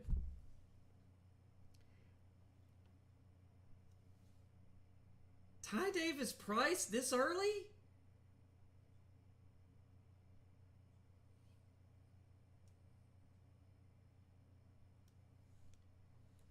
Um, so they traded up in the third round last year for Trey Sermon, and they drafted Elijah Mitchell in the 6th or 7th round, and now they're drafting Ty Davis Price. I wouldn't. I thought Ty Davis Price was at earliest going to go in the 5th round, and I mean I like him. Just he's okay.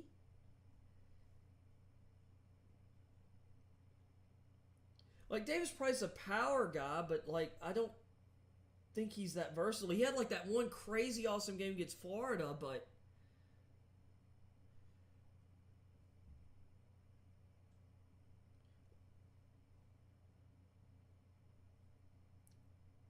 I'm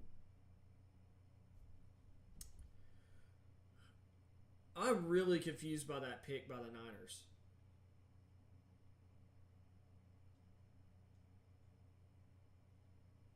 But then again, all their running backs get hurt at some point in the season. It seems like so you might as well have like 5 of them. But yeah, Pierre Strong. I love Pierre Strong. He if he's at 151, every team in the draft has screwed up at least twice based on like positional value. I thought like because I think Strong could go in the 3rd round. I think he could go by the end of this round. Um, but since you're a big Elvis fan, so my dad work or plays guitar, sings, and he was working for John Deere, uh, and he was playing softball, and he broke his leg. So there was this guy who ran a music store that Dad bought all his guitars from, and he worked for him for a year, uh, like scraping guitars and stuff. Well, so this guy, I'm trying to remember his name. I can't believe I'm blanking on his name right now. He actually he created all the electric pickups for Elvis's acoustic guitars, and actually I believe technically he's actually the creator of the electric guitar. So during World War II, this guy was on one of the ships in the Pacific. He was in the Navy. He was a electrical engineer, and he created this pickup for their fiddles, violins, so they could be heard over the whole ship when they were doing different things or when they were doing music stuff. So when he got back home to Tennessee, um, he opened up a music store and he ended up outfitting. Elvis came to him to outfit all his guitars. And then he ended up getting a meeting with Gibson, who, after getting done with that meeting, had a meeting with Les Paul, who had an idea for who was wanting to collaborate on a guitar with Gibson, and they may have told or taken some of the ideas for the electronics from uh, Mr. I want to say Herbert was his name, Mr. Herbert, Neil Herbert. That's his name, Mr. Neal. So, but it's like he used to sell stuff, and his store in Brownsville, Tennessee, used to be a hub for a lot of the musicians from the Southeast. So like Elvis, Carl Perkins. I went to high school with his grandson Chase, um, Jerry Lee Lewis, and Johnny Cash. All would stop in through Neil Herbert's store.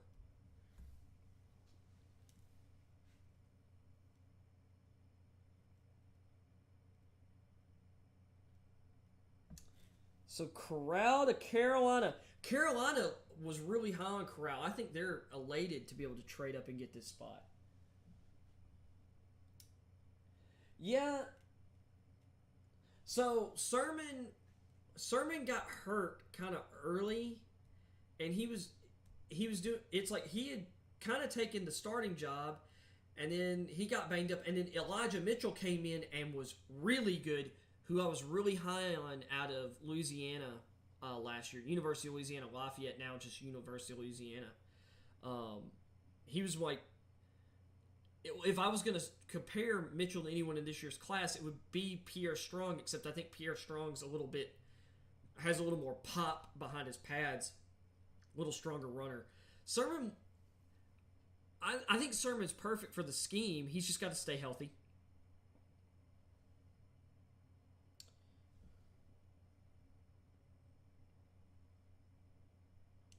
Dude, the Panthers being able to pull off getting Corral here.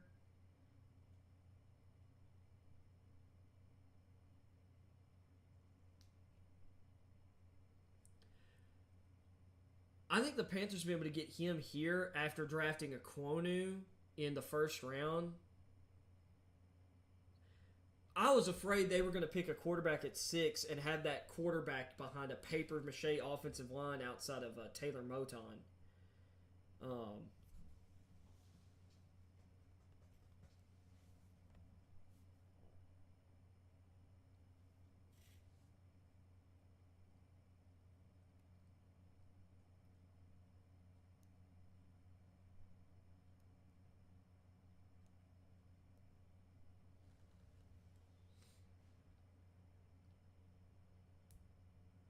huh. That's a lot of red flags with Matt Corral. Depression, alcoholism.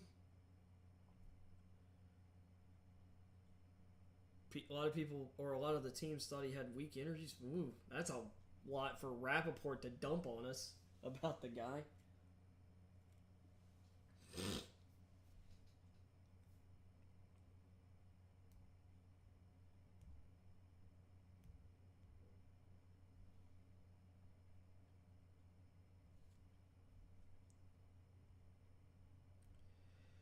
Thank you, Joel Klatt, for giving for talking up Baker Mayfield. Mayfield's not been treated fairly. I mean, seriously, 2020 they go to the playoffs. He wins them a freaking playoff game.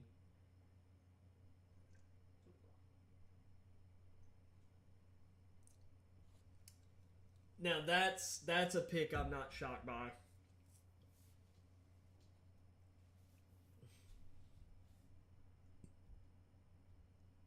Yeah, I don't think Carter's quick enough to play on the outside. I think at the NFL level he's got to play D tackle, but well, that's perfect for him going to Cincinnati. They've got DJ Reader, who's a big boy. They got Tyler Shelvin, who they drafted last year, who's a big boy. They've got Hill there, who plays kind of the other role. I mean, they've got bigger guys. Like, they can have him come in and play that attacking interior role in Cincinnati. That's a spot he can absolutely plug into. I still find it amazing that there were 5 Georgia defensive players in the first round, and none of them were N'Kobe Dean. You know what? I'm surprised Channing Tindall's still on the board. Man, we've still got Channing Tindall still on the board.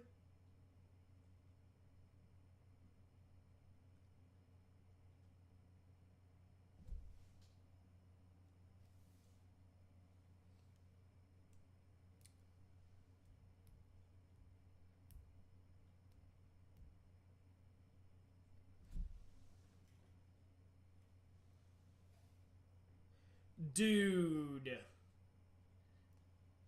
And all that talk about Nick Cross going in the top 50 by a bunch of executives, well, ended up going 96. Man, that's a really nice pick for the Colts. He's a high upside dude. It's really weird. It's like this draft class, like most of the position groups are like the most athletic groups I've ever seen overall. From just like an athletic testing perspective, like this running back class is one of the fastest we've ever had, or arguably the fastest we've ever had overall. Just there were so many guys in the high 4.3s, low 4.4s. The receiver class was ridiculous. The offensive line group was terrifyingly fast. The D-line group, terrifyingly fast. We got all these linebackers running in the 4.4s and 4.5s this year. It seemed like there were 25 corners that ran a 40 under 4.4. I mean, I think that's a little bit of exaggeration, but I think there was at least 15, which is stupid. And then there was like 7 safeties, I think, that ran faster than a 4.38 or ran faster than a 4.4. Like, it was like this draft class was on meth. But Nick Cross to the Colts at 96, like the Colts draft.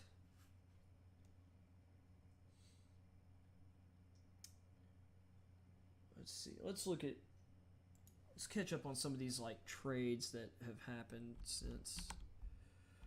Okay. So where was it? Texans moved up. That's the Titans trade up. So the Panthers, to get 94, they traded the 137th pick and a third-round pick next year. I mean, that is a 43-spot jump. So, for a quarterback.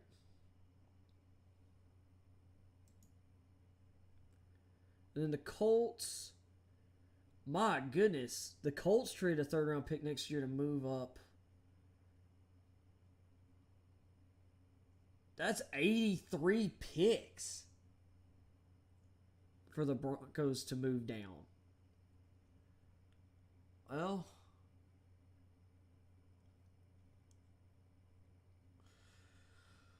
I guess that's that quarterback premium on the other trade up.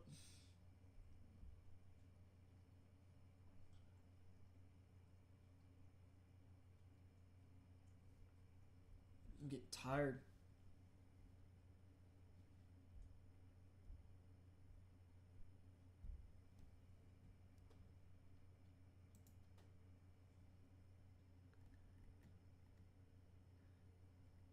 So we've got how many? Holy crap. 101 was a third round pick for us. Guess that we ended up trading to the Jets during that trade down, but man, there are that many compensatory selections in the third round this year. I'm used to there being like maybe 4 or 5, but usually there's only 4. That's 9 more picks to go. Jeez.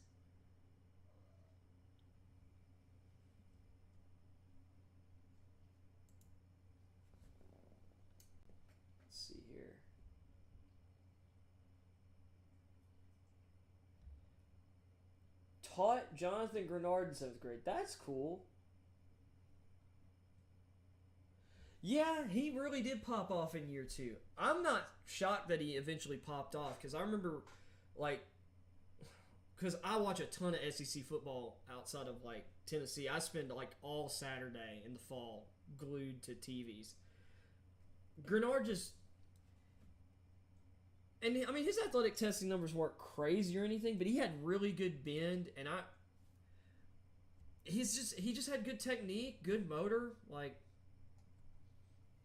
it's always nice to see guys that you've met like succeed. I've got a buddy of mine who's got me because I'm paying attention. He's wanting me to text him, let him know where he went to high school with and was friends with Kennedy Brooks, who played running back at Oklahoma this year. He was the guy that had that crazy run in the fourth quarter to put away Texas in the rivalry game. Kirby Joseph to the Lions. That's a good safety pick.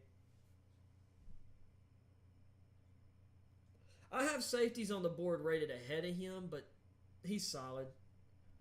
I had him rated ahead of Brian Cook and went in the second.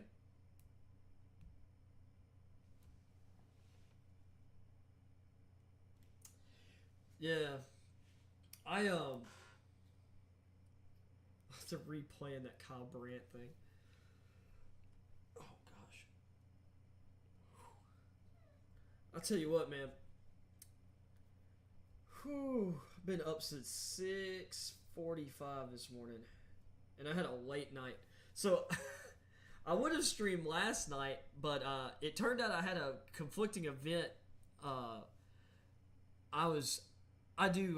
a musician. I play drums and I sing. I was doing vocals for a event here in Beaumont called Beast Feast, and I was gonna stream when I got home. And by the time we got off stage, I was hungry because we ate kind of light before going on because like you don't be on stage like stuff full. So a bunch of us went to IHOP, and I didn't get home till like almost midnight. And I'm like, I am not going live and doing a recap tonight. I'll do that in the morning. But whew, I am tired, sleepy right now. Let's see, Washington. Hey, I like that pick. All right, I mean Alabama.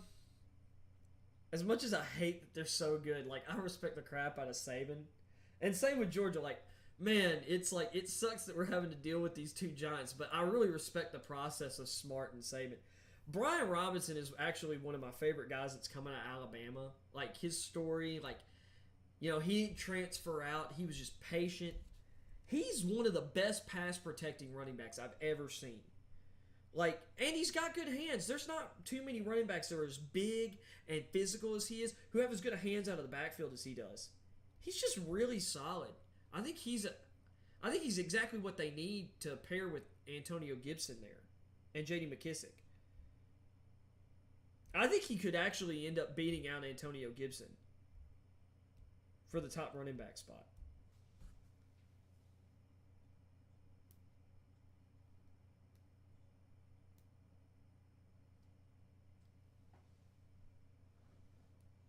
And hey, thanks for hanging out with me for so long of the stream, man. I really appreciate it.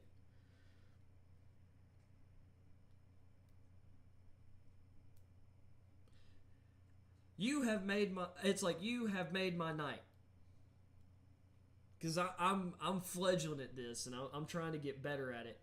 Finally got myself like a more professional grade microphone recently. It was nice to ditch the headset.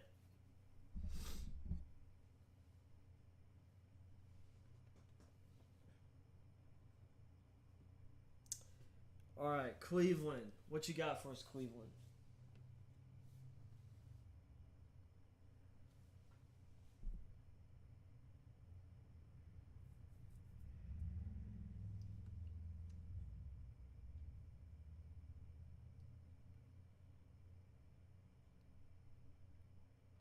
Sorry, something outside. Okay, David Bell's the wide receiver they go for. I'll say this. He's a thick receiver. He's not as tall. He's thick. He's not very athletic. Like, my issue with Bell is I feel like he's another one of these guys kind of like Kelvin Harmon out of Washington, who I really liked. out of NC State, who ended up getting drafted by Washington, hadn't been able to stay healthy. Bell just feels like one of these guys like N'Keal Harry or Jalen Strong. Or Jalen Strong's not the guy I'm thinking of. He was the same draft as another guy who was kind of big but not very fast. He just seems like a guy who he's not going to create separation at the NFL level.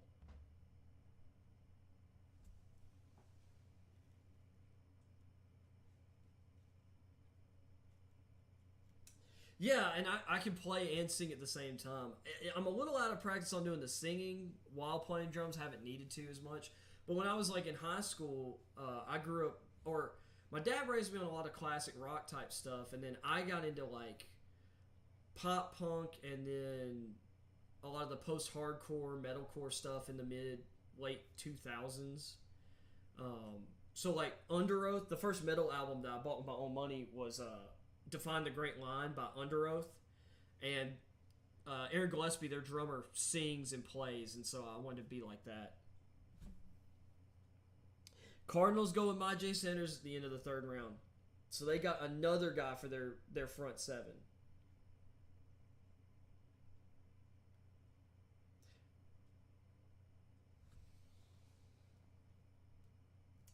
What happened to Justin Ross? Well, he had that spine issue. I can't remember if it was spinal stenosis, but he had like it was a back issue, and he had to sit out the 2020 season because of it, and then that ended up leading him to come back for 2021, and I think some people are worried about that because some guys with that issue, like Jarvis Jones, was super productive in college at Georgia, and I thought he was going to be great in the pros. Like I didn't let that cloud my judgment, and he did have like that one stretch where he was pretty good, and then it kind of went away on him. The receiver classes are so good right now that I think that spine issue has dropped Justin Ross down. And he's not quite as fast and explosive. It seems like and I think some people think he's a little tentative. I don't think he's tentative afterward, but I think people realize he's a little stiffer. But I still had him rated ahead of David Bell. I am not high on David Bell out of Purdue. I think some of the stuff he did after the catch at the college level, he won't do at the pro level. And I just look at a receiver I don't think he's going to create separation at the NFL level. I think he's N'Keal Harry, and I think that's why he's lasted to the end of the third round. Because a lot of people thought he had him like second round, for a lot of the year.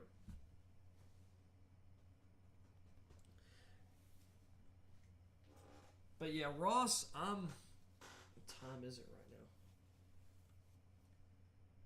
Whew, it's after 10. Man, I remember when the draft used to be a Saturday-Sunday marathon where the first 3 rounds were on Saturday and the last 4 rounds were on Sunday.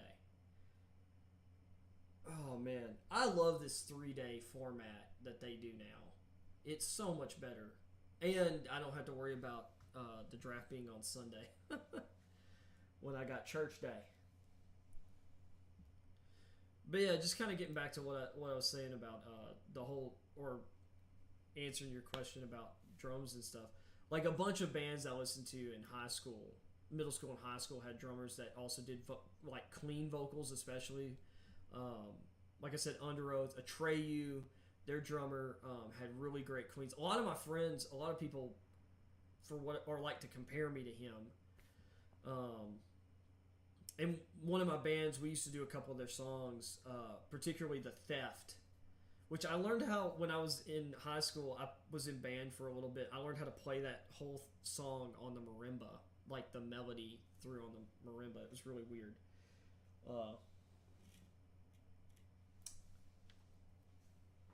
But there's another band. Well, and I guess the Rev for Avenged Sevenfold did a lot of vocals too. But I listened to a lot of that stuff, and then I also did some frontman type stuff late in high school and in college.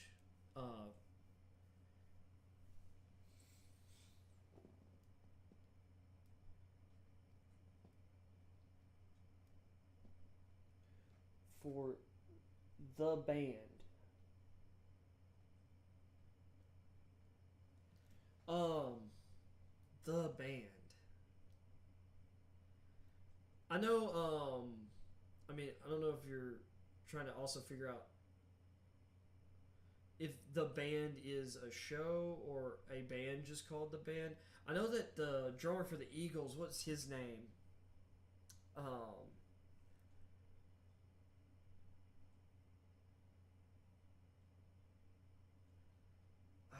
what is the name of the drummer from the Eagles? Dadgummit.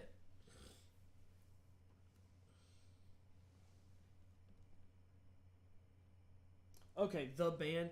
I've not heard of the band off the top of my head, to be honest. Um, Let me look them up real quick.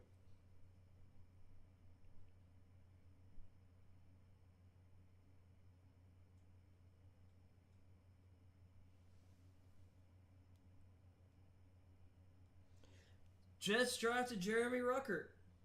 Okay, I like I like Ruckert as a prospect.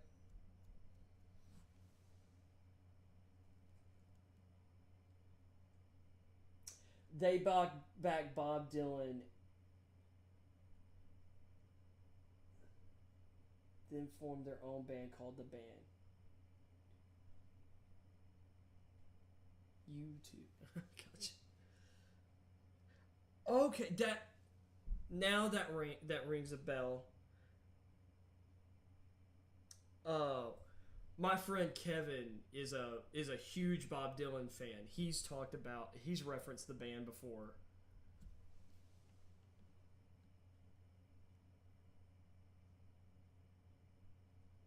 The night they drove old Disney. I've heard that song. It's been a while though. Yeah, I used to listen to a well when I'm around my dad. I listen to a lot of like older stuff because my dad was born in '59. Um, but a lot of times, like I grew up listening to a lot of the more. Well, I enjoyed more of the kind of the heavier. I say heavier, like from that era. Like I listened to a lot of the Southern rock stuff from that era, like Skinner, Miley Hatchet, Outlaws, Blackfoot, and then a lot of like everything from like Aerosmith, Boston, REO Speedwagon, Journey, Styx to like a lot of the '80s. Not the corny hair metal bands, but the ones kind of right before that, like the good ones like Dokken, of course Iron Maiden, which I would say is kind of a bridge towards hair metal because like they had like that style. Judas Priest, like I like a lot of that kind of stuff. AC/DC, but I listen to a lot of like I listen to a lot of stuff that has like hardcore influence too. Like I have a really eclectic range of interests. If you've never heard of a band named Dance Gavin Dance, they are like one of the most eclectic. I say eclectic. They have funk influence, they have hardcore influence, they have like prog rock influence, jazz influence. They're all over the place. They have a screaming vocalist and a singing vocalist, and their drummer Matt Mingus is like ridiculous. I actually feel like Dance Gavin Dance's music describes my personality, or just kind of fits with me as a person.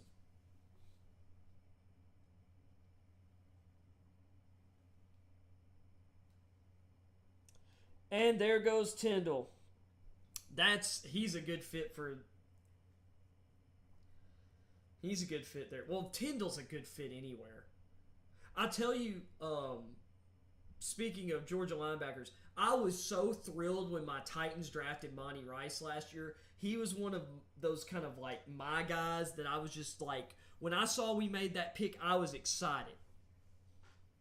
Like his coverage ability on like covering down the seam on tight ends and even some receivers, like he was really good at carrying people up the field in man and zone coverage. And he played a considering all the injuries we had.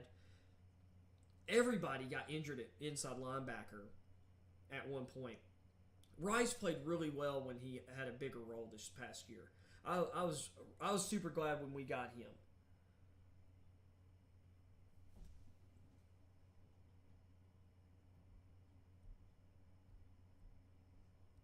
Oh yeah, that was Miami's first pick of the draft, wasn't it?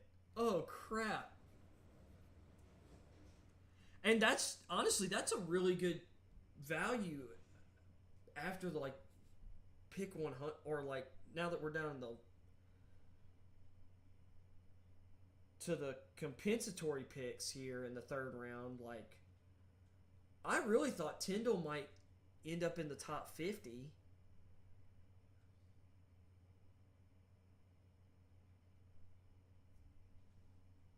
Oh my eye.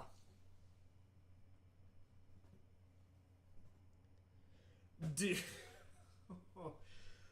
See, now here goes these linebackers that I thought were going to go earlier. I thought Leo Chanel was a lock to the Patriots at some point because he's like to me, he's like white, more athletic Dante Hightower. Dude, Spagnuolo's going to love him. Chanel is one of the best run defending linebackers and blitzers, and he's solid in underneath coverage too. Um,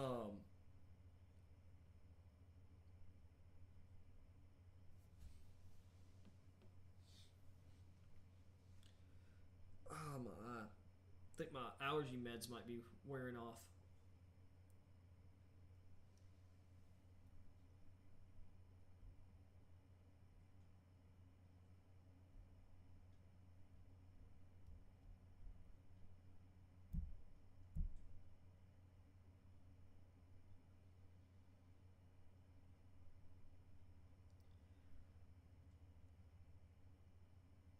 The Rams really spent all that on a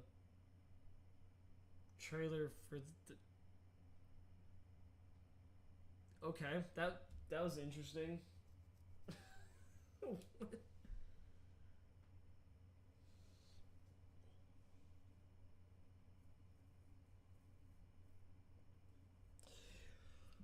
Let's see. What did I have as the Rams' number one need?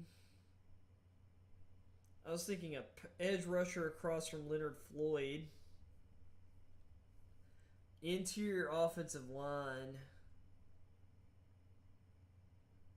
And corner, I think, were the top three for them. Dude.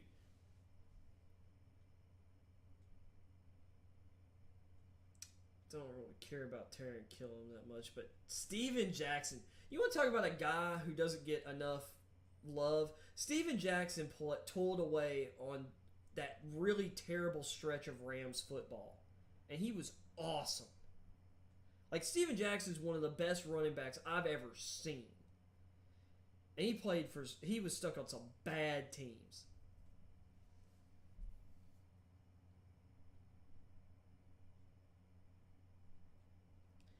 That's also impressive that he is the all-time leader for in rushing for a team that had Eric Dickerson.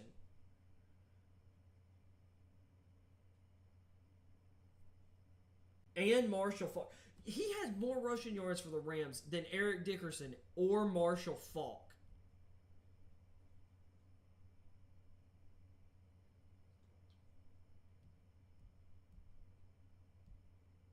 Okay. Bruss is a solid interior lineman. I think that's a good fit for them. They've done pretty well when they've drafted Wisconsin offensive linemen too. So, I mean, Rob Havenstein's still starting at right tackle for him. He was Wisconsin, right? Was he Wisconsin or Maryland? No, he was Wisconsin.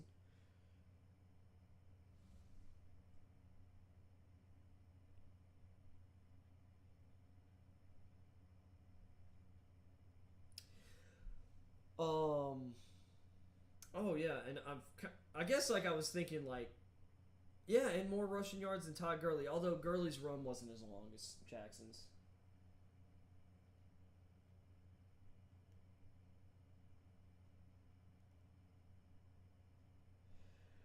Dude, I hope Carter's productive. I was really high on him coming out. I loved his athleticism. I will say he's coming off his last 5 games. it was either he had 4 sacks in the last 5 games or 5 sacks in the last 4 games for the Giants last year. Finally started putting it together. I don't think he's enough to be the lead pass rusher for Atlanta, but with Ebiketie there to take heat off of him, I think Carter's best football is still ahead of him. Because to be fair, he was used in so many different ways by Georgia. I don't think he really got to develop pass rush moves. And Danny Gray to San Fran. As if they needed another speedy wide receiver weapon.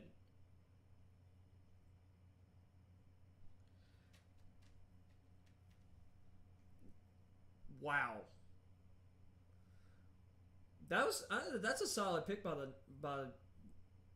the Niners.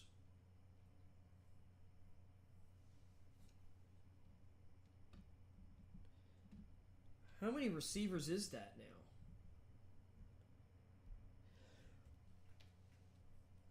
Gray's like, I want to say Gray had like a 4.33 40 at the combine off the top of my head. He's going to fit in great for that offense. Like,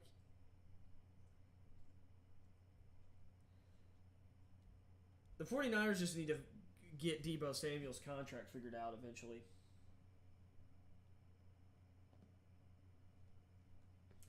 Yeah, no, Carter's coming off the best stretch of football he's played, and I like Atlanta's defensive line coach that they've got now.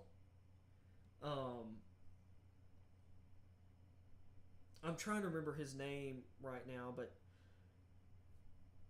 I think Carter and Ebiketie, especially from an athleticism standpoint, these are 2 special athletes to have on either side. And you've got Grady Jarrett up the middle and Marlon Davidson, hopefully.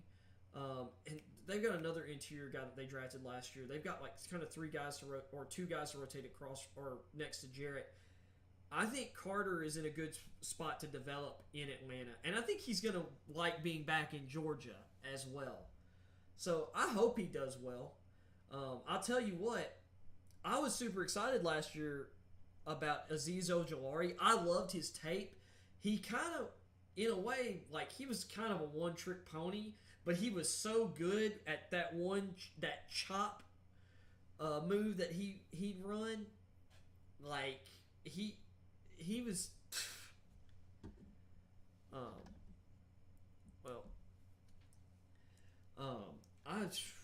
I really liked Ojulari coming out. I couldn't believe he lasted as long as he did in the draft, to be honest. But then again, there were a lot of guys I had rated higher. I thought Joseph Asai out of Texas was a first-round guy. I thought Azeez Ojulari was a first-round guy. And I'm trying to remember how far Ojulari fell. I want to say he made it to like 50, 51. And Asai went like in the 3rd round to the Bengals. I was like, what? Which Asai's like explosive, like speed to power type guy. And then Ojulari is he's got that speed rush with that chop move that he does to knock down, and he's so effective with it. It's like sometimes it's like when your one trick is just stupid good, it don't matter, especially early on, especially as quick as his first step was. To be honest, I don't understand how Ojulari got out of the first round.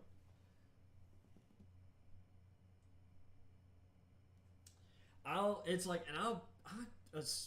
probably be streaming tomorrow. So if you want to come hang out tomorrow, for a little bit, I will be on. I'm gonna get off here and go to bed. Really enjoyed it. Thanks for hanging out with me tonight. You made my night. I appreciate it. So, and for anybody like my buddy Carl, if you're watching after the fact, for whatever reason you decide to watch through this. Thank you for watching after the fact too. You've been a blessing. So catch you later, man. I will make sure to remember your name. Hal Stokes. Hal Stokes. That's a That's a good last name. Eric Stokes turned out pretty well last year. Yeah, the Packers are making it actually. The Packers are drafting a lot of Georgia players. Huh.